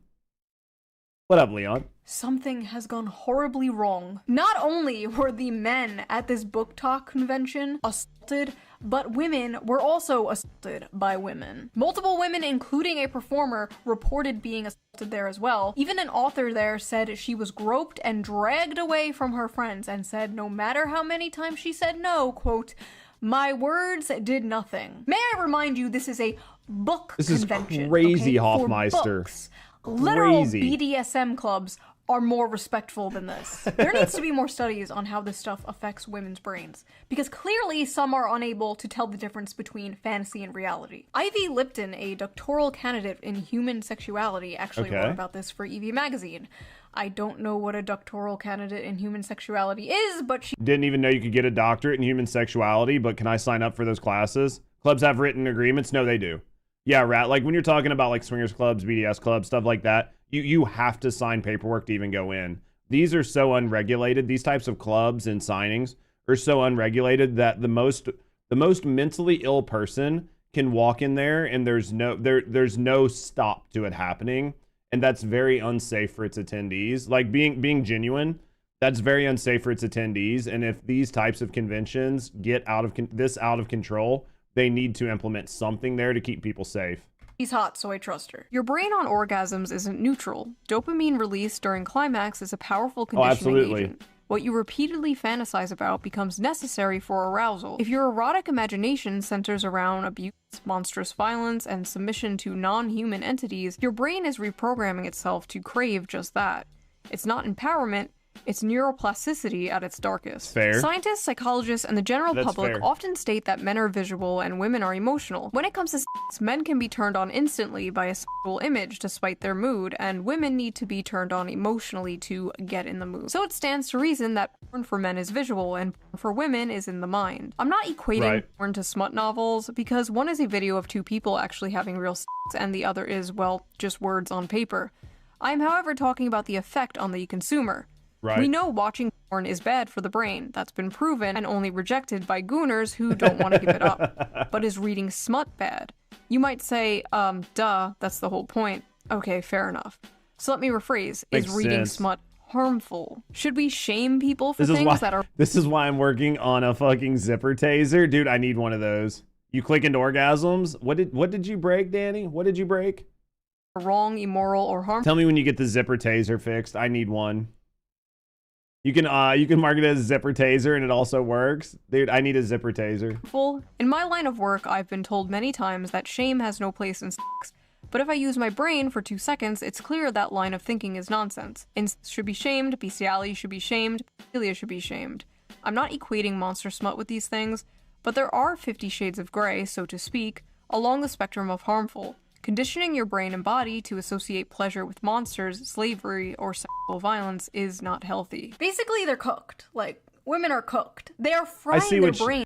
I see what she's saying from like a psychological point of view, and she's a doctoral like candidate, so she's really studied this, and she studied the psychology behind it. So I absolutely see what she's saying, and she's making valid points. I think that to some of her point, there is like a level, not like the really weird, crazy stuff, but to some level, there are certain things that you've just either been conditioned to through life or just brain chemistry to find that turn you on. And you just have to deal with that, right? That doesn't mean that you can't do other things, but there are certain things that just work for certain people and don't work for other people. So it's one of those situations where like finds like. So if you're somebody who is turned on by like being submissive, you're going to read things about being submissive and it's going to feed into your already submissive fantasy. Hopefully that makes sense. I'm not disagreeing with this doctoral candidate because I think she's done way more research than me. So I have no room to like argue with her point, but I do think that there is definitely a level of like finds like. So if you're into being tied up, right? Like you into not having a sense of control, you're going to want to find things that are similar. It's just, when does the rabbit hole go too deep and turn you into different, you know, make you interested in things that may not have crossed your mind. You have to learn their limits. You have to learn what your limit is. You have to learn to stop. Not everyone can learn those things. No, absolutely. And I think there's definitely a level of people's obsessive personalities and people's inability to control themselves, right? Think about gambling addicts, drinkers. Some people are just addicted to the dopamine and addicted to that next level. And no matter what you do, they're going to try to go to that next level. And they don't have self-control, and they need people around them to have self-control. The problem is when these people get around other people who have no desire to let them have self-control and want to exploit their need to fill that addiction in a way to fulfill the other person's addiction, right? So if you're somebody who is like, you know, into being the dominator, and you find somebody who's super submissive, you can ratchet what you want up to 11, and they'll ratchet what they take up to 11, and you can get in a situation where things become abusive. With this stuff. It's a pipeline, right? It's like the infamous evil alt-right pipeline. You know, you start watching ShoeOnHead owning the feminists in 2015, and then in 2025 you're hailing Hitler, right? You know, the alt-right pipeline. And this one's pipeline. Like you're reading Morning Glory Milking Farm, and the next thing you know, you're Mrs. Hands, right? Just say no. Just say no to monster porn. But why is monster smut so popular with women in particular? Like, you rarely see the opposite, and when you do, it's just like a girl with cat ears and fangs, or like a 10-foot tall dommy mommy vampire with giant titties. Meanwhile, women are like, I want to f the pollution monster from Fern Gully. The so pollution monster from Fern Gully, Jesus. Let's see the responses. Why do you guys like monster romances? Asking for a friend. Several reasons. 1, human men are quite often terrible. Romance books with human men are already partly fantasy, but monsters just takes the fantasy bit further. 2, it's sort of human nature to imagine relationships with paranormal beings and creatures. We've been doing it in literature and art for centuries. It's just gotten a lot more graphic. I feel like the number 2 there is a stretch, chat. I feel like the number 2 is a stretch. I feel like I feel like that's just like sprinkling it into the middle and hoping nobody notices. Now, lol. 3, unique body forms / parts and Very so many much different so. kinds of Yeah, dicks. I feel like Scary, that mean, one was and just like terrifying creature weird. is sweet like, to her. like I'm just gonna sprinkle some bullshit in the middle of what I'm saying and hope nobody notices. This is nothing but cope, yeah. Her, kind, takes care of her, protects her, works hard to be gentle, etc. Maximal escapism, minimal association to real-life assholes, the patriarchy, misogyny, and oppression of Her women, monster etc., version is no longer there, because the yeah. monsters are less dangerous than dating actual men. As a fat woman of color, modern, contemporary, and even fantasy romances are hard to click to because they are almost always about thin white women and just too realistic, and romance in real life is not always attainable for fat women/women of color. In monster alien romance, though, my size doesn't matter, and it's easier to get into that headspace and enjoy it. I'm sick of the men on Earth and looking for some variety. Non-humans haven't betrayed and hurt me, so they feel like a safe haven, if that makes sense. Plus the unusual dick. No, it doesn't make sense. You have mental problems. Even your fucking Reddit avatar has green hair. If it had a nose ring, it would make so much more sense. Like, all I'm taking away from these Reddit comments is these people have been hurt in the past. They have serious problems and probably some type of mental issue. Monsters have big, fun-shaped cocks. That one right there is the only one that seems... That comment right there seems like the most genuine one. I love some bizarre peen. There you Unique genitalia. I don't know what I was expecting, honestly. A lot of women's smut, I'm so confused. especially monster smut, is about submission, domination, forced breeding, non-consensual consent. The women are like... Your current Reddit avatar has green hair. That explains so much, Code. That explains so much. Sounds like they're talking about Concord game, lol. Conquered and taken and overpowered by these monsters. And I think many of these women are reading these books containing monsters and not men because masculinity and dominance in men has been completely demonized in modern society. But the truth is, many women still crave it. You see, I think Shue is like, Shue does this thing where she spends all of this time. So she spent 27 minutes making jokes about these books. And now you're getting to the end of the video where she's going to start like laying out some truth and coming to like what this video is actually about. And I can already tell where she's going with this, which is the reason women are enjoying these types of novels with these types of characters is because masculinity has been demonized in men, and men are being told on the regular to be more submissive, to be more passive, to be less masculine. And because of that, all men are becoming gentrified. They're becoming pussified, if you were. And the only place to find hyper-masculine men is in these fantasy novels and in these fantasy characters where they're not actually men. And they're characterizations of the embodiment of masculinity, this dominant, masculine, big energy. And women are resonating with that type of energy. And that is what this is. So I think that that is actually where she's going with this. And I think that is where she's going to go with it, and it makes sense. No, dude, women, statistically, women have a bad time, Rat. Women definitely have a bad time, dude. It's definitely tough being a woman.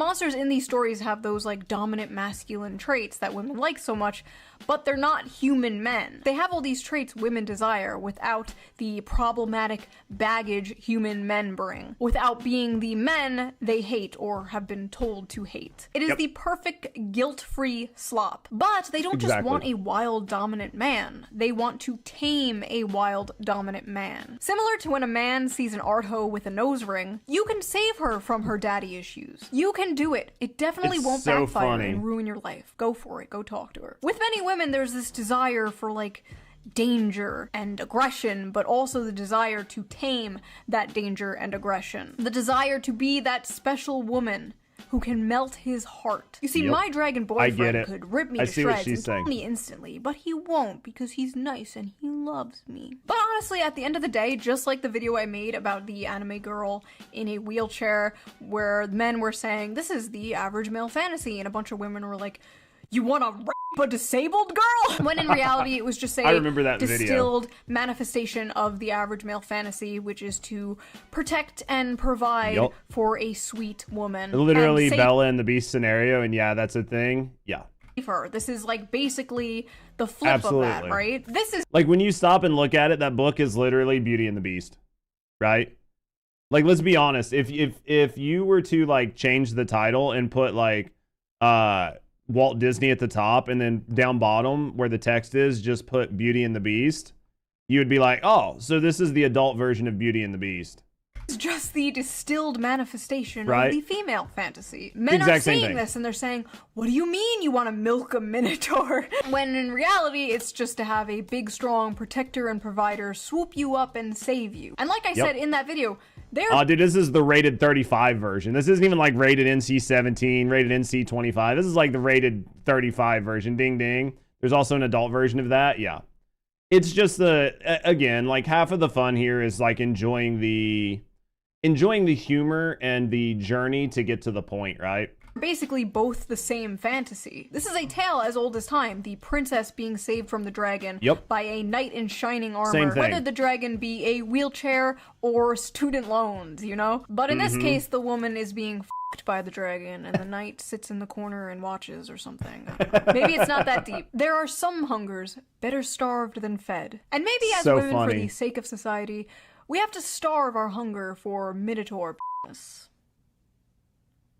Yeah, that's the moral of this video. So what do you guys think? What is your She's got a cow onesie on. Theory? Why is the monster romance genre so popular with women in particular? And who is your weirdest? Hear me out. Be honest. I don't want to hear no Lola Bunny. Reminded of the Donkey and Shrek memes? Yeah. It's not that he's a fish, okay? He has an energy, okay? He has a vibe. You know what? Never mind. And I will see you guys again really soon with a new video. Bye! Alright guys, so that was Shue, man. I absolutely love ShoeOnHead. I think she has a great way of taking like an issue and tackling it in a fun in like a fun way, right? So like for me, my big takeaway from there is she wanted to make a video about like sort of toxic masculinity and how it's downplay, you know, how it's a bad thing. And then there's like a supplement to it. I'm not gonna go into the psychology on it. You guys got it. You watched the same video, but I just love how she does it, and I love how these are the types of videos she puts out. So if you guys haven't, definitely check Shue out. She is absolutely hilarious. And there is the link to the actual video. If you guys want to check it out, give her a sub. Sub to her channel. She puts out new videos. She doesn't do it all the time. When she does put them out, they're an absolute blast. So hopefully you guys enjoyed that, and hopefully you guys enjoyed the content. All right. All right, boys. Bathroom, and then bonking. We got the video done, boys. Hopefully you guys enjoyed that. Hopefully it was hopefully you guys got a little bit of a laugh out of it. Hopefully you guys enjoyed it. Hopefully you enjoyed Shue, and you enjoyed a little bit of the commentary. So it is now,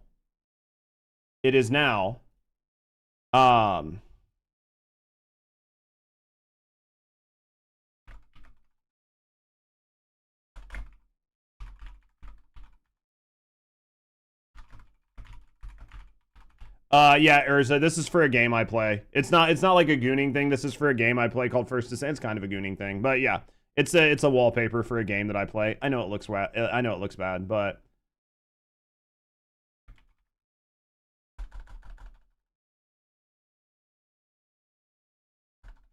oh, you see, yeah, it's for this game right here, the First Descendant. Yeah, it's not as bad. I mean, it's kind of bad. It's kind of bad. What do you mean? They all look very good. Exactly. Megabonk, dude, we're bonking hard. We're bonking hard, chat. It's not as bad as it looks. It's not as bad as it looks. I mean, it's kind of bad. It's kind of bad, but it's not as bad as it looks. It's not as bad as it looks. All right, we bonk. We bonk, dude. We've been dying to bonk. We're doing a grab everything run, chat. Let me use the bathroom, and then I'll explain the rules, and then we're gonna try it and see if we can do it. Give me a second, guys. I will be right back. Yeah, basically there was no Minotaur, so don't fucking judge me, you know? Come at me, bro. No Minotaur. I'll be right back, guys.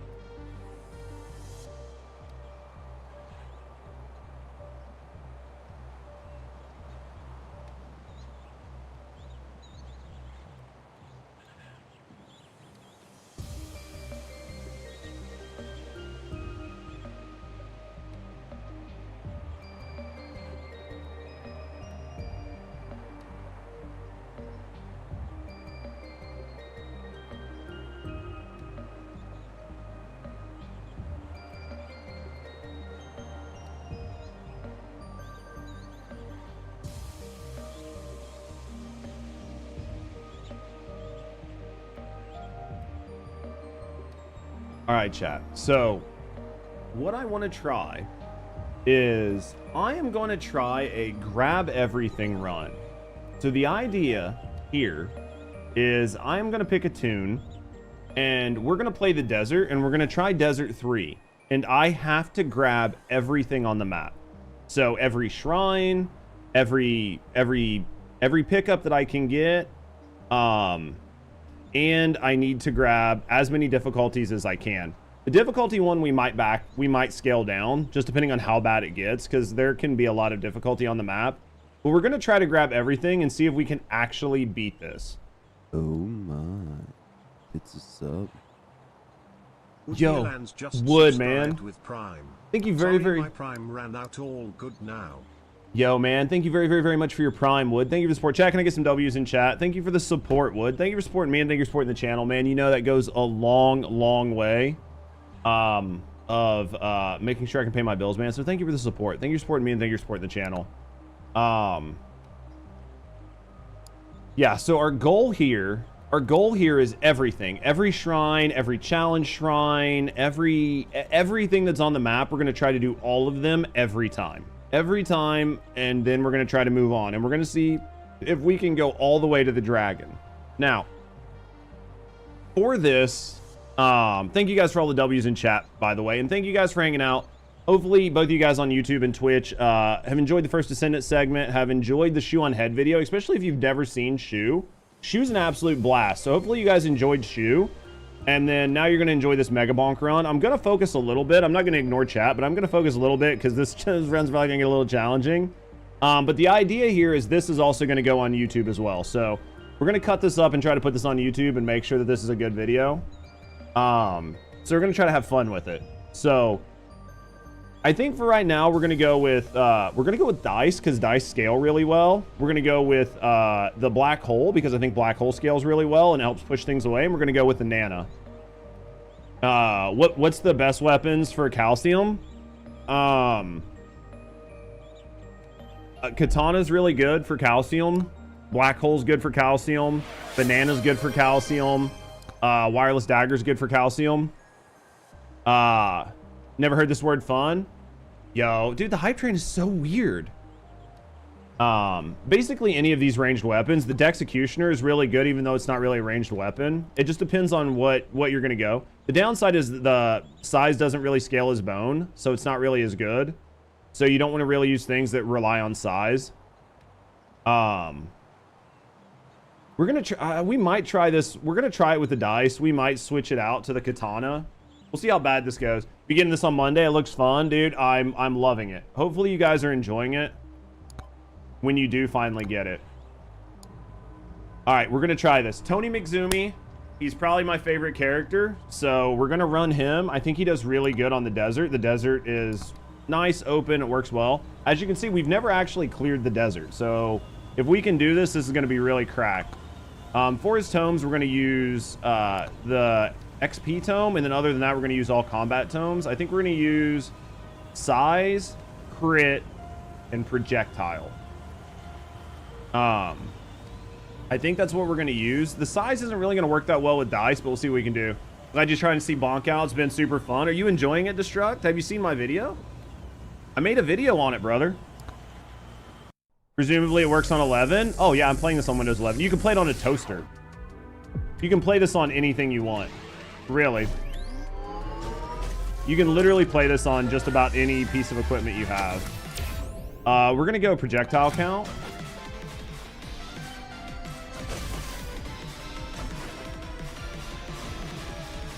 Been out of the country, so catch him back up. You have to check it out. Have you been playing it? Hopefully we get a good run, chat. Hopefully we get a good run. We're gonna go with crit, so actually we're gonna help our crit chance until we get some shield. I'm not really gonna worry about it. Ooh, projectile early. That right there just made my life so much better. Dude, been for the last week, dude. It's awesome. Do you have everybody done? All right, silver, evasion, or XP. We're gonna go with XP because this is gonna get really tough really fast. We're gonna grab one of these just because we haven't done anything. Let's refresh. This is only a double, so we're not gonna spend a lot of time refreshing. If it was a triple, we would go much harder. Let's see what Hatman has. Oh, man, I'd love to get that scarf. I'd really love to get this scarf. You just missing Spaceman and Hero Sword, the Holy Tome. I don't think I have the Holy Tome yet. Hero Sword's pretty decent. Spaceman's a lot of fun. He's pretty strong. I'm actually putting a video up tomorrow. I might do it tonight of me getting the 6-minute run with Spaceman. He's really strong. I think we come back for that scarf because I think we're going to need the higher tier upgrades. I hate to refresh this early, but we're going to do it. This is going to be a tough run, chat. We're going to have to, if you guys, like, if I miss something, you have to call it out. Like this skull, I think we're going to hit that skull down there in a second.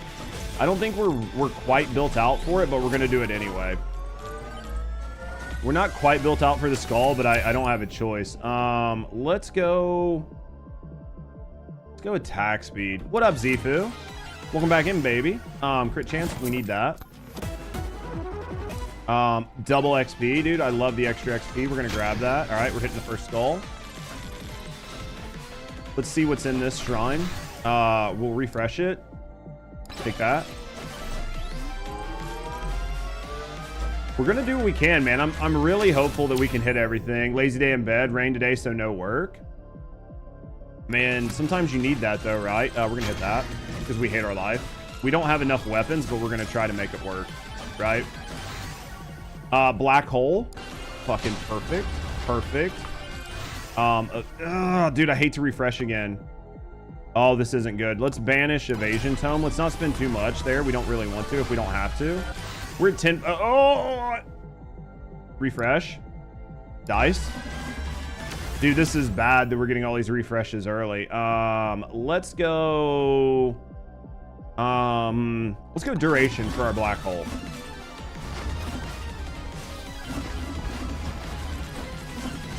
We're trying to get around the map a little quicker. We're taking too much time. We're gonna have a bad day. What kind of run are you trying? I'm gonna touch everything. I'm gonna grab everything. As much shit as I can grab, man. If it's a shrine, if it's a skull, we're gonna grab it all. We're gonna see if we can grab everything and still win. Ooh, what are you selling? Cheese? He's got a gold. He's got a red too, man. We'll come back to you. We're coming up on a boss. We need to be real careful. Yeah, we're gonna try to grab everything. Every shrine, everything, man. If it's in here, we're gonna grab it. We're gonna see if we can. We're gonna see if we can cook, right? We can probably grab that. Oh, there's another one up here. We're gonna see if we can do it. We're gonna grab that difficulty over there. Power up, armor, lifesteal. We need that lifesteal. Dude, I think we're going too hard on this difficulty too fast, but oh, red hat, dude. Wow, so many red hats.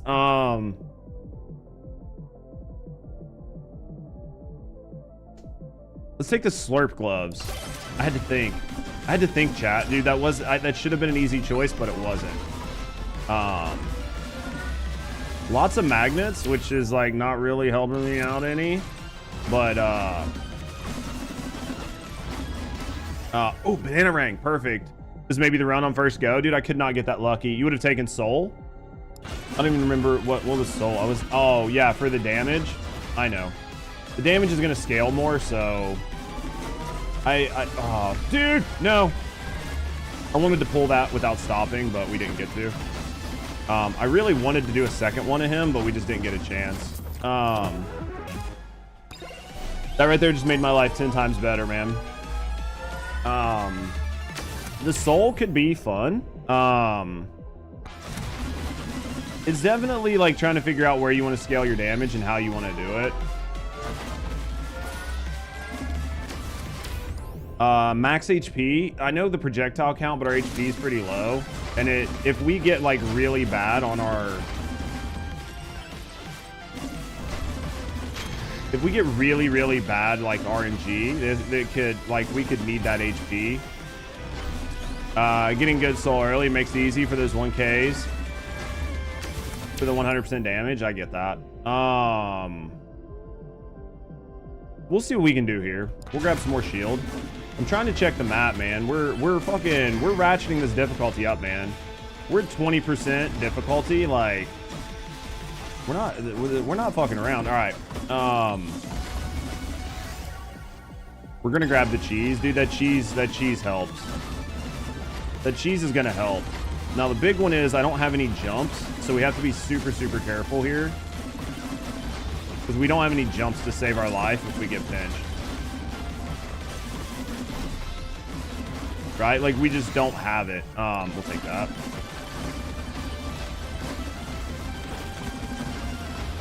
See, we got to be careful. We got to be careful. We're going to get pinched. XP. Oh, Jesus. That was close. So many enemies.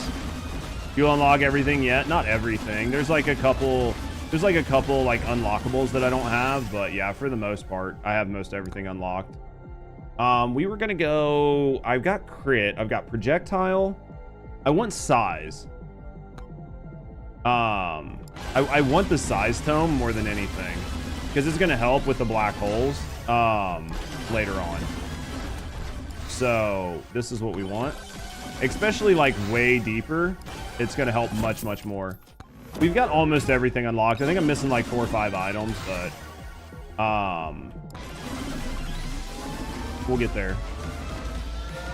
I want to try to see what all we can grab. We're going to have to start skating around really quick. Is this a T3 run? Yeah. Yeah, this is definitely a T3 run. Dude, we gotta... We're going to see if we can T3. I've never cleared T3, so... Extra jump. I know the max HP seems like really, really nice, but the extra jump is just too worth it to me. All right, let's just double check and make sure we've got like most of the main shrines done.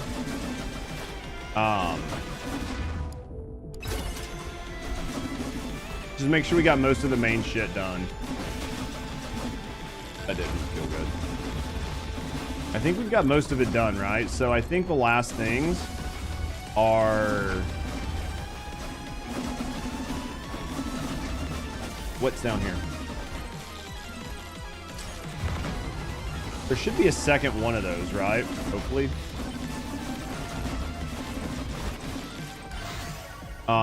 Let's grab projectile. 3 of them. Is there always 3? Is there always 3? Each map should have 3. We gotta find the rest of them then. We're missing some. They might be in like the corners, right? See if we can find all 3.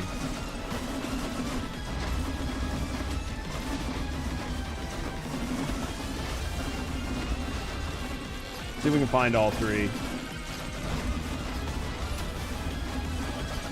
If you're not mistaken, they carry through the portal. I don't. Yeah, they don't. They don't carry through the portal. Dude, we are getting fucking wrecked right now. This shit hurts. Let's go dice. Yeah, this is not gonna feel good. We're starting to get in a bad spot. XP. I think we've increased the difficulty in a way that's gonna be pretty rough. Let's go size, quantity, XP. Let's go crit. We still need to find these other ones. We still got 3 minutes. We're about to have a double boss spawn, so that's fine. Actually, I think it's the new swarm, right? So we're gonna have the next swarm here in a second. Let's go banana. This man had demonic soul, so we're gonna take that. And then if you guys see me pass it on the map, be like, Judge, you passed it. It's in the corner or some shit.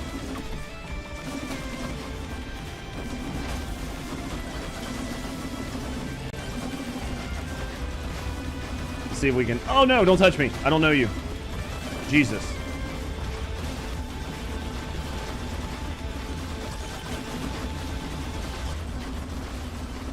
I can't believe I can't find this. Oh no, I can't believe I can't find this other boss shrine, man. I thought I would have found it by now. Literally can't see it. Maybe it's in the middle. Like maybe I'm just being too far out and about. Right? I'm trying not. That's my purse. I don't know you, dude. Nut kicker fucking bust, right? I feel like I'm looking, chat. I'm not trying to throw. We're gonna grab everything we can find. So if I miss it, it's not for lack of trying, right?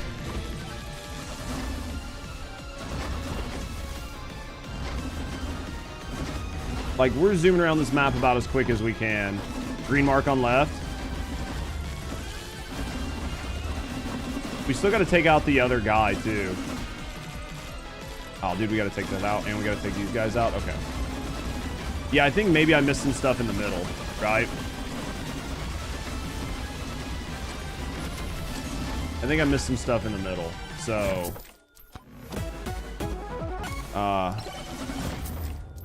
cook them. I'm gonna finish that. Maybe there's some stuff in the middle. That's my only thought right now, is I just missed some shit in the middle, right? So let's cook down through the middle and see if I missed something. We've got a minute, dude. I gotta at least go back. I gotta at least go back and try to find I gotta go find the bandit. I don't feel like I can clear the map without the bandit, right? Like I feel like I have to do him. I feel like I'm throwing if I don't. Question is, can I find him? I'm not trying to avoid things, so I ran by him one other time. I'm trying to check, like, look in my peripheral.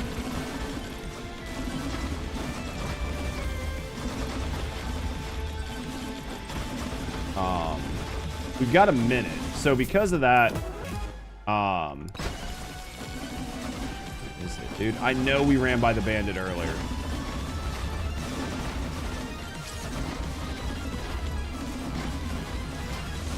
Where? Where, chat? Where?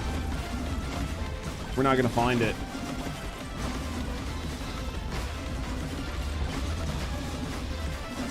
Got 30 seconds, dude. I feel like I gotta go cook the boss.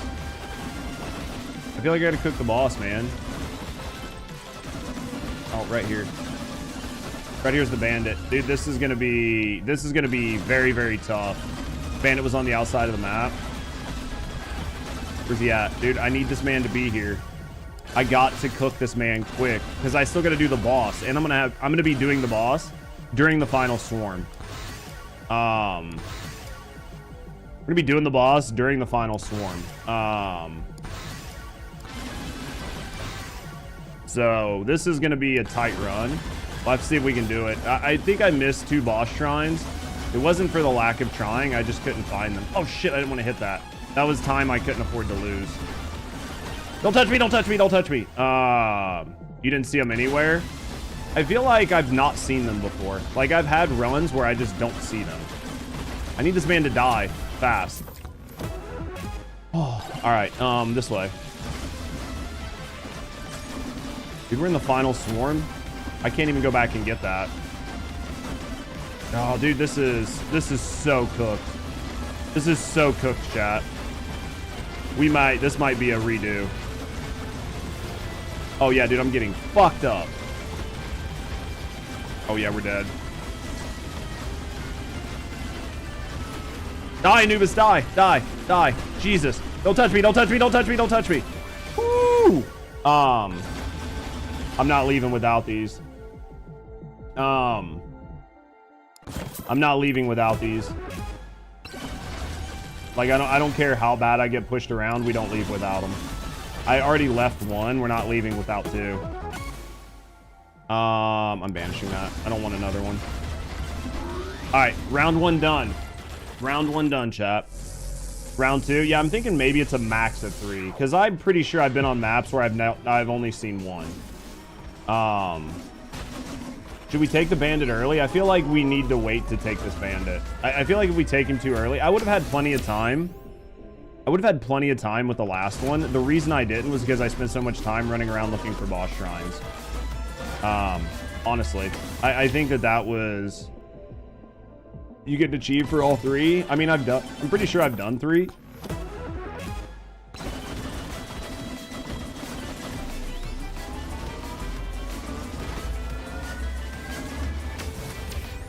We're probably not taking that shield, but we're gonna grab this difficulty because we have to, not because I want to. You did all 3? Yeah.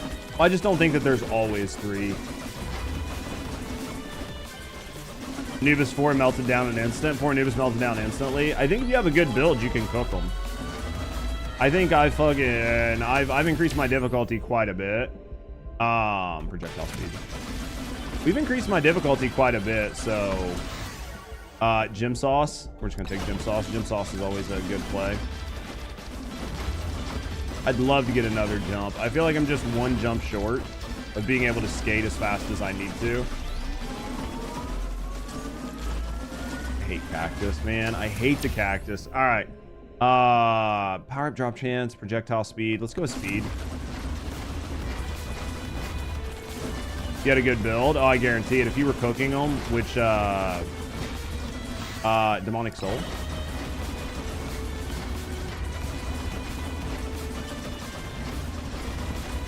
Oh, there's a difficulty here. I almost ran past it.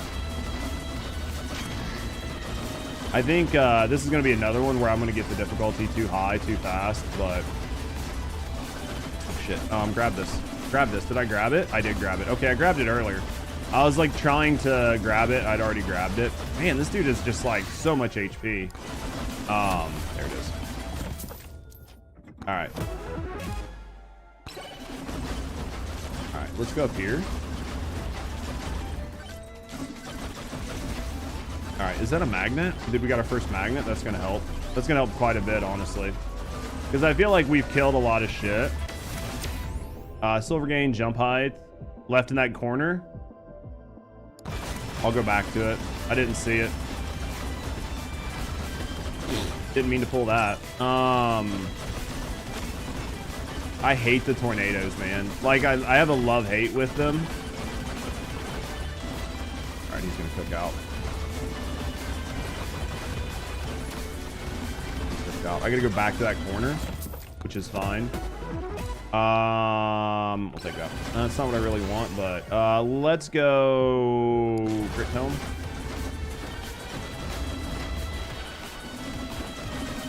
Let's grab this. It's trying to see it all, man, right? Like, so I'm trying to like watch my corners while also like reading chat, and trying to like kill everything. So we're trying to do what we can, man. I think we cooked the Scorp. Oh man, I got hurt. Oh, all right, let's go.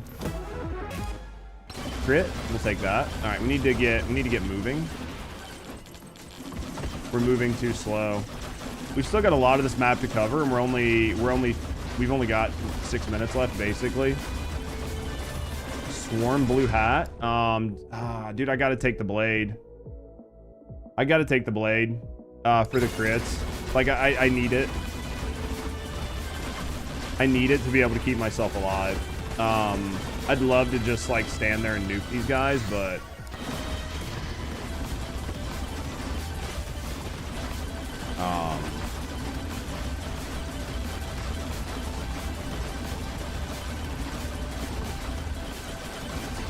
dude, that guy's gonna get away. He's gonna make it away. I hate these guys later on because they take so much damage to kill. Effectively, I never get them later on. All right, grab that. That's gonna make short work of this. So let's go down here. Let's grab this really quick while we can. As long as that fucking tornado doesn't hit me. Man, that just sucks. What are your thoughts on choosing quantity versus cooldown? You always want both, but you settle for one. I feel like I have better luck with projectile, but that's just me, right? Like, I feel like I have better luck with projectile, but it could just be a personal. It could just be a personal like choice, especially when trying to use the black holes and get more of them out. Maybe I'm wrong, but it normally feels better. Because the black holes, it's about having like the maximum amount of them on the screen to keep things away from you. So should have grabbed that lifesteal.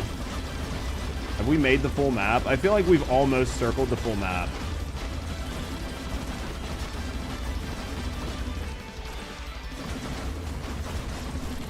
I feel like we've almost circled the full map.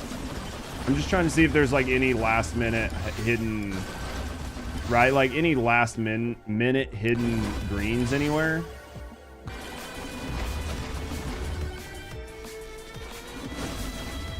We'll be able to go pretty quick.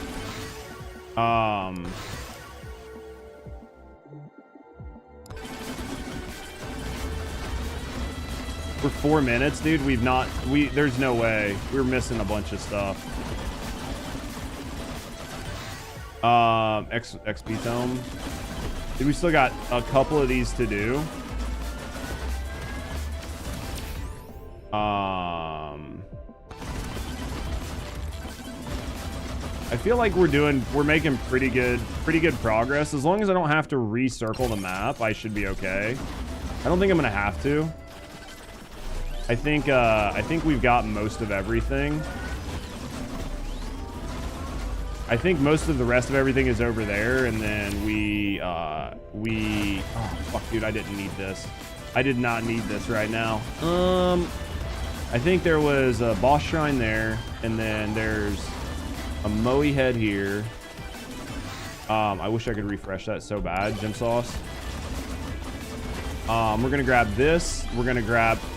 Here's the question. I think there's a couple things that I'm trying to figure out here. I think that we do him after this because we're about to have a swarm. We need to start hitting all these chests. because we have a ton of cash and we haven't been hitting any chests, right? And those are basically just free wins at this point.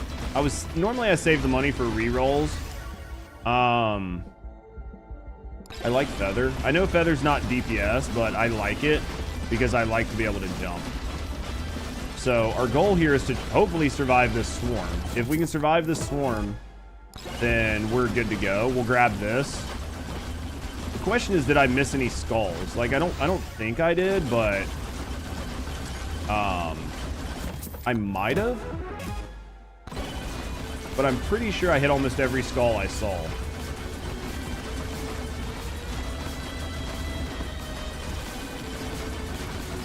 Oh, we're dead. We're cooked. We're cooked. We keep getting bonked. Yeah, we're cooked. We're cooked, chat.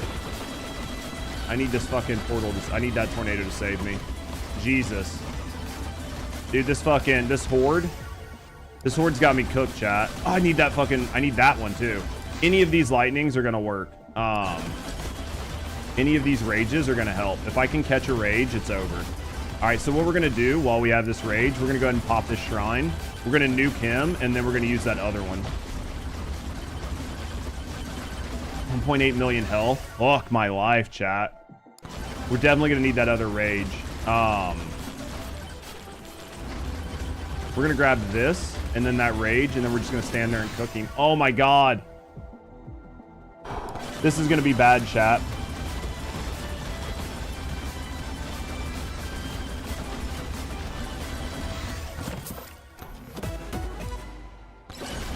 Look at this.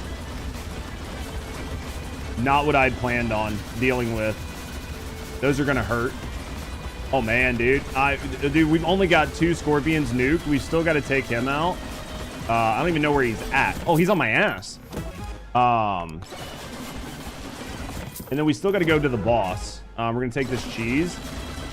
Where's he at? I think he's on me. Bandit's insane. Dude, 1.3 million health. Still left.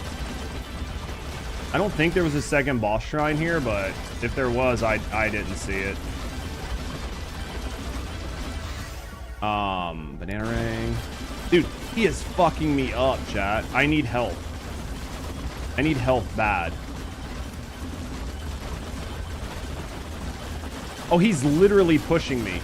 He is like balls deep in my ass. I can't tell because I have so many bananas on me. Oh, man.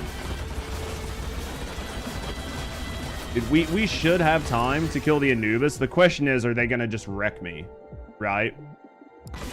That's going to be the question, is are the Anubis just going to do a bunch of damage? Like, their damage is going to hurt. Police, help. Police. Dude, I need help. All right, we got him cooked. The curse is going to finish him off. All right, let's grab this. Dude, after this run, before we do tier 3, I gotta use the bathroom. All right, so we're gonna head over here. Man, you need to complete one more challenge. Yeah, I can show you which challenges are easy. Do I need to do that? Damn it, I need to. I'll show you which challenges are easy. Most of them aren't too bad. The speedrun challenges are some of the easiest ones. The speedrun challenges are super easy with calcium. Oh, dude, I gotta do this shrine. I'm not allowed to leave without it. I'm not allowed to leave without it. Oh man, this is gonna be bad, chat. This is the second time we've been in this bad position. Turbo's easy.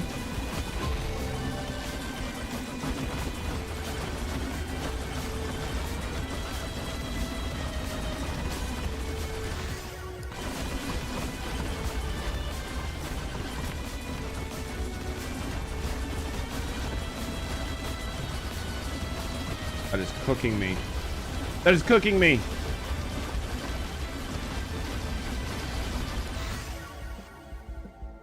All right. I'm dead. Wow. Holy crap, chat. Oh, holy crap. Maybe we get rid of dice. I need to use the bathroom. I need to use the bathroom bad. Let's get rid of dice. Let's get rid of dice. Let's try this. We could put Aegis on, but the problem with Aegis, we could put Aegis on over like bananas or something, but the problem with Aegis is it's just going to keep us alive. And that might be our biggest problem because we're ratcheting up difficulty. Maybe we get rid of banana and we go with Aegis. We'll try this. Give me a second, guys. I'm gonna use the bathroom. I will be right back.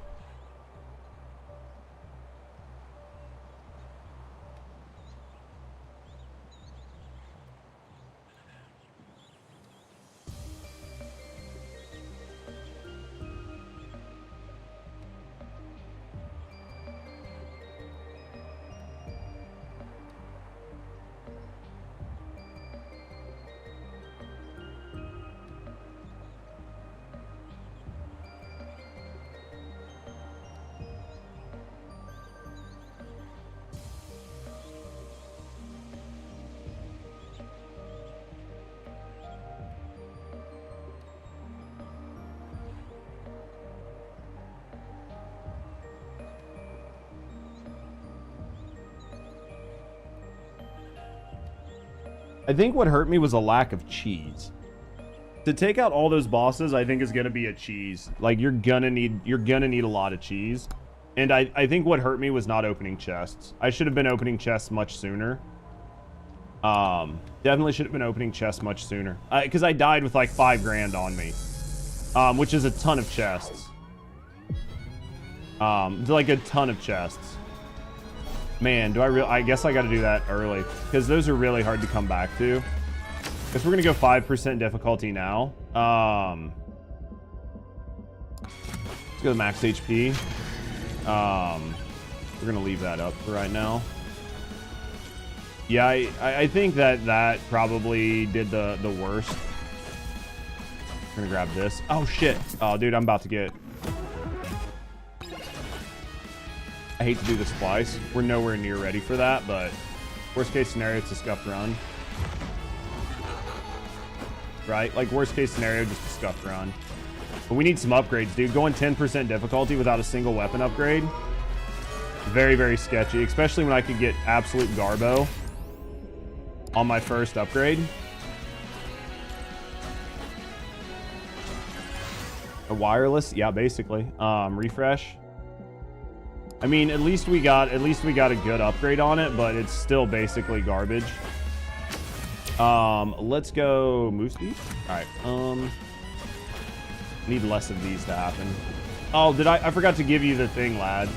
I forgot to show you the thing. The big ones I would say are do the speed runs. They're pretty easy. You can do them with calcium pretty easy.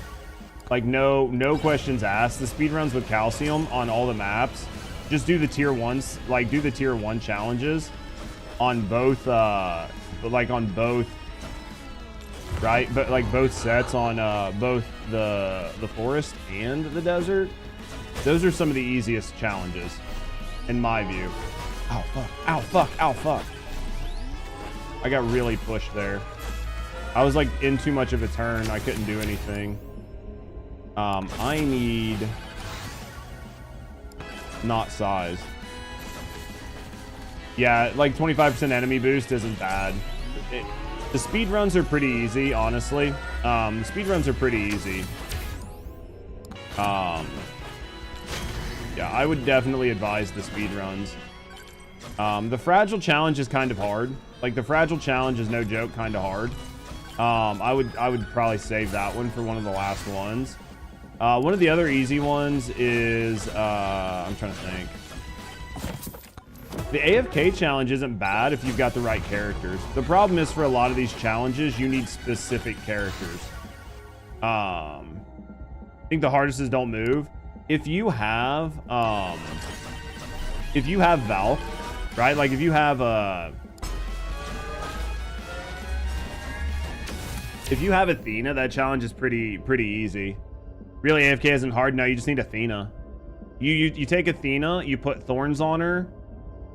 Put thorns on Athena, or not thorns.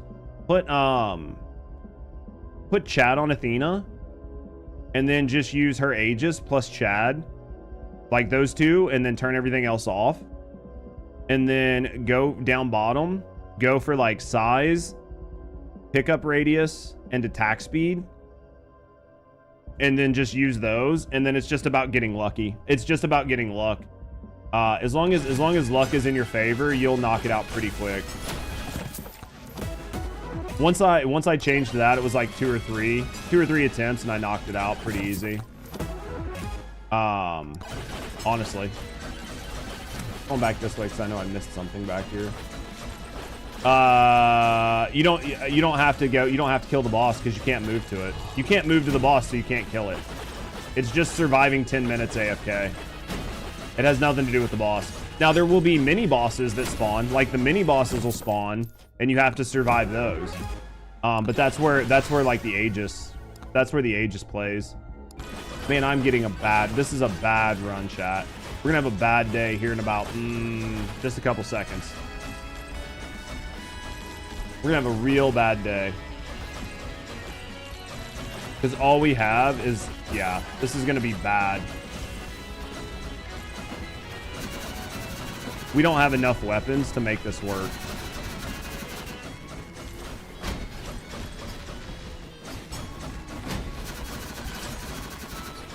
We're gonna keep juggling us. We're gonna die here. We just don't have enough weapons. We got really lucky with the cheese, but we just got really unlucky with our weapons.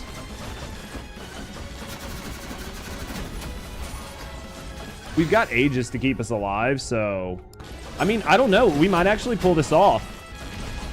We might actually pull this off. Holy shit, chat. We pulled that off. You know what this means? I'm gonna have to deal with 4 Anubis.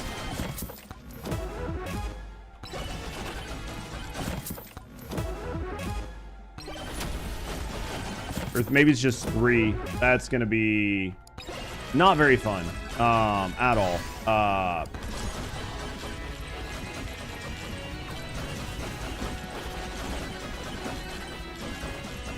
Yeah. But yeah, that's how that works. You don't have to worry about the last boss. The last boss is irrelevant. Didn't give you very good items. I got junk. I got Zawardu, so it's probably the best worst one you could have got, but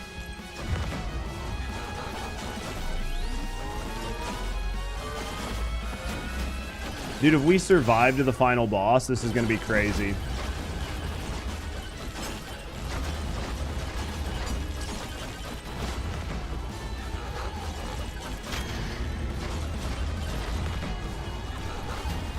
How many boss shrines can you have? That is the question.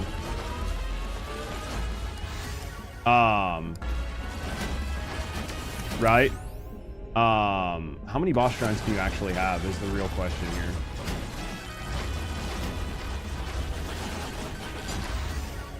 Let's go Size Tome, obviously. We got to go back here to this corner. I got to grab everything, right? I think we're going to have like 5 Anubis at this point. So basically instant death. We're going to try it. Yeah, this is going to be a fun one. Gonna be fun. Lifesteal. Definitely want more of that. Yeah, this is going to be very interesting. This is going to be an interesting run. And I've still got to touch every other shrine. Oh, it's a microwave.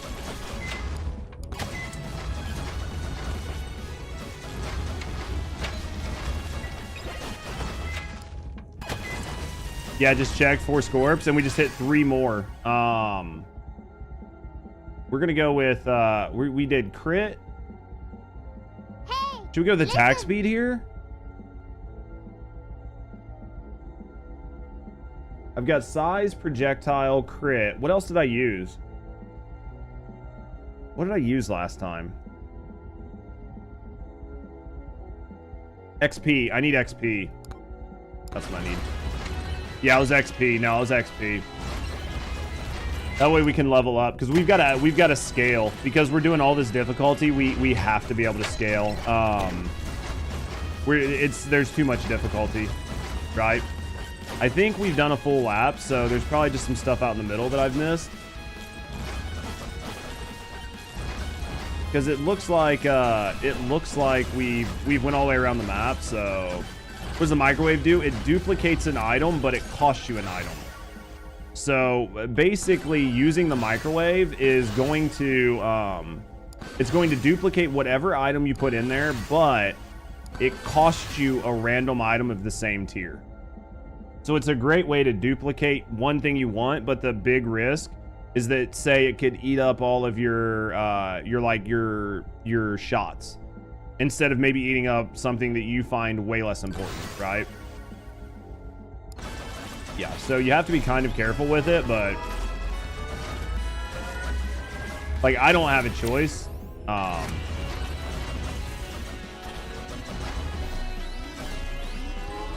Interesting, thank you. Yeah, not a problem, Dharma. They're super good. I mean, I think that if you're curious, check the pinned video.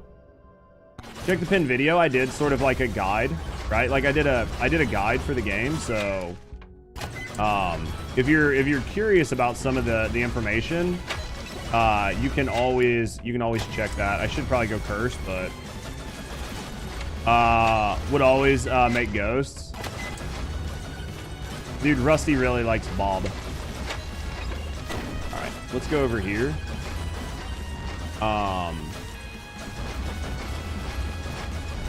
I'm so fucking far behind. There's so many shrines, dude. I feel like this is gonna be really, really tough to do just in general. Just because there's so many shrines. Like I'm gonna have to do so many things at once in order to make this work. Because I'm gonna have to do this dude during this fucking. I'm gonna have to do this man during this swarm. I don't have a choice, right? Like I just do not have a choice. Because I'm about to have a swarm and I can't wait until after I clear the swarm to clear him.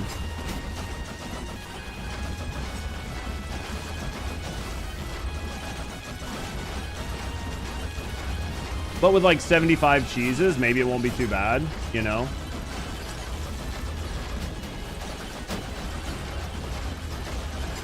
Man.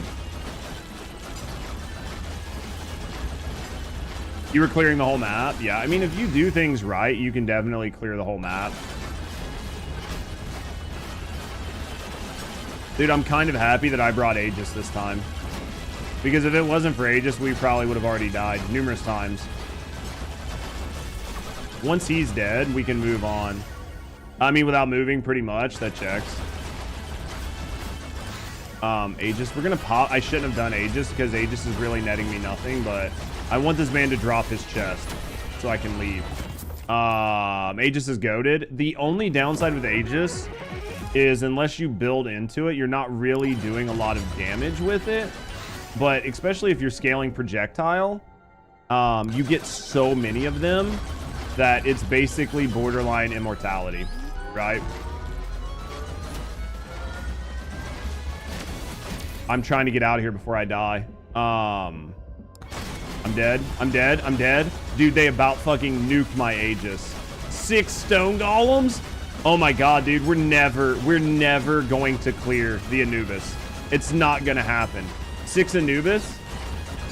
No shot. No shot, chat. Oh my god. Jesus, boys. We're fucking gaming today. We are gaming today. Oh. That's what she said. We're gaming. Just 3 Anubis casting lasers is going to be enough. I won't be able to survive it. That was disrespectful as fuck. Dude, they pulled up. They didn't fuck around, did they? And I got junk from all 6. I got literal junk from all 6. Where's this tome? What am I? What the fuck? Dude, there's not even a tornado there. I can't get to it because it's acting like there's a tornado on it. Dude, that right there was the item. Right, that was my anvil. That was my anvil. I think we've got everything. Nope, no. Oh, dude, this is gonna be. I don't think. All right, dude, we are cutting this bitch hella close. hella close. Not as bad as the last couple. We got 43 seconds before we go into the final, like the final stand, but I don't think it's gonna help much. XP tome, shield, power up. All right, what we're gonna do? Oh man, this is gonna be sweat, dude. I'm gonna be sweating my fucking nuts off for this.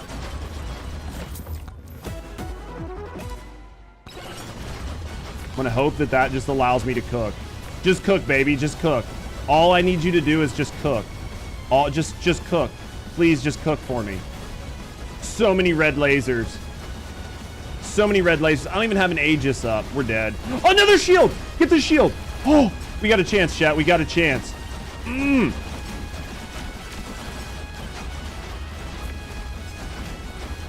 We might actually have a shot because we picked up that shield. There's actually a prayer in hell for this. A very small one, but it's still a prayer. Come on, chat. Come on.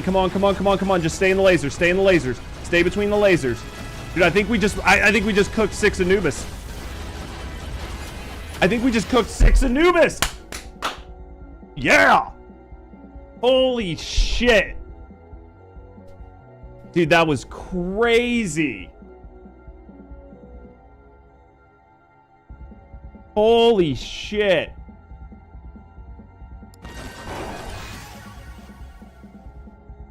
Dude, that was fucking crazy, chat. Now we just have to do it 2 more times.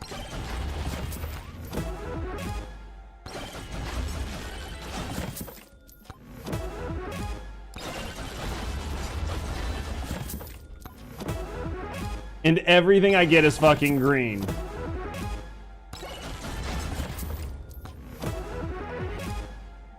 Every fucking pickup is a green.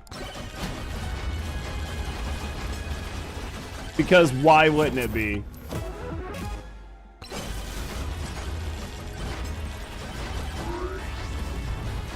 Oh my god, dude. Like, yeah, I know. I don't have the luck tome, but...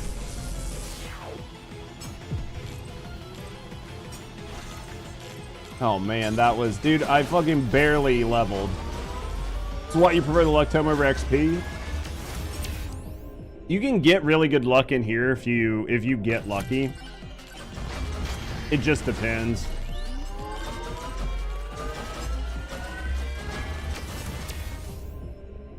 I'm just not actually getting luck. Like, I'm just not getting IRL luck right now. Is the big problem is I'm not actually getting any IRL luck. Because if I got IRL luck, it would be okay. My luck is probably terrible. Transparently, probably atrocious. Red hat. Mirror. We take the mirror here. Yeah, my luck is 8%. It's terrible. Oh, shit. All right, we're taking the mirror. I know that we have a lot of sustain, but I think that I'm going to need more sustain because I think this is going to get really bad really quick. Let's go back and grab that difficulty that I just missed before we leave this area. Power up, pick up range, size. Let's grab size. I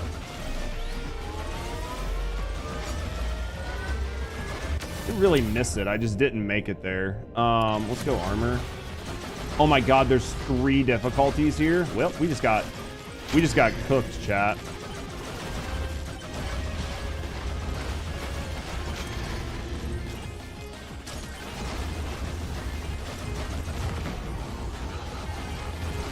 I gotta take this.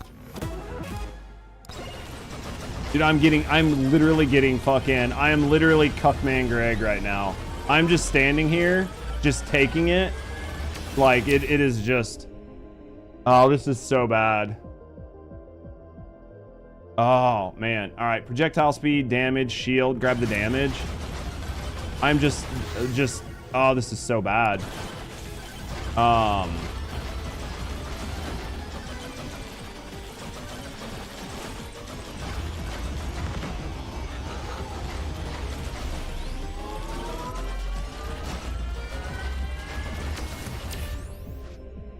I should have grabbed that luck. Chat, why am I retarded? Chat, why am I retarded? Why did I not grab that luck? Ah, man, I should grab that gem sauce. Let's take the luck. I just have none. We got to go to this corner up here.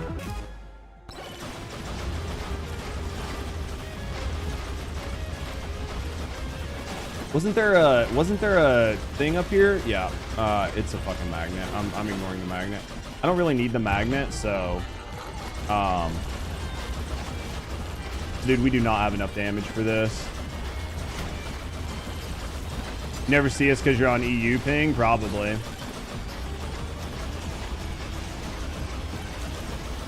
Still leaving you hanging with the high five? That sounds like Sil. Dude, hold.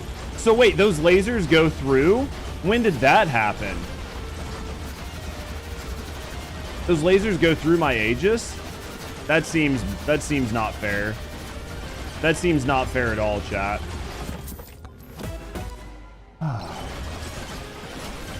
Those lasers going through my Aegis seems broken.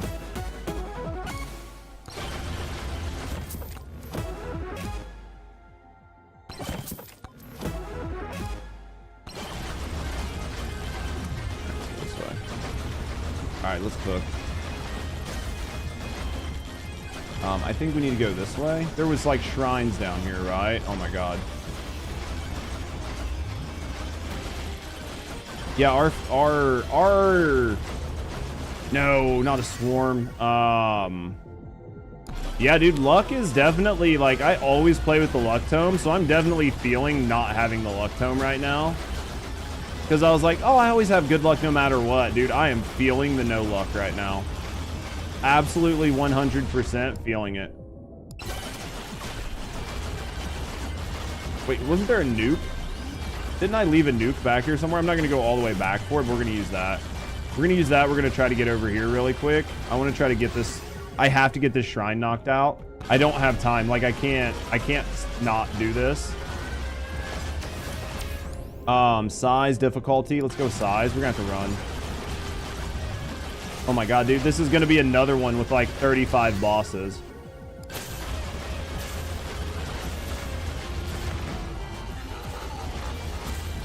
We just can't. We're just not getting lucky.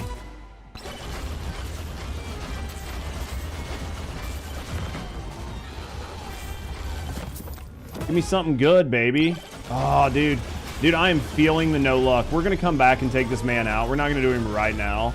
There's a lot of other things we can do here to try to help ourselves out before we deal with him. Oh, this is going to be... We might be cooked, chat.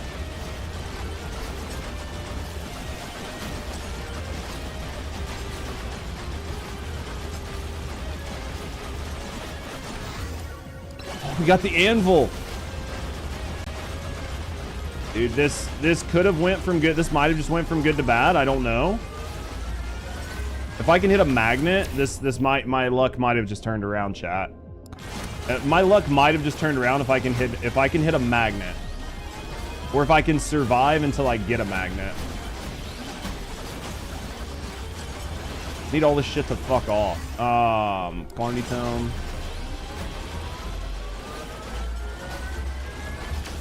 All right, let's go projectile count. How much other shit is out here? We're gonna have to take this man. I don't have a choice. We'll have to get that other shrine later. How much health does he have? Too much, I'm sure. Banish the Borger. Dude, I thought I just saw a rage pop. I didn't. I was hopeful, but black hole. Dude, this guy is 2.7 mil. This is so bad.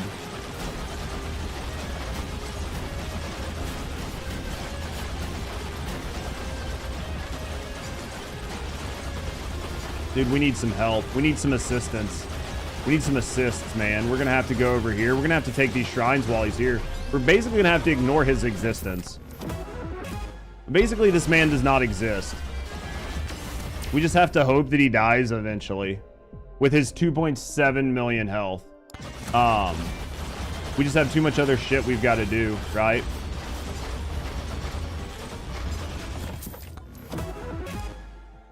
All greens, man. Yeah, we might switch from the XP shrine to the luck shrine, honestly. like from the XP to the luck tome next time. We just might have to.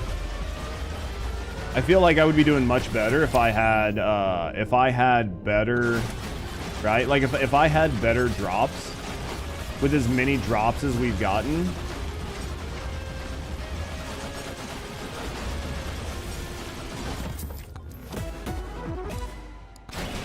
Swarm incoming. Perfect.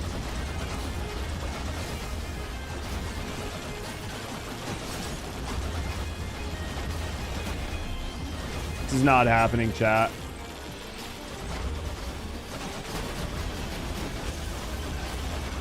Jesus. It's over. It is over. It's too much. I need a nuke or something. How good have I managed the sword to be? Oh, you're talking about on, like, over there? Basically, they're junk, from what I understand.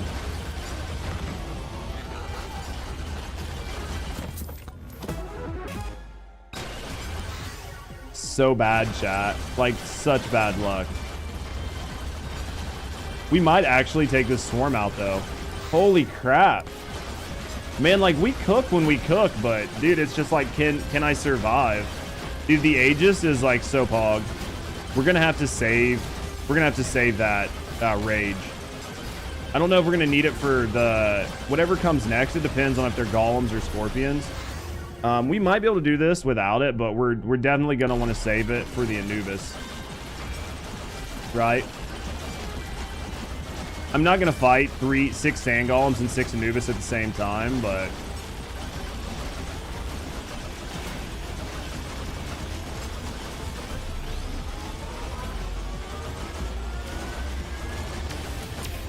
all right, let's go. Crit damage. We might have to, we'll see, but we might have to amend these rules some to just be whatever shrines I see. Because I think that if you have to run around and go re-pick up every shrine and keep running the map, that you're just never going to have enough time. No matter how good your build is.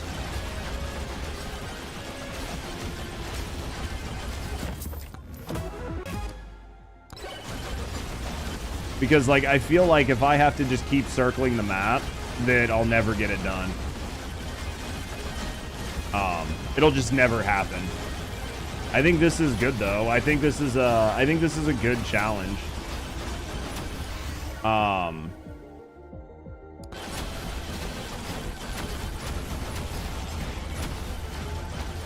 mean, I feel like we're putting in serious work.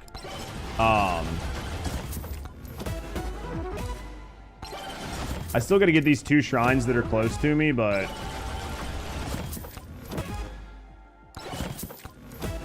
I still have 2 shrines that are like super close to me. The question is, can I survive the 6 Anubis without the shells? I feel like it's just not gonna happen, but we'll see. We've got 2 rages, so those rages might help, but without like a shell, I think it's going to be really tough. And the fact that we've gotten basically no really good upgrades. Like, I feel like luck is super, super strong in this game. I feel like luck is super strong. Let's go...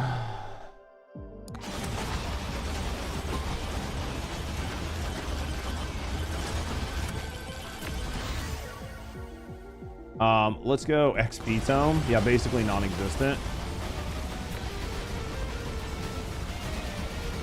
Yeah, I'm dead. I'm cooked, chat.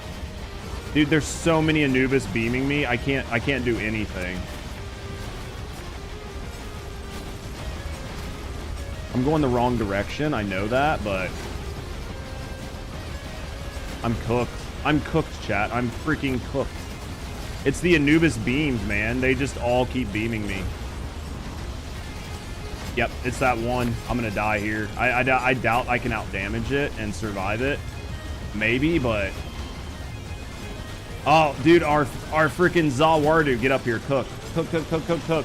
Cook, cook, cook. I forgot that we had Zawardu.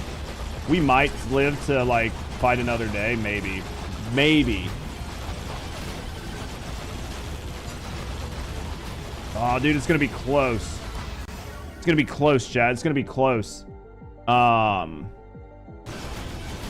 It's just so many Anubis. I need that beam to stop. I need that beam to stop. We have such a chance if they stop beaming me. Oh, it was so close. There's more than 6. Can only show 6. Dude, we almost had it. Man, that's tough. Oh, there was I think there was definitely more than 6 of them there.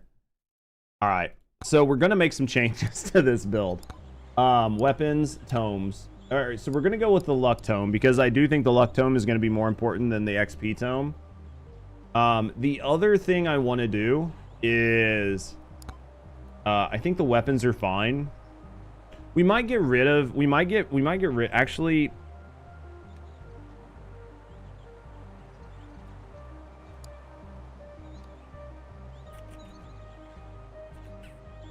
Let's try banana. So what I'm thinking here.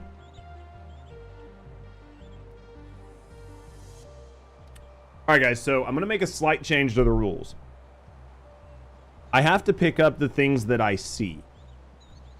But I don't have to constantly circle the map to make sure everything is picked up. Because what is happening is it's too much time to circle the map over and over and over again. And I'm just being pushed into Final Swarm, and I don't think that I'll be able to clear it. So let's try making an addendum to the rules and seeing if it works better this way. Because I feel like just constantly circling the map to try to make sure I don't miss a single green or a single pickup is bad. I think it's causing me a lot of problems, and it's making it not possible. The only exception to that rule is like if I leave like if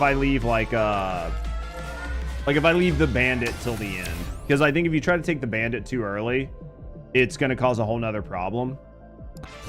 So I don't have a problem with like being forced to come back and pick up the bandit, but I think, you know, circling the map over and over and over again is not going to make this work. But I think as long as I'm not actively missing something on purpose, it's okay. Right. I should have grabbed that katana. I should have grabbed that katana, chat. Should have grabbed that katana. All right, man, those 6. That last one, I know we had more than 6. I know we had more than 6. Damage to elites. I know we were fighting more than 6. What about a low percent run? What do you mean? Just checking for mods for Megabonk. I think they have some. Like just for like a low HP or what? I mean, I want to try to knock this one out the first time. Two most popular, toggle everything and minimap customizer. Oh, I could see that. I think the minimap, I mean, I definitely think they need a little better minimap. The toggle everything would be really nice, but I feel like it's definitely going to be OP. Being able to toggle literally everything is going to be OP. Clear the game with the least items possible. That means basically nothing. There's a toggle everything is OP. Yeah, toggle everything is like crazy OP. There's a quest, Zell, or there's an actual challenge in the game, which is basically to survive one whole wave, like one whole round, kill the final boss without using a single weapon. Yeah, there's one on here that's like, it's like a default. Like if you go like here, I think challenges, pacifist, no weapons allowed. This one is pretty fucking hard. Good luck, chat. So they have a mode on here that basically does that. It's like an actual challenge. So you can pick up like anything that shows up, you can pick up, but you don't get a weapon. The true low percent challenge is nice. Yeah, so there's like one character that has thorns. So basically you would have to play with the Thorns character, right? Like effectively. So yeah, there's a character just for it, but yeah. Yeah, he's working on a full map in Fog of War. I think the full map in Fog of War will be nice because it'll allow you to not miss things. Lost a challenge? Dude, that's an ouch. At least this game, like, it'll lock it out for you. So you don't have to worry about you not doing it. It'll just lock it out. Oh.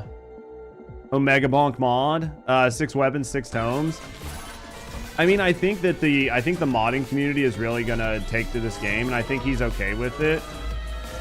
And it's going to allow you to have a lot of fun. So, all right, let's see what we can do. Yeah, we gotta lock in. We've got to lock in. We've got to make sure we're getting as much stuff as we can. We've really got to capitalize on our chest usage. We've really got to capitalize on this. And we've got to really go hard on just making sure we get everything. God damn it, dude. And we got to stop getting fucked by tornadoes. Getting fucked by tornadoes is the worst possible feeling when you're 80% cleared. The guy won't mind mods and cheaters if they disable leaderboard uploads. What do you mean? So annoying. Yeah, it can be kind of frustrating when you get knocked around by the tornadoes. I wonder what his next map idea is going to be. Because again, I don't think this is like some game of the year contender, some like play it forever game. But I do think it's a lot of fun, right? I do think it's a lot of fun. I missed the skull back there, chat. Why didn't nobody tell me? All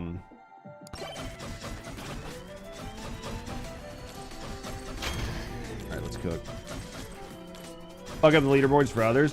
Well, I think he's like trying to find a way to prevent the leaderboards from getting messed up, right? Like he's trying to find a way to keep the leaderboards like good and fun. I don't know how reasonable that's gonna be, right? Allowing for modding plus, but he says he's gonna try. Leaderboard is hacked already. Yeah, that's why he reset it.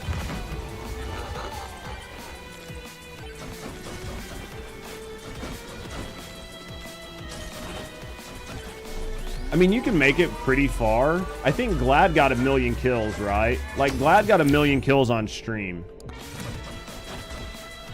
So, I mean, it's definitely doable without, like, cheating. It's just really hard, and you gotta get really, really, really lucky. But, because a lot of it's just about luck, right? A lot of it's literally just luck. Are you lucky? Did you get all the items you need? Go with like default files. Oh yeah. I mean, he could do something. He could have it like change. He could do a bunch of stuff to like make it work. I don't know how much effort he wants to put into it. Did we make a full lap? I feel like we've made a full lap because I remember, well, I think I remember seeing that, but I could have been on a previous run. Damage. We're nowhere ready to take him out. We're nowhere ready to take that man out right now. We're gonna have to wait. We'll come back and get him, but that's why I wish you could do like a map or something. He's gonna ban people who are abusing leaderboard, but we'll see. I mean, hopefully he does. Hopefully he can find some way to keep it good and keep it safe. Because I think a lot of people are enjoying the game. And I think that one of the worst things that will mess up your game is, yeah, stuff like that, like not paying attention, not caring. Fixing the cheater scored before like a AAA. Could you imagine? Couldn't happen. It couldn't be that he can get his leaderboards fixed before the First Descendant prevents leaderboard hacking. No, not a shot, right, Zell? Not a shot. No world in which that happens.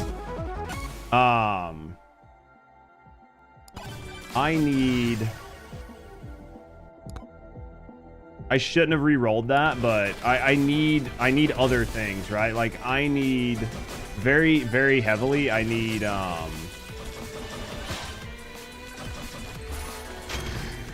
my Aegis. I need another weapon. Like we're not really doing that good right now. Like, we're doing okay, but we've got really bad luck right now.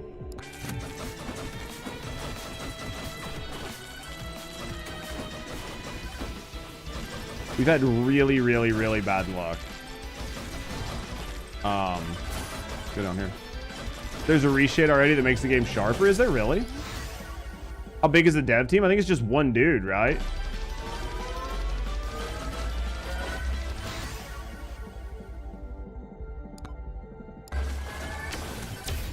I'm pretty sure this is just one dude, right?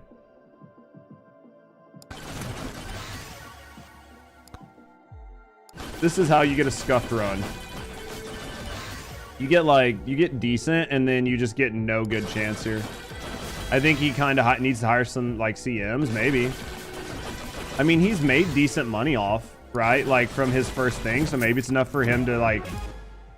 Maybe it's enough for him to, you know, hire some people, maybe come up with something. I mean, the game's done relatively, I mean, really good, you know, given the fact that it's one guy, one dev. Yeah, like the Power World expanded a lot. Yeah, I think taking advantage of your success and snowballing it is what you have to do, right? Because it's the opposite of Phasmophobia.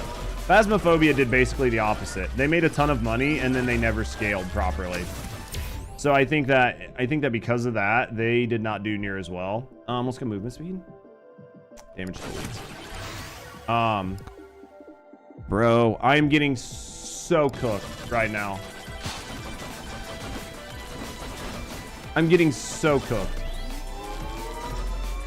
Or you could just retire. I mean, you could, but why? I mean, if you had fun making it, then why not just continue to make it and make it better?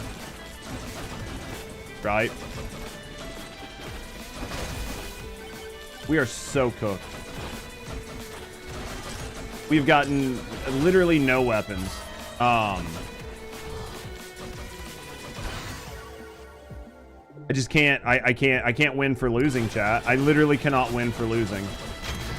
I mean, I guess our freaking sword is like doing the best it can, but our little dagger is trying. The problem is it's only going one, you know what I mean? I can't force it to go where I need it to go, so I should have just got rid of that, but oh shit.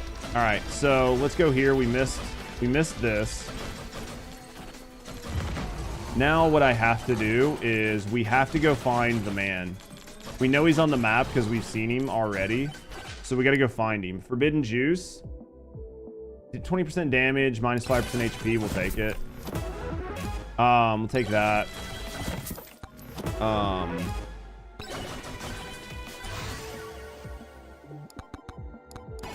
Man, this is just such bad luck.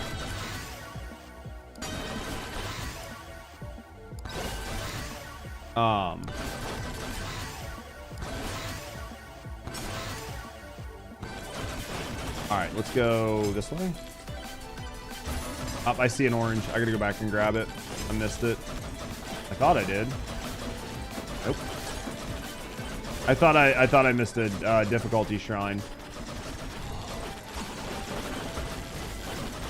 I gotta zoom around the map.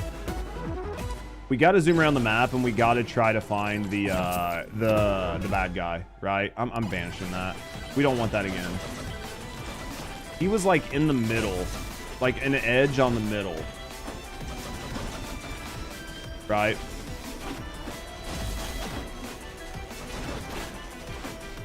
Are you seeing him? I'm not seeing him. There he is. I knew I was like close, but I couldn't remember exactly where he was. All right, chat. Let's see if we can do it. One extra jump. I think the extra jumps go a long way. We're gonna do him with the swarm again. We just don't have a choice. Let's go with this. Yeah, we're gonna do him with the swarm. Let's go Katana. We don't have enough Aegis, and we basically have no cheese. Not basically, we have no cheese. Like, the cheese would help quite a bit, but we just don't have it. Oh man, can we get to that? We're not gonna get to it. I was gonna try to get to that shield to keep my ass alive, but ooh, we might. There we go. That'll help. I mean, we're still going to be wrecked by this swarm. Actually, the swarm's not that bad. Compared to like some of the other swarms we've had. I feel like it's pretty reasonable. I don't think we've got enough difficulty ratcheted. Right? But the cheese is going to hurt us a lot when it comes to these bosses. Until we get some good cheese, these bosses are going to hurt. I don't know how many Anubis we're gonna have here in a minute, but or like sand golems. I don't think we have 6, but we hit like every shrine on the map, so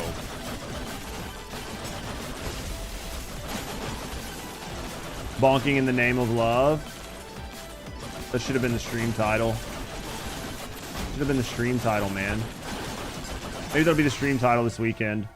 Let's go like this. Mag. It's not terrible, but you know, without a lot of cheese, this is gonna be arduous, to say the least. Now, good news is if we can kill these guys pretty quickly, we'll be able to go back and have plenty of time to take out the Anubis and not be so pressed. The bandit's the one that sucks, man. He has so much HP.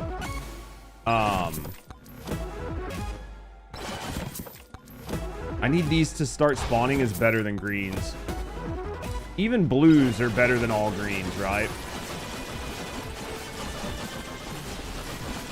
Alright, let's cook.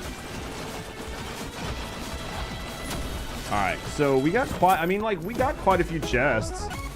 It's just, oh, dude, I'll take that. I'll take that for sure. How much money do we have? Let's open a couple chests on the way. We've got a minute. We got time. We got time. We just need to look and see if we pass any like difficulty shrines. Let's see what we got here. Actually, why did I not find the boss portal? Did I somehow not? Oh, I was like, did I somehow not find it because it's not showing up? But I think it was under my camera. I think it was under my camera. All right, let's go like this.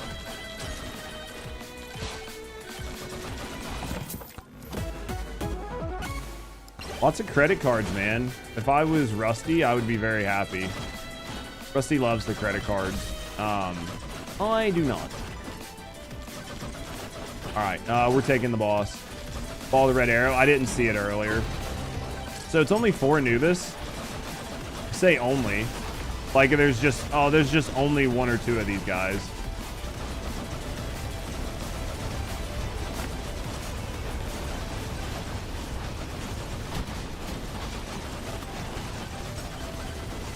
Need to get away from this one. The ones that go into the red beam are the most lethal. I don't know. I think we're gonna get beamed out. We're gonna get beamed out. Let's see. Can we get to that HP? Nope. I was stuck in the air. Credit card's good, or if you can get them early. Yeah. The cheese, man. No cheese. We needed the cheese. Once I realized my health was getting low, I was just gonna run over to that HP, but I just couldn't get there. I just could not get there.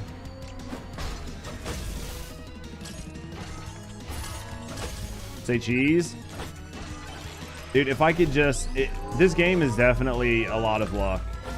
I got really unlucky not getting weapons early. It slowed me down. Slowed my kill times down. I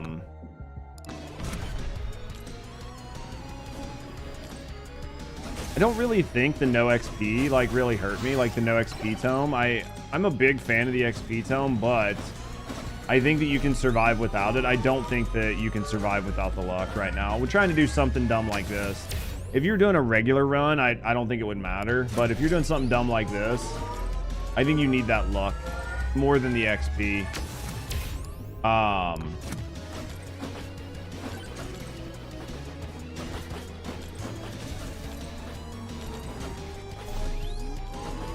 We just need some really good shrines.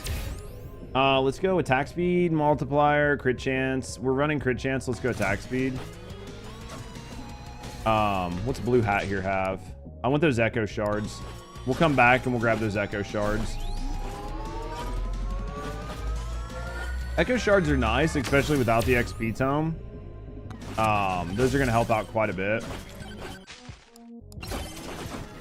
Those are going to help out quite a bit with like some of our XP issues. Let's run a second banana. Let's run a second banana.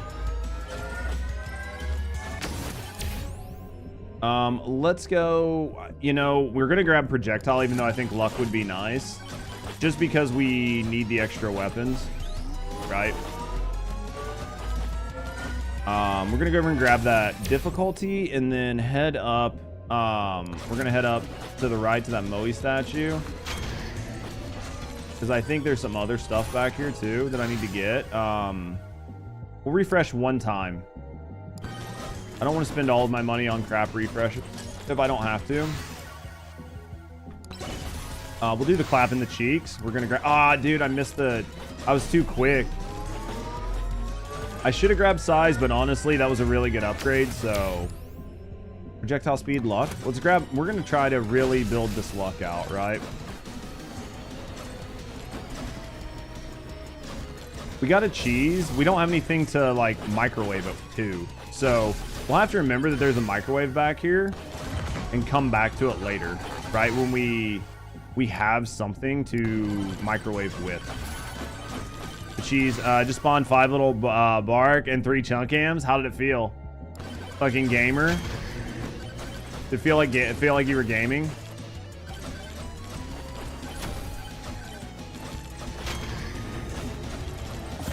Were you regretting your life decision? Sorry, I don't play these types of games at all. What makes this run a stupid run? A stupid and hard run compared to the normal runs?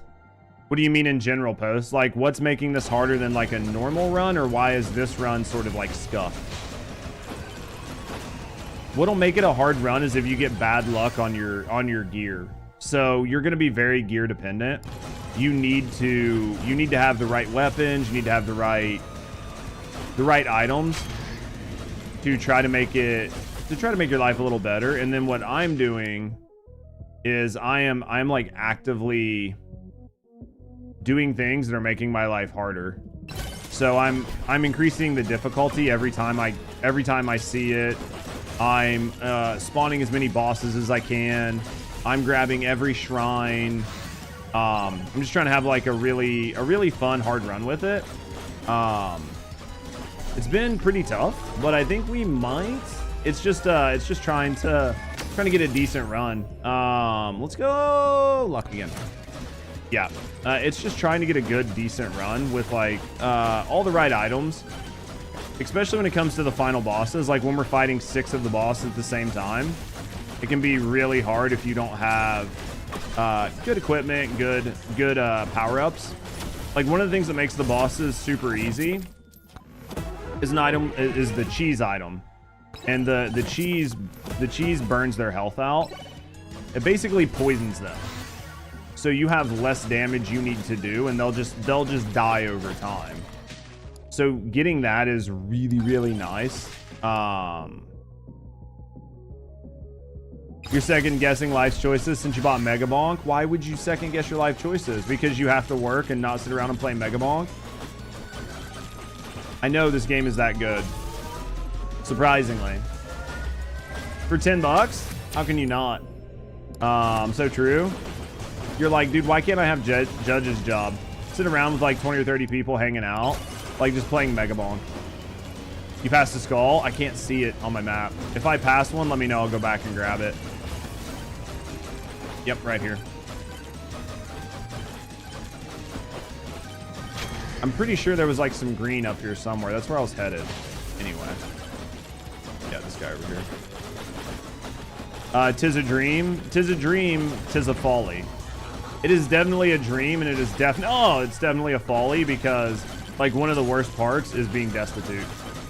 So while it's a dream to sit at home and play video games, it is actually a folly too, because you just sit around broke.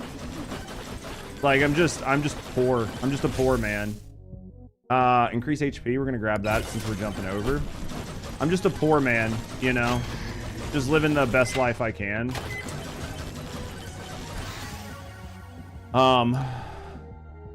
we need our Aegis. Like, if we're gonna go much deeper, we're gonna need our Aegis, because this shit's gonna start getting really hard, and we don't have the Aegis. We're not gonna be able to survive, because if we get touched, we're gonna get wrecked, right?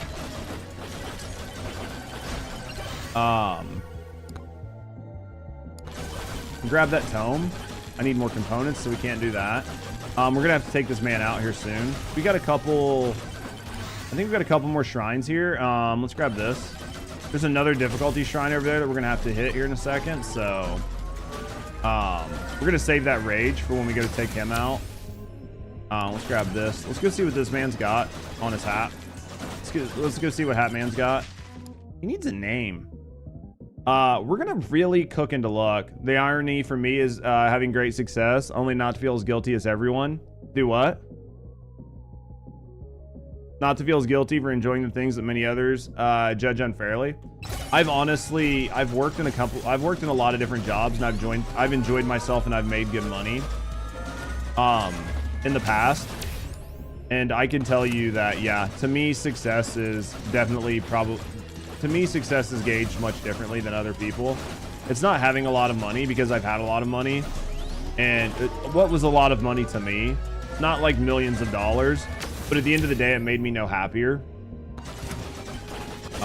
The only thing that like makes being a content creator right now not be the happiest job in the world for me is the lack of funds, right? If it wasn't for the lack of funds, and I just didn't have to worry about finances, like if I knew that I just didn't have to worry about finances, my life would be much better, and I would have much, I don't want to say I would derive much more enjoyment out of it, but it would make it easier for me to just enjoy myself and enjoy the career that I have. Right? Dude, I'm just cooked. Absolutely understand that. Yeah. If you've ever had a job or a decent job with like, a relative good amount of success, then you know exactly what I'm talking about. It's a nice thing to make a lot of money and not have to worry about things, but there are other things in life. I know it sounds easy to say when you have money, but when you don't have money, makes a big difference. Rat man, gifted 1 subscription. Thank you for gifting a sub out, brother. I appreciate you. Thank you for the support, man. Thank you for supporting me, and thank you for supporting the channel. Chat, get some W's. Yeah, that's always like one of the hardest parts though, is definitely like being able to survive and finances is always going to be tough. I need to kill this man. Let's see if we can do it. It's going to be tough, but he's got 4 cheese. He might go down pretty quick. Look how much faster the cheese cooks his health. Thank you guys for putting the W's in chat, by the way. Thank you for the support. Thank you for supporting me, and thank you for supporting the channel. Dude, if I have... Oh, I thought he was dead. He's just poisoning out.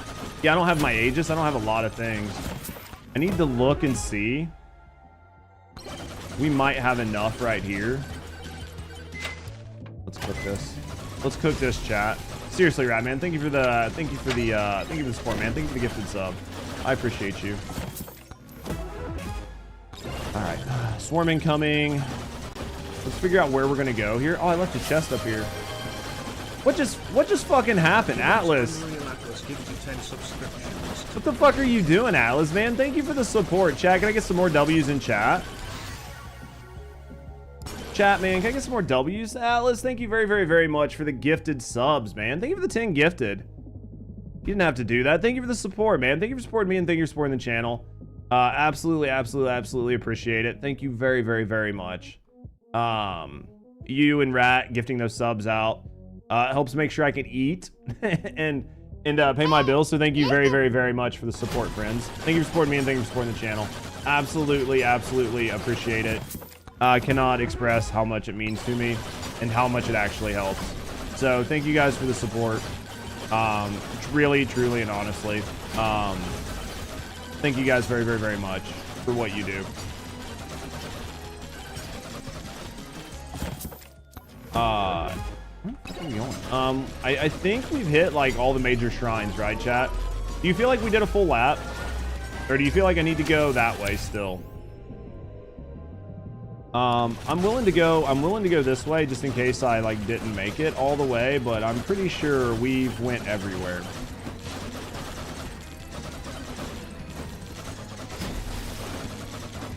I'm pretty sure we've been everywhere, man. I feel like Johnny Cash right now. I feel like Johnny Cash, man. I feel like I've been everywhere. It's looking like I've been everywhere, man. It's looking like I've been everywhere. Good news, bad news. Good news is there's not 100 boss shrines. Bad news is there's not 100 boss shrines. So, good news, bad news for sure. I feel like I got plenty of time to take out the 3 Anubis right now, so I'm not really too sweating that this run. After doing like 6 of them, I'm not really sweating 3, you know? The bananas, man. What a world. Dude, these bananas. Look, dude, I still don't even have the last parts of my... I still don't even have the last parts of my build.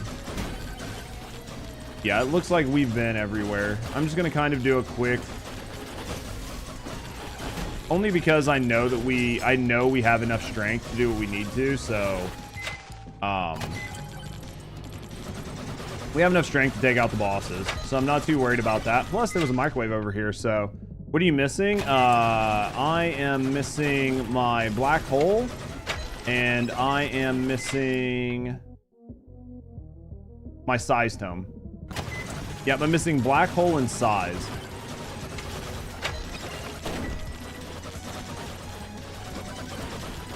And I might have honestly, like, passed the size tome just being dumb, right? Like, just not even noticing, because that sounds like something I would have done. We have $1,500. We can maybe hit a chest if we run by one. All right, let's get over here. We've got enough to take out these bosses. We only given ourselves 30 seconds, but I'm not too worried about it. I think 30 seconds is more than enough time to take out these bosses. 20 seconds is more than enough time to take out these bosses.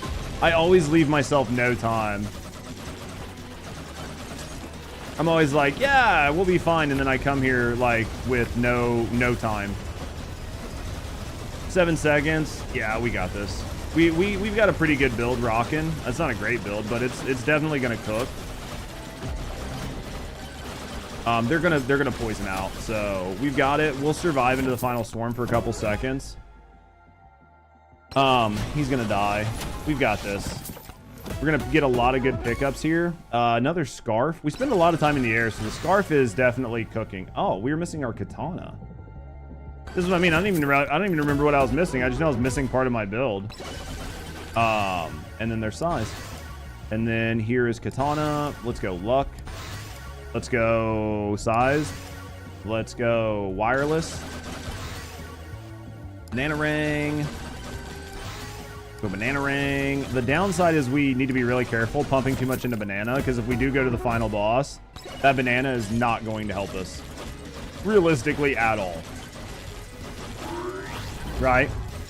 Like, it's not going to help us near as much as we need it to. All right. So we got most of everything. Let's cook. Let's see what we can do. Let's see what we can do. See what we can do. We're going to leave this alone for right now because we don't need it. We're going to do this. There's a boss shrine over there. We're kind of in the middle. So we're going to go to this wall, and then we'll go to the right, since that's the direction we're facing. It's 1,700, so we'll spend some money here, but we're going to save a little. I want to save a little just in case we run into some hat guys. Since we haven't actually made a full lap yet, we don't really know what's on the map. There's a... Oh, I thought that was a skull. It's a cactus. Need to get my eyes checked, chat. Jesus. Luck.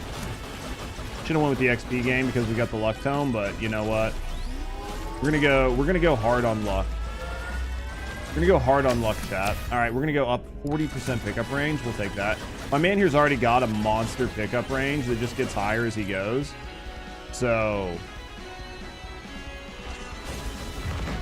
let's go. I shouldn't have stopped. I should have just like blown by that, but not that I shouldn't have picked it up, but I should have done it moving much faster so I didn't have to slow down. Just trying to look and see what's around. That's why we're doing so much big jumps. Power up multiplier. We're gonna go up here. I know there's this up here. We're gonna grab this one chest. Floaty wings. That's gonna make our movement much easier to get around this map. Because once we get moving, we'll just fly, essentially. Let's go with lead spawn.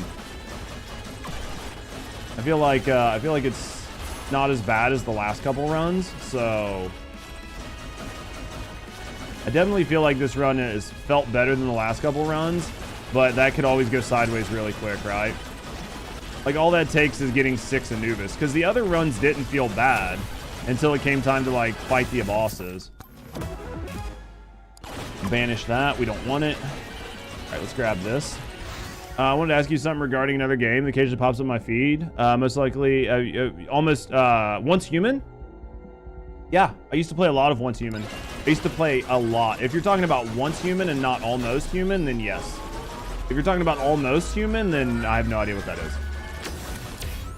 But yeah, if you're talking about Once Human, yeah, I've played a lot of Once Human. Good game. It's a lot of fun. I should have grabbed this earlier. Once Human's a lot of fun. I think it's a really good game. The only downside with it is like some of the way the servers are set up kind of sucks. Just because it can be really hard to always play with your friends, especially if they get on different servers and you're like between a server reset and people can't get in. But other than that, I mean, I think it was a good game. Once Human was the game I was playing before I started maining First Descendant. The reason I stopped playing Once Human is because I thought that the server issue was going to cause a problem and make the game fail. But surprisingly, Once Human is doing decent enough. Fox starts at 15% luck. I feel that because when I played the Fox, I feel like he actually starts out pretty strong. Like, I didn't have to worry about his luck as bad compared to some people where their luck was just like booty. Which way are we going? Which way are we going, chat? This way? I got lost. Worst case scenario, we doubled back. I'll deal with it. Yeah, Once Human's a very fun game. We played a lot of it. Super fun. Would recommend. I think it's a great game.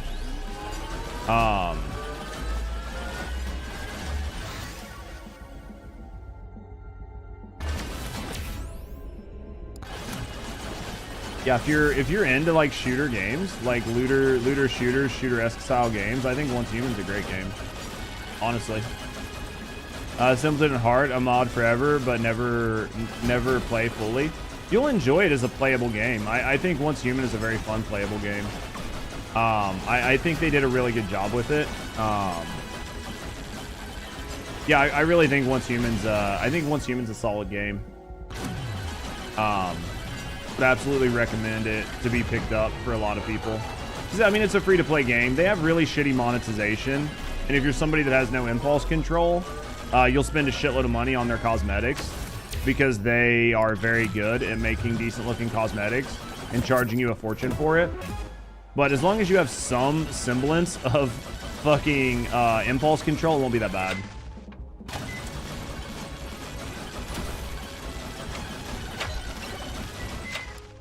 As long as you have some, you'll be okay. If you have none, you're wrecked.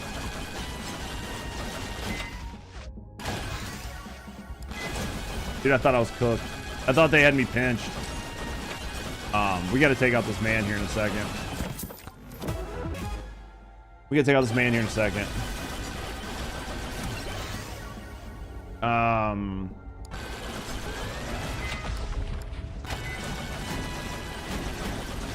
2.4 million health. Dude, he is pushing me around like I don't even exist. He's gonna hurt when he hits me. This is not gonna feel good. Dude, he took almost all of my Aegis shield off already. We have to live in the air. I think we started him early. I'll take that as genuine consideration. Yeah, I get that on impulse. Gotcha mechanics power multiples of everything. It's not even, it's their cosmetics. Like most of the stuff that you do in game for like game characters, guns and stuff like that, like you can spend money, but that's not where it's going to get you. Their best cosmetics are in loot boxes. So if you want it, they have like a pity system, but it's effectively like every $100 you get one of the 5 gold items from the loot box. but the chances are they put five items in the loot box. But out of those 5 items, 3 of them are basically trash. Nobody wants them, and only 2 items are actually worth having. But you would normally, when you hit the pity after spending like $100, if you don't get a good item, it'll give you one of the trash tier items, effectively. So it's very easy to spend a ton of money trying to get some decent looking cosmetics. It's just a strange thing to be in First Descendant beyond artificially extending time. What do you mean?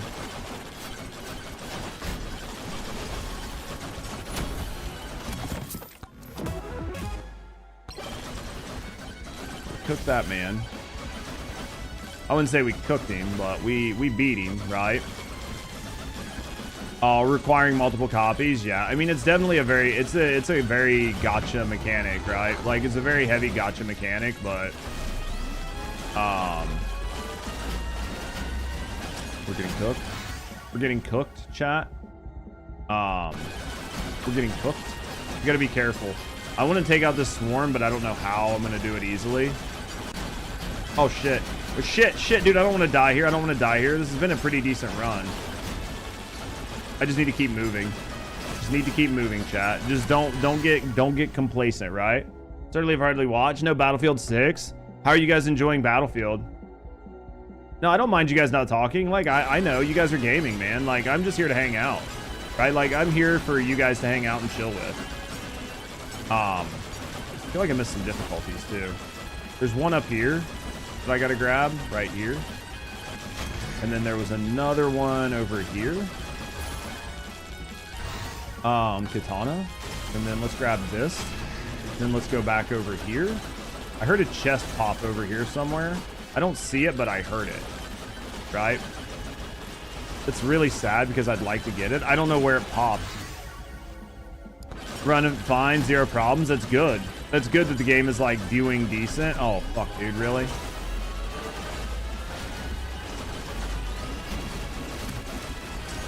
This went from being like okay to being tough. Wireless dagger, luck tome. Let's go katana, precision. We've got this. Dude, it has mostly over 1 million players on Steam right now. I have no doubt. Battlefield, like, the betas did really good. I think a lot of people are really excited for it. What up, B? Dude, I got a YouTube video coming up for you this weekend where I watched, did some just chatting stuff for the other channel. I know you I think that you enjoyed those, and it's been a little while since I've been able to do one, so took some time to do one, so we'll get it up on the other channel later on, but you know, we'll get it edited out. I don't know if I'll put it up before Friday, or like I don't know if I'll put it up this weekend. I might save it for like a Monday thing, but yeah.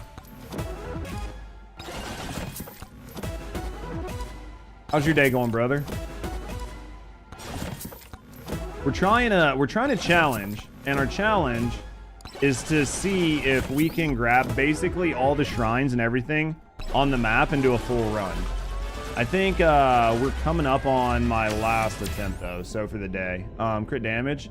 Finish for the weekend, so it's good. What are you doing with the rest of your weekend? What are we gonna do with all this free time?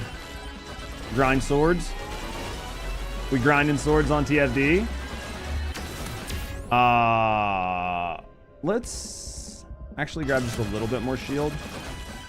Dude, we only got 47 seconds. We still got at least two shrines that I gotta do before we can start these Anubis. There's 2 shrines around me that I can see. So because of that, I can't not do them, right?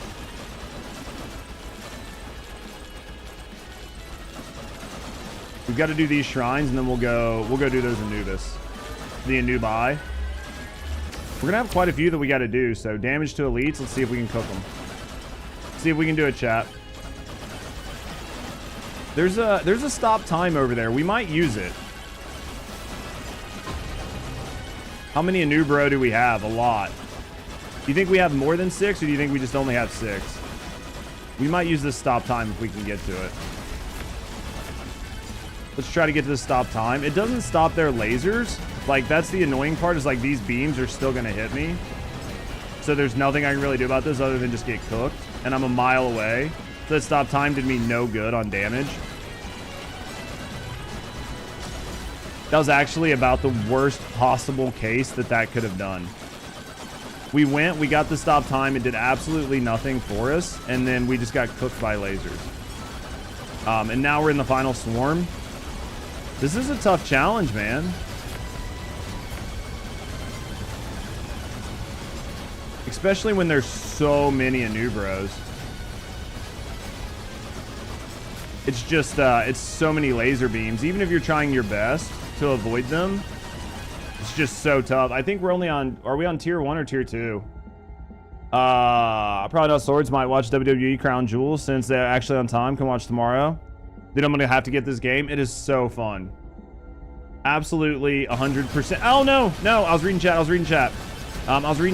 Nope, we're dead. Jesus. I don't know that we're going to beat this challenge. Chat. I do not know that we're going to beat it. Shit, sorry for what? You did nothing. Want to give sub without even being a follower? Yeah, sometimes it happens. We'll try one more run. Well, hello. Well, I appreciate the follows, guys. We do keep them anonymous, so if you're just hanging out, you know, chilling and relaxing, no, I appreciate you.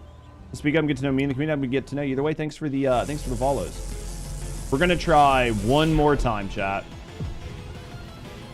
We've been getting very unlucky. I'll come back and grab that difficulty shrine when we come back and grab that sword. Man, we've just been getting really, really, really unlucky. Sign off, man. I appreciate you still. Thank you for being here, brother. Hopefully you have a good rest of your day, mate. We're just gonna summon it. We're gonna die right here. We're gonna die instantly. We just started and we're gonna die. Bad feels. Extra jump. We're gonna grab that. Those extra jumps, man, they're so good. Still some good runs today. I mean, I had fun with it. I think we'll be able to make something out of it, even if I didn't clear. I think we'll be able to make something out of it, but it's definitely tough. Def tough, right? We'll make something out of it.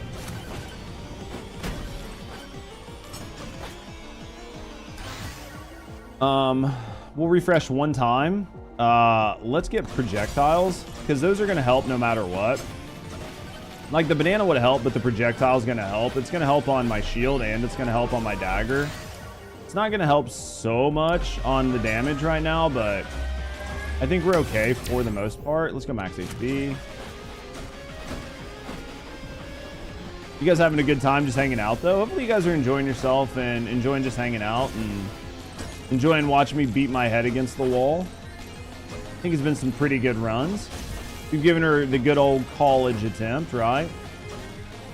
Here's anything back here. I think they did some cheeky hideys. Nope. Yep. Right against the wall, man. We almost missed this, man. Hello? Slurp gloves. We'll just take the demon salt. 0! What are you up to, big man? How's the TFD life going? How's the TFD directory been treating you? Been feeling god awful good, right? Just loving life.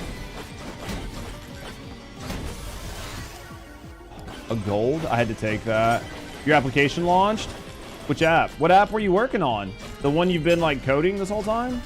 How'd it go? How'd the launch go? Good so far? Good old chat GPT attempt, basically. Any more? Yeah.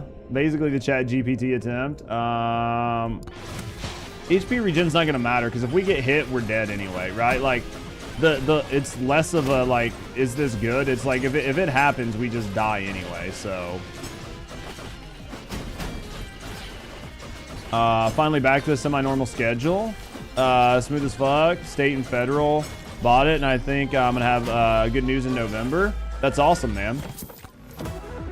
That's awesome. I mean, if you know, if government picked it up, you've got it taken care of, you're cooking, you're making good money. Like, it really doesn't get much better than that for you, does it? That's a W for 0. That's a huge W for 0. Huge W for Zero, right?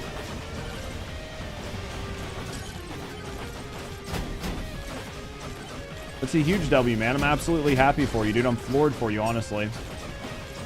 This is gonna hurt, but we're gonna do it because we hate ourselves. I'd love to knock out this one guy right here so I can get the thing from him, but it's just not gonna happen. Quantity tome. See if we can use this to cook these guys out. Architected and coded from scratch with your own team. Application's gonna save lives, but I can't go into details till November. No, that's awesome, man. I'm happy for you. I think that's super amazing. I think the fact that you were able to pull that off is absolutely huge. And if you're able to help people, that's just a W, right? That's an absolute W. So big W, big happy. I mean, obviously keep it under wraps. I completely get like NDAs having to keep things under wraps. Working for governments or I mean, I've not worked for the government, but like when I used to work in automotive, like we would see plans for cars 2 or 3 years out. We weren't allowed to talk about it. So like I completely get the concept. But absolutely happy for you, man. Happy they're going to be back to a pseudo normal schedule. So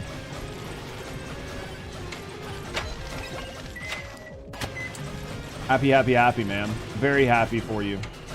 Now you can have a normal life. Seriously, big congratulations. Now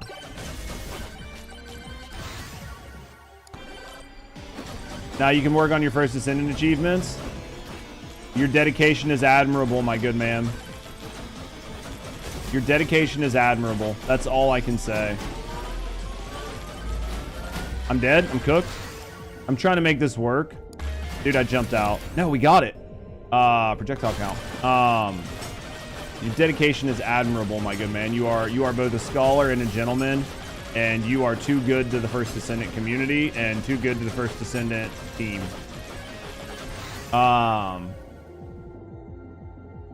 Trying to find another game to migrate your community to. It is not very easy. It is very hard. It is very arduous, and I want to explain something to you that I've explained to numerous people. Do not expect good viewership. Like we've talked about like streaming is a full-time job and stuff. When I don't play First Descendant, I normally get 30 viewers, 20, 30, 40 viewers, right? When I play First Descendant and the category's doing well, I can get multi-hundred. So just don't be like shocked when you try to make a transition and your first couple days, like people show up, but then all of a sudden, if you're normally averaging 60, that you find yourself averaging like 15 or 20. But the good news is like if you're not like hardcore actively trying to make it be your sole income, then it's okay, right? You can make do. It's just if you're trying to make it your sole income, it's going to be, a lot harder. But it's absolutely, it's doable. It's tough. Dude, I really need I need another freaking weapon. Ooh, katana. Game heard, chat, game heard. Oh, I thought I grabbed this. We're doing this at the same time, bitches. Get out here. Get out here. It's all or nothing. It's all or nothing, baby. It's all or nothing. What games are you looking at right now? If you don't mind me asking. If it's part of your strategy and you don't want to talk about it, absolutely, like 100% get it. But if you're not really, you're deving. It was a state. This was the state fed app. Oh yeah. Well, deving a game is always tough, man. Deving a game's tough. Coming up with concepts, ideas, designs, maps. There's so much that goes into deving and working on a game. Like I wish you luck at it.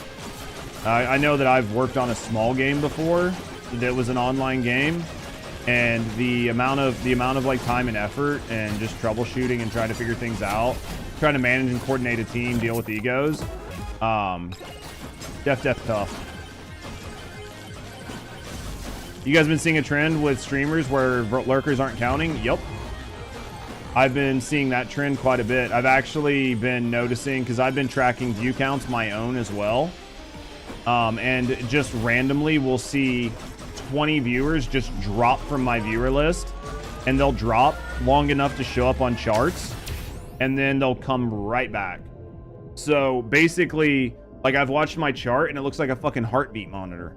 And I'm like, I don't know what's happening because I know I'm not viewbotting, right? So like, not viewbotting, chart still looks like a fucking heartbeat monitor. So it's like, I don't know what to do. There's nothing that can help make it consistent. I think it's just Twitch's automated system misfiring sometimes. So, and there's just nothing you can do about it. The game's so saturated. Well, here's the thing. Borderlands 4 is on Steam. If you check the Steam, like the Twitch directory, it's actually gone down quite a bit, and I fully expect it to go down even further, because I think that that's a game where a lot more people play it than watch it, and it's not a really good game to watch. I'm not saying it's a bad game to watch, but it's just not a great game to watch. It's just not a great game to watch. It's not super fun. It's not super interactive. You know, and then with the fact that, like, you have to be really careful because people can join and corrupt your save files. They can modify your save files. They can do shit like that. It makes it really hard to, like, carry a community. Do, like, community carries on bosses, or bring random people in for, like, Persephones and stuff like that. So it makes it really, really tough. I think something like Borderlands is going to excel more on YouTube. But the downside to that is you're going up against Moxie. Like, you're going up against Moxie, you're going up against people who have, like, better access than you and better time to make YouTube videos. So it's like, it's definitely tough. There's a strategy to try to figure out, and some things work and some things don't. So I think you can have fun with Borderlands, but no matter what you do, you're going to have to be in for the long haul. Like, think about where you're at in TFD, but think about how much time you put in TFD, right? Like, how much time have you spent playing TFD, working in TFD, working in the TFD community, getting to know people? Like, it's been an insane amount of time, and you're going to have to put in equally as much work. Oh, dude, I'm cooked. You're going to put in equally as much work in whatever other game you're looking at. And that's going to be in being in the community, being in the Discords, being in the Reddits, making YouTube videos, making those connections. It's just so much work.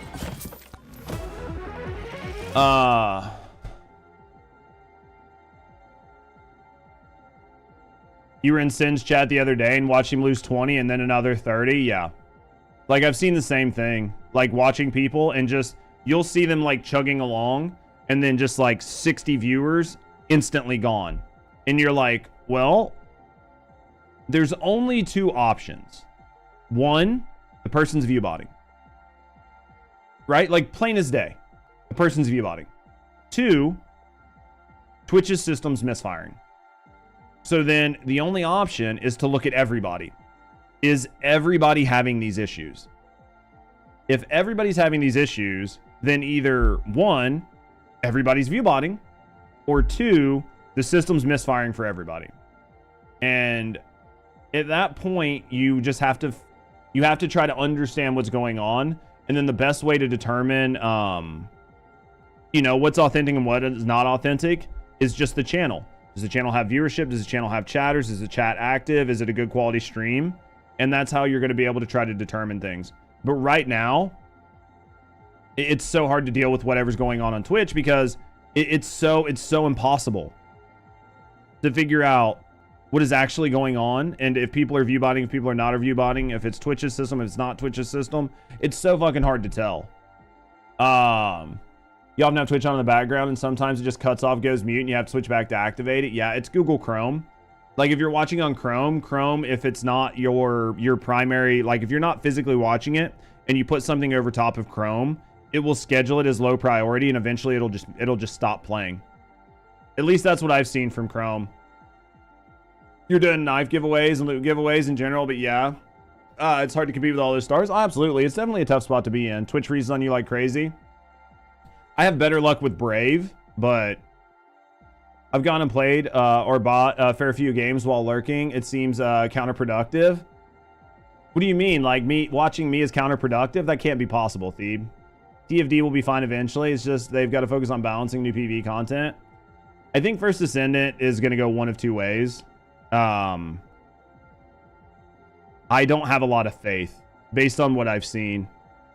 Hell, I've only tried TFD after watching someone while boy chatting. Dude, Lamau. He was talking about swords and streams, so most of us were lurking, listening to people, and got kicked randomly. Yeah, it's so random. I'm not sure why my spell check's doing. I have no idea what your spell check's doing. It's going to be a lot like Warframe. It's going to be a lot like Warframe, but the difference is just hopefully it lasts and makes enough money for everybody to keep it out of maintenance. Because the biggest concern is going to be that they'll push the game into maintenance and it'll just have next to no updates. And if they do that, then the game is just relegated to being some Gooner skin slop game. And that's not always going to be great, right? I think I missed a bunch of... You're enjoying the optimism? I mean, like, as somebody who plays the game and makes money off playing the game and stuff, like, I personally am trying to be optimistic with it, but I'm also a realist, and I try not to get my feelings involved in stuff. So all I can do is look at what's happening, right? And there are a lot of signs that the First Descendant has to me that they don't care about certain things, or at least somebody in the management team won't allow them to care about certain things, and that is problematic in a lot of avenues for me, both as a content creator and as a gamer, right? Like, as a gamer, it makes me nervous as fuck. I gotta go back. Rich had to reload the player thing while everything hitched. Wild, we were just talking about it. Yeah. They did have, though I never was expecting a lot for First Descendant when they didn't have a vision month one. Well, I think that was the hardest part, is like when you expected it to go one way and then it just like, they just randomly did whatever. They changed the direction of the game like how many times. It's so weird. Where's this? Wasn't this like boss? Wasn't it like over here somewhere, chat? Like, am I literally like smoking crack right now? I thought I've seen the boss shrine like 3 times. I'm trying to find the boss shrine, chat. I literally thought I've been right beside it like 3 times. Dude, I'm speed skating around this map trying to find this freaking boss shrine. Is it in the middle? Dude, I'm in the final swarm trying to find the boss shrine. This is not good. I could have swore that I've been by it 3 times. Like, I thought it was over here on the edge. There it is. Dude, I've been right here. God damn it. And I have to do this, and I have to do this, and I have to do that. We're not going to make this run, chat. This is going to be bad. This is going to be really, really, really bad. Oh man. We're going to try it, chat. All right, let's see if we can... Oh, dude, we got to do 4 Anubro in the 25 seconds into the swarm, and I have to survive it. Chat, I don't think this is going to bode well for our challenge. I don't think this is going to bode well for our challenge. I got to get behind this man so he doesn't cook me. We gotta try to stay away from the red lasers. Dude, we are so cooked. I'm trying. Let's see if we can pull this out. I'd like to save this run. I'd like to try to save this run. 50 seconds in. Man, I don't know. And I don't want to leave without looting, so... Oh, dude, we're so close. We might pull it out, chat. We might. Dude, we might pull this out. I don't know if we'll deal with the black... dude. The question is, do we try... Oh, man. We're going to have to just try to get in the portal. I don't think we're going to be able to take anything. If we can kill them, I don't think we can take anything. I think that... I think we'll get pushed out of the portal. Oh, dude, we're getting cooked. We're getting cooked. We're getting cooked. We're getting cooked. Don't hit the cactus. Dude, if I die over the cactus, dude, can we get in there? Can we get in there? Can we get in there? Dude, I'm leaving so much XP on the wall. Oh, man. Dude, how did we pull that off? How did we pull that off, chat? Oh, how did we pull it off? Dude, I thought we were cooked. Bro, I thought we were cooked so bad. All right. Let me get you back up on chat. It only transpired now if they choose to. Yeah, I mean, Twitch not counting lurkers is counterproductive as they can result in direct purchases of sponsors. No, absolutely, Thebe. I agree with you. First Descendant devs have literally gone cold and silent the past few months. You know, the Discord thing and how it got changed to one-way street, always a bad sign. 1,000,000% a bad sign. You can do a judge? Dude, I got lucky. You opened your McZoomy. Hopefully you enjoy it. All right, back to Delta Force as I am mutant deaf. Hopefully you guys enjoy it. Thanks for hanging out, by the way. If you guys are hanging out and enjoying the stream, dude, enjoying the commentary, no, I appreciate you. Wireless Dagger, Quantity, Size Tome. Hopefully you guys are enjoying the content, man. I'm trying to have fun. I'm trying to make a good show. Man, dude, I didn't think we were gonna get that. I thought we were cooked, chat. I was like, dude, we are cooked. We're absolutely cooked. There's no possible way. I'm gonna pull this out. We're a new bro, middle of freaking the storm. Didn't have enough chance to do it. We still cook, so man, I got a lot to edit. Dude. That was intense.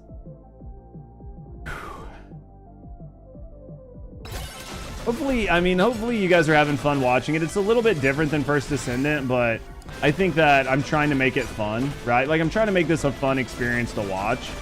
So it's a little bit less of me, like, dealing, direct interacting with chat. But I think that while there's a little bit less, like, direct chat interaction, I think it's more fun to watch, right? So I think that, like, watching this is a lot of fun. I was busy at work, but that scene made you look. Dude, like, how can you not? You're like, dude, is he gonna make it? Dude, I gotta watch. I got to watch. Like, you're like, I gotta come out of lurk for this, man. I gotta watch him. Can my man actually pull this off? Is his peen as big as he says it is? Right? I didn't think we were gonna make it. I had zero faith. I had zero faith that I was gonna pull that off. Bro, and we get a legendary there. We're cooking, dude. That makes up for the shit that I left. That makes up for the shit that I lost. Let's go down here. I see this. I see you, baby. I see you, baby. Shaking that ass. All right, let's grab you. All right, back to what we were doing. We were getting confused. Nope. Difficulty. I think I might have missed some difficulties on that last run, but it was purely by accident. Funnier than First Descendant at this point, than the sword update. Oh, it's funner than the sword update. Dude, the fact that this game costs half as much as the sword pass is fucking criminal. This game costs half as much as the sword pass. Absolutely fucking criminal. Dude, I will tell you this right now, and Zero, if you dropped into Lurker, you're gone, I get it. But if you have not played this game, pick it up for $10 and just try it. Literally just pick it up and try it. Just for fun. Don't even play it on stream. Just pick it up and try it. $10. Played some Blue Protocol last night. The game put together well, so it was optimized, has a lot of positive. Big issues, monetization, similar style. See, I've actually heard bad things about Blue Protocol, that it was just very formulaic and very bland. Not that the game itself was inherently bad, but it was mid. How about that? That the game is just mid. What does the luck tome do? So what luck does in this game is it increases your chance to get higher rarity items. So the higher your luck tome is, the better chance when you get a charge shrine, these go into something more than common. Or when you open a chest, you get an item better than common. Or when you upgrade your gears, you get like a rare, an epic, or a legendary upgrade. Your luck tome increases your luck, and the higher your luck is, the better chance you get to get those better rarity upgrades and better items. Now, if you're doing very short runs, say like a tier 1 run where you're only doing 1 portal, or a tier 2 run where you're only doing 2 portals, those aren't that important because you don't need that snowballing effect. But if you're doing something dumb like I am, where it's like a really weird challenge, or you're trying to do a very deep last wave run where you're going to get to like level 3, 4, 5, 6, 7, 800, level 1000, then those items really help because those upgrades start to snowball. And then next thing you know, instead of getting all greens, you're getting all golds. And gold upgrades are like 5 upgrades at once. So those really snowball. But if you're using them in a short run, the amount of levels you have to put into them isn't worth it when you could put a different tome there that maybe gives you crit hit or something. And that is going to scale better for you in the short term. Does that make sense? Gonna have a ton of mobs and fun like Megabonk, but in TFD, please. Not gonna happen, Cheating Bear. Oh yeah, it's completely average in most aspects, but it's average. But it's the best average I've ever seen, which is weird to say. It's not weird to say, and I think that's definitely not a bad thing. I think sometimes being the best average is the best thing you could hope for, right? Blue Protocol is indeed very mid. Horrible time gating as well. I heard like the time gating and the stamina is kind of a pain in the dick. Well, perhaps not even ever, but the best in years. Like the best mid in years. That's not a bad thing though. Blue Protocol has gotcha, pay to win gotcha passives, so I'm staying away from it. See, that's the one that bothers me. I hate gating. If it was just cosmetics, you would have played it. If it would have only been cosmetics, I would have probably picked it up. But I heard it's really bad for gating. You want to unlock the bush? Go kill the bush. All you gotta do is kill him. Just kill him. Right? If you want to unlock the bush, just kill the bush, right, Forehead? Not hard. I think they buffed the bush, actually. They just buffed the bush. E420 no-scoped you? Dude, that man will cook you if you're not paying attention. Like, that sniper rifle hits hard. Well, you've got to unlock the sniper, too. I can't remember what you have to do to unlock the sniper, but you do have to unlock the sniper as well. I have him. I haven't played with him yet. Like, there's a bunch of characters that I have that I haven't really played with, that I need to play with. But I wanted to try this challenge today. I thought this challenge would be fun. I think it'll make, like, a really fun... I think it'll make a really fun YouTube video of me, like, taking the highlights and putting them, like, taking the 3-hour stream or whatever and turning it into a bunch of highlights and putting it on the gaming channel. And just, like, running it back and back and back. I think it'll make a fun video to watch. Projectile speed damage to elite. So I think that this is going to make a really good YouTube video. So I'm really kind of hopeful on that.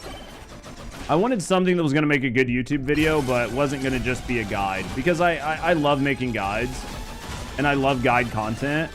But we'll make a couple more guides for this game as well. But I think that there's a lot of value in just making fun, interesting, like, humorous content as well. And I don't prioritize that as much as I probably should.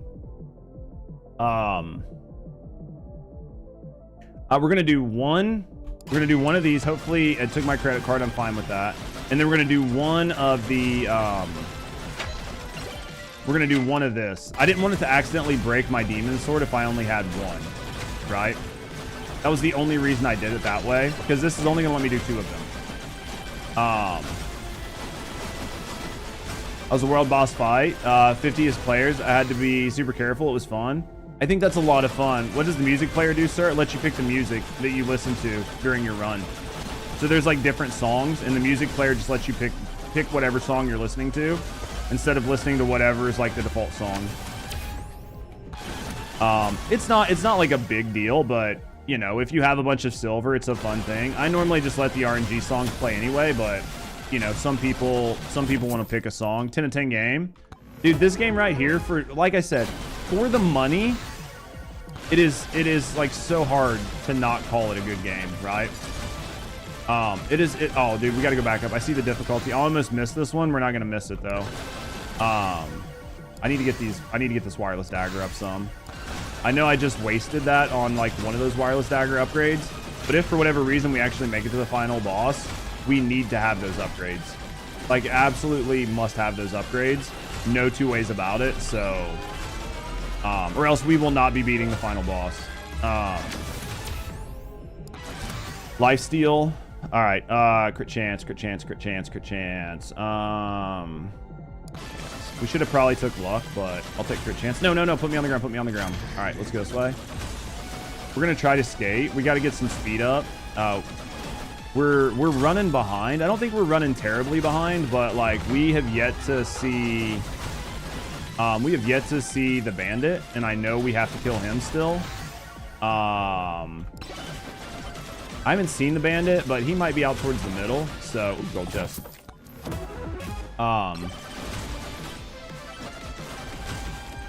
But we have to hit every shrine that we see. We have to hit every shrine we see. If we don't hit every shrine we see, then it's not the same, right? Like, that's the goal. Because I think hitting every last exact shrine, every damage thing on the map, I think there's a point where that just becomes unrealistic. You just don't have enough time. But I think that if I just prioritize hitting everything that I see, then we're doing okay. And there might not be a bandit this round, right? Like, I guess there's a chance that there could not be a bandit.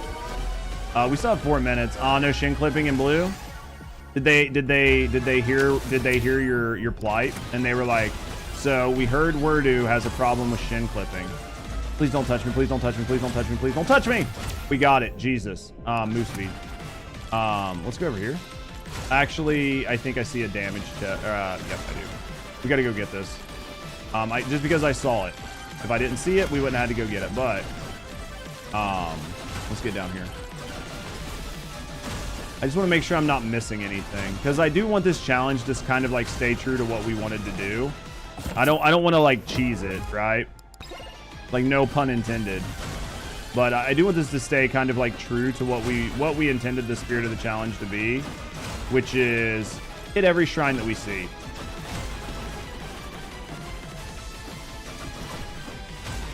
I think we've hit basically all of them that we've seen. Huge zone, huge desert, Sigma. Oh yeah. By the way, are you gonna go to the thing today? Which thing? I have a thing that I have to go to today. It's at like 6 o'clock. So I have a thing I have to go to today, which is gonna kind of, it's one of the reasons that like I'm not gonna be able to stream late. I got to work on some YouTube shorts and some YouTube videos. So we're gonna kind of be like hard pressed on time. And then tomorrow we're off stream, so that'll give me some time to like catch up on some shit. But there's 2 here. I need the swarm to fuck off, man. Maybe if we stay on the ground and we just take our time, maybe we'll be able to just like cook them. We've got 3 of these that we have to do. Dude, we're cooking though. Crit chance. Let's go legendary on that. But yeah, we do have a little bit of shit we got to work on today, but I think it's going to be okay for the most part. I think we'll have time to do everything. Man, I don't see the dude. Wait, is that him over there? I think that's him over there.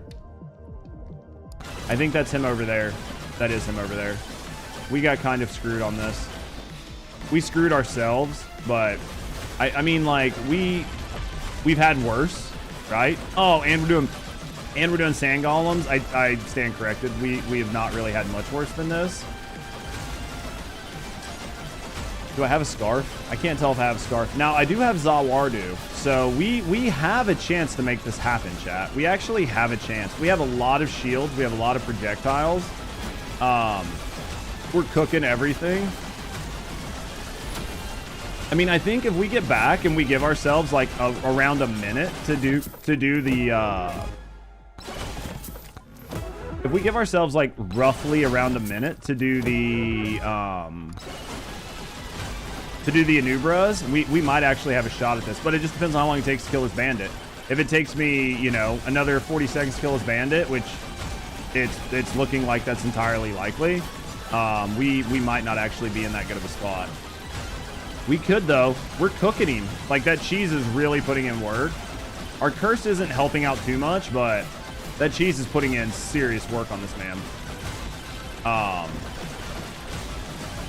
Cheese is putting in serious work. All right, so number 1 thing, we skate over as fast as we can. Oh, there's our scarf. We need to go this way. We need to go this way. Next round, if we can make it to round 3, we need to like try to find guys. And then if we don't find guys, we're going to, we only have 3 Anubros. We actually have a shot at this. We're going to have to really focus on some chests. My hope is that we get some really good hat guys. If I don't get really good hat guys next run, we're going to spend almost everything we have on chests before we go into the final boss. Dude, there's a chance we got this though. Man, there's so many lasers. Oh, dude, we got cooked. Cook, chat, cook. Good news is I think it's 3. They're all half dead. We got 7 seconds. We're not going to be getting pushed. I think we have a chance. They're going down. They're going down. They're going down. Just die. Just die already. Just die. Feels so good, chat. Sometimes it feels good, you know? Sometimes it just feels good. Can we please pick that up? Dude, I skated by it like 17 times. We're going to banish this. We're so close to the end that we don't need it. I'm actually going to go up and grab 2 of these chests. While we can see them. Let's go precision, wireless dagger. Let's go precision tome. We want things that are going to scale, and they're going to scale all of our weapons. So let's actually grab this. And then let's grab this. This is going to make our lives better when we go in. Dude, so much luck. The thing is, we've got so much luck, and we still aren't getting good stuff. All right, we're not going to stay out here. Normally, I would stay out here and farm levels, but I don't think it's worth it. Also, before we start the next one, I'm going to use the bathroom. So I'm going to pause it. This is the first time we've made it to 3, chat. So this is our best run yet. Give me a second.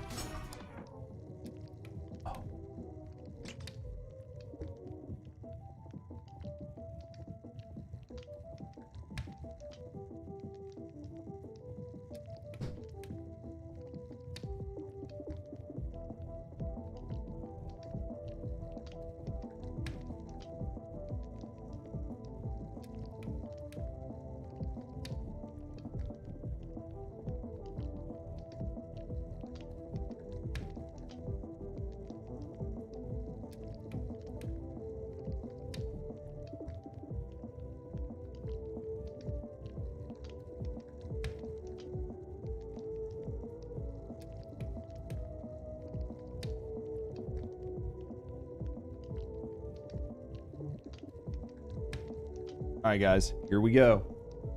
Here we go, chat. Here we go. Difficulty shrine right here. We're gonna grab this one too, since we saw it. All right, we're gonna go this way. Dude, Desert 3, never beat it. Let's see if we can beat it on the challenge. Doubt it, but we'll see. Let's go. I think I have enough jumps. I do. I think I have enough jumps that I don't really need any more. We're gonna go wireless dagger here. Would you stop? There we go. All right. Plug. Let's go over here. We see the shrine. So what do you got for sale? We're gonna refresh him just because we got a lot of money. Let's go gym sauce. We got plenty of money, but that money could run out really, really fast. So we got to be careful. Because if there's a yellow, we're gonna want to take it, right? Like a yellow hatted dude, or the red hat. I mean, the red hat could be just as good. Just depends on what he's got. Slurp gloves, curse gloves. We're gonna grab the slurp ones, not the cursed ones. I feel like the cursed ones are not. It's not gonna be good for us. Not right now. I feel like it's too late to use it. I don't think we have enough HP. We're already gonna have issues with other things. Move speed. All right, let's go over here. Let's see what we can do, man. We're close. We're close, chat. You guys get down here. Where did they go?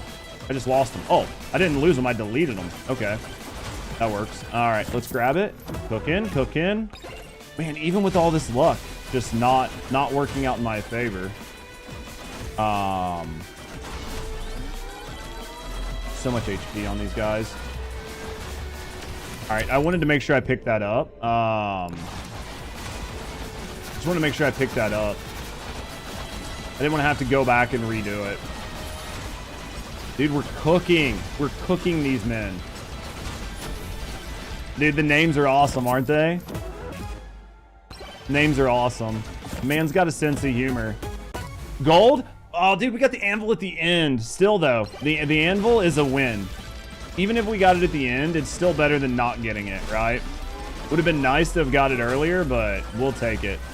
Honestly, I would have, like, no cap, I would have preferred, I would have actually preferred chonk plate, but I think I turned it off. For a run like this, I would have preferred chonk plate. I think it would have been a better, would have been much better for what we're trying to do. By the way, I said quite a few indie devs, but heard about this game's success. Really? It's one of those things where if you make a good game, right? Like if you just make a good game and you focus on making a good game and your goal wasn't to like make hundreds of millions of dollars, right? You were just like, I was just trying to make a fun, good game. And you'll do it and you'll succeed and people will buy it. But if your whole goal is just to fucking like have a license to print money, and then don't be surprised if people are just like, yeah, your game is effectively shit. So like obviously nobody bought it, like nobody played it, right? Like this game is literally a meme, and people are eating it up.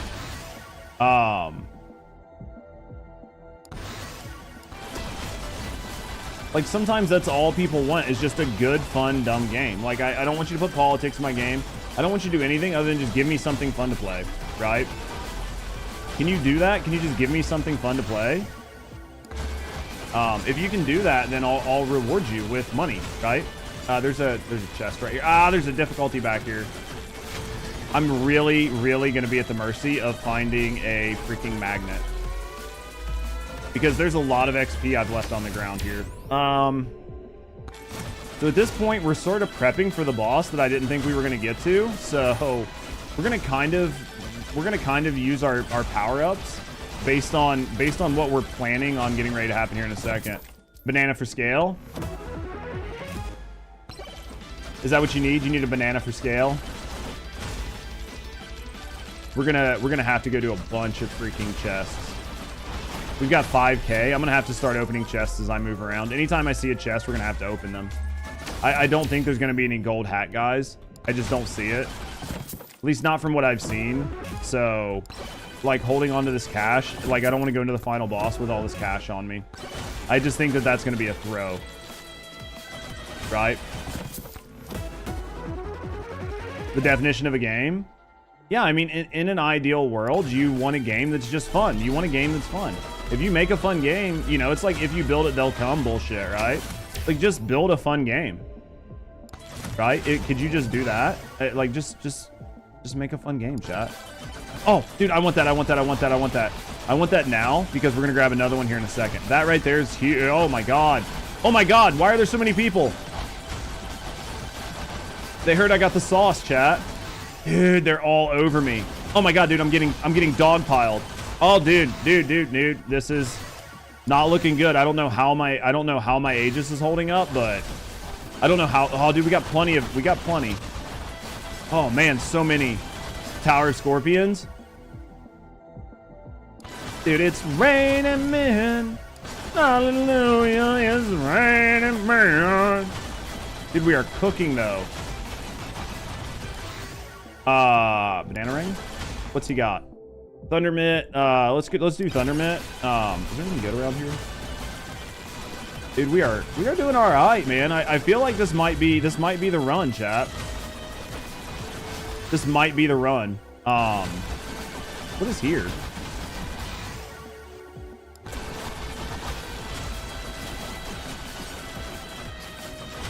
Dude, those bros got cooked. This might be the run, chat. It's feeling good. We still got 3 minutes. Not feeling bad. You about the toggler? Just a few words. How does it work, or what does it do? Any upgrade that you have unlocked, right? Not the ones that come with the base game, but any upgrade that you have physically unlocked, say the banana, you can turn it off and it will no longer show up in your upgrades when your unlocks show up. So as you play the game, you're going to unlock a ton of weapons. Well, it makes it to where it's really hard to get the weapons you want. But you can go through and toggle all of them off that you have unlocked permanently, and they will not show up in the rotation, which makes it easier for you to get your build when you're playing. Does that explain it? Hopefully it does. Max luck, see what happens, sir. I mean, I've had pretty good luck before on some of the runs. It's really hard to max it because it just keeps going, but dude, look at our banana. Wordu, is this banana enough for you? Yeah, it's gonna make your job much easier to get your build when you start like getting a lot of stuff unlocked. So yeah, it's super helpful, super nice, and definitely worth having.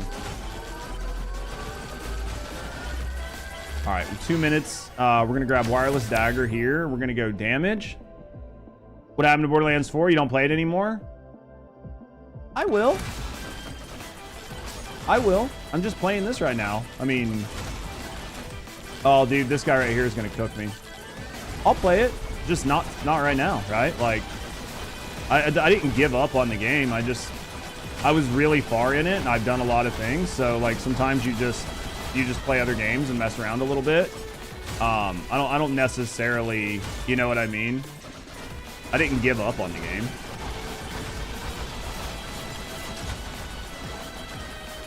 I mean, we're not gonna play Megabonk forever, right? We're just having a good couple days with it, maybe a week. We'll make a couple videos, couple guides on it. And then, you never know, I could go back to playing Borderlands and play way less of First Descendant.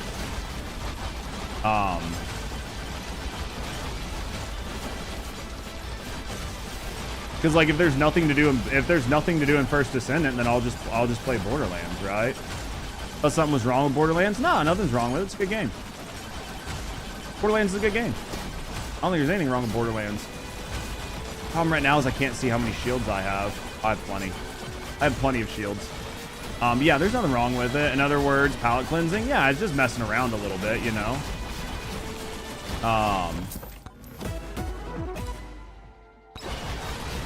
Just got plenty to do. Clear survival mode should be mandatory in any looter shooter. Yeah, a good one at least, right? Dude, 23 million health on this man. Look at that. I didn't even realize how much health he had. Holy crap, chat. 23 million health. So many bananas. All right, where is the portal? Have I not seen the portal? Is it behind my camera again? I'm pretty sure I've seen it. God damn it, we gotta do the shrine. We gotta do the shrine. I gotta find the portal, chat. I know we've seen it. We have to follow the rules, though. I can't just be like, oh, I didn't see it. I don't have to stay here anymore. Drinking out of cups. Eating a Thank you, bitch. Cheating Bear. All right. I know we saw the portal earlier. I don't know why it's not on my screen, but I know we saw it earlier. I know we did. I don't know where it was, but I know we saw it. I've got to try to get to the portal. Man, this is so tough because like I want to just run to the portal, but I have to follow my rules, right? I have to follow my rules, and I don't know where the portal is right now. It didn't mark on my map. I don't know why it didn't mark on my map, but I have to follow my rules, and my rules say if I see a thing, I have to do it, right? So I can't just be like, well, we're gonna cheat just so we win. Doesn't work that way. Where is it? There it is. There it is. There it is. There it is. We're gonna do this. Let's go katana. We got plenty of time. Let's. Dude, what I hit? Dude, I can't even see anything because I have such big bananas. Right? Like my banana is so big that I can't see past it. All right. So what we're gonna do is. All right. Let's see how this goes. Oh, we got one more shrine. One last shrine, chat. We saved the best for last.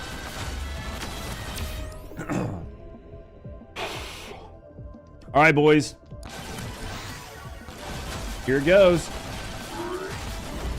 Dude, can we actually clear this challenge today? This is gonna be crazy. Dude, I'm locked. I'm locked in. We're locked in, chat. Let's see if we can do it.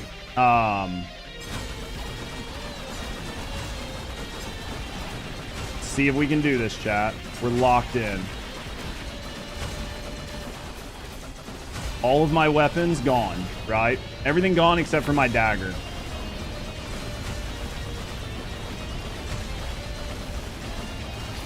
Oh, ow, ow, ow. I forgot he does that. Oh, no, no, no, no, no, no, no.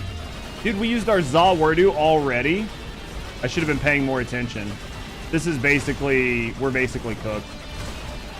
That sucks. We basically just lost this fight. That was bad for me. That was just bad, bad, bad. I just played that so bad. I got complacent. I wasn't paying enough attention. I'm dead.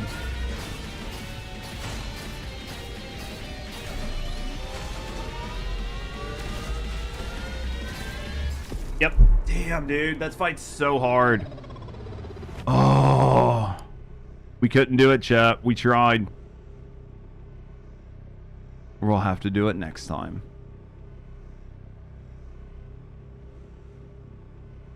Oh, it was so close. It was so close, man. Next time. Next time, right?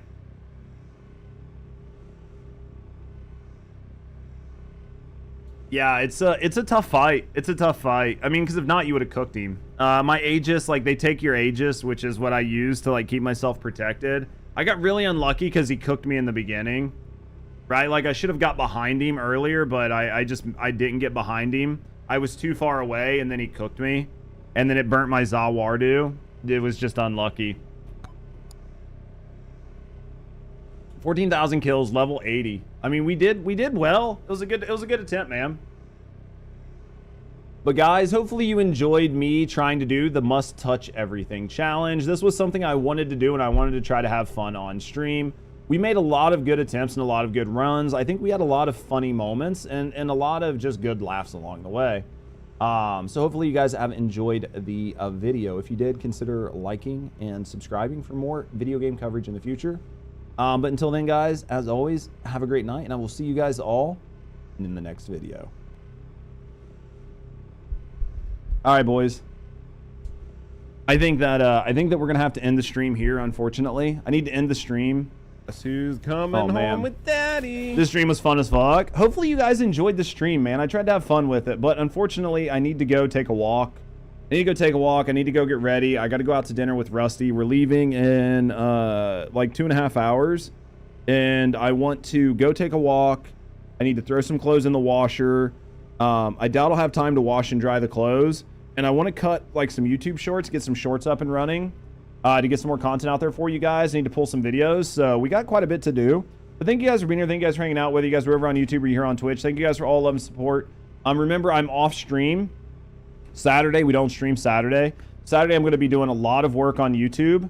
So hopefully you guys, if you guys haven't subscribed to both YouTube channels, we have two different YouTube channels. One is our gaming channel. One is our thoughts, reactions, and just regular content. I'm going to be putting videos on both of those channels. So the YouTube is going to get back up and running. I took a week off. I had a bad time. We're getting back into it. I'm going to get as much content up and running for you guys as I can, because not this upcoming week, but the next week, I'm taking an entire week off to go to Florida. I'm going to go to Florida, but while we're down there, I think I'm going to record a bunch of footage of just like me and Rusty at Universal, just doing whatever, having a good time, memeing my thoughts, and then maybe we'll turn it into a video and we'll put it up on YouTube. Either we'll do it a member-only video or something, but just so you guys can see it on YouTube. But thank you guys for being here. Thank you guys for hanging out.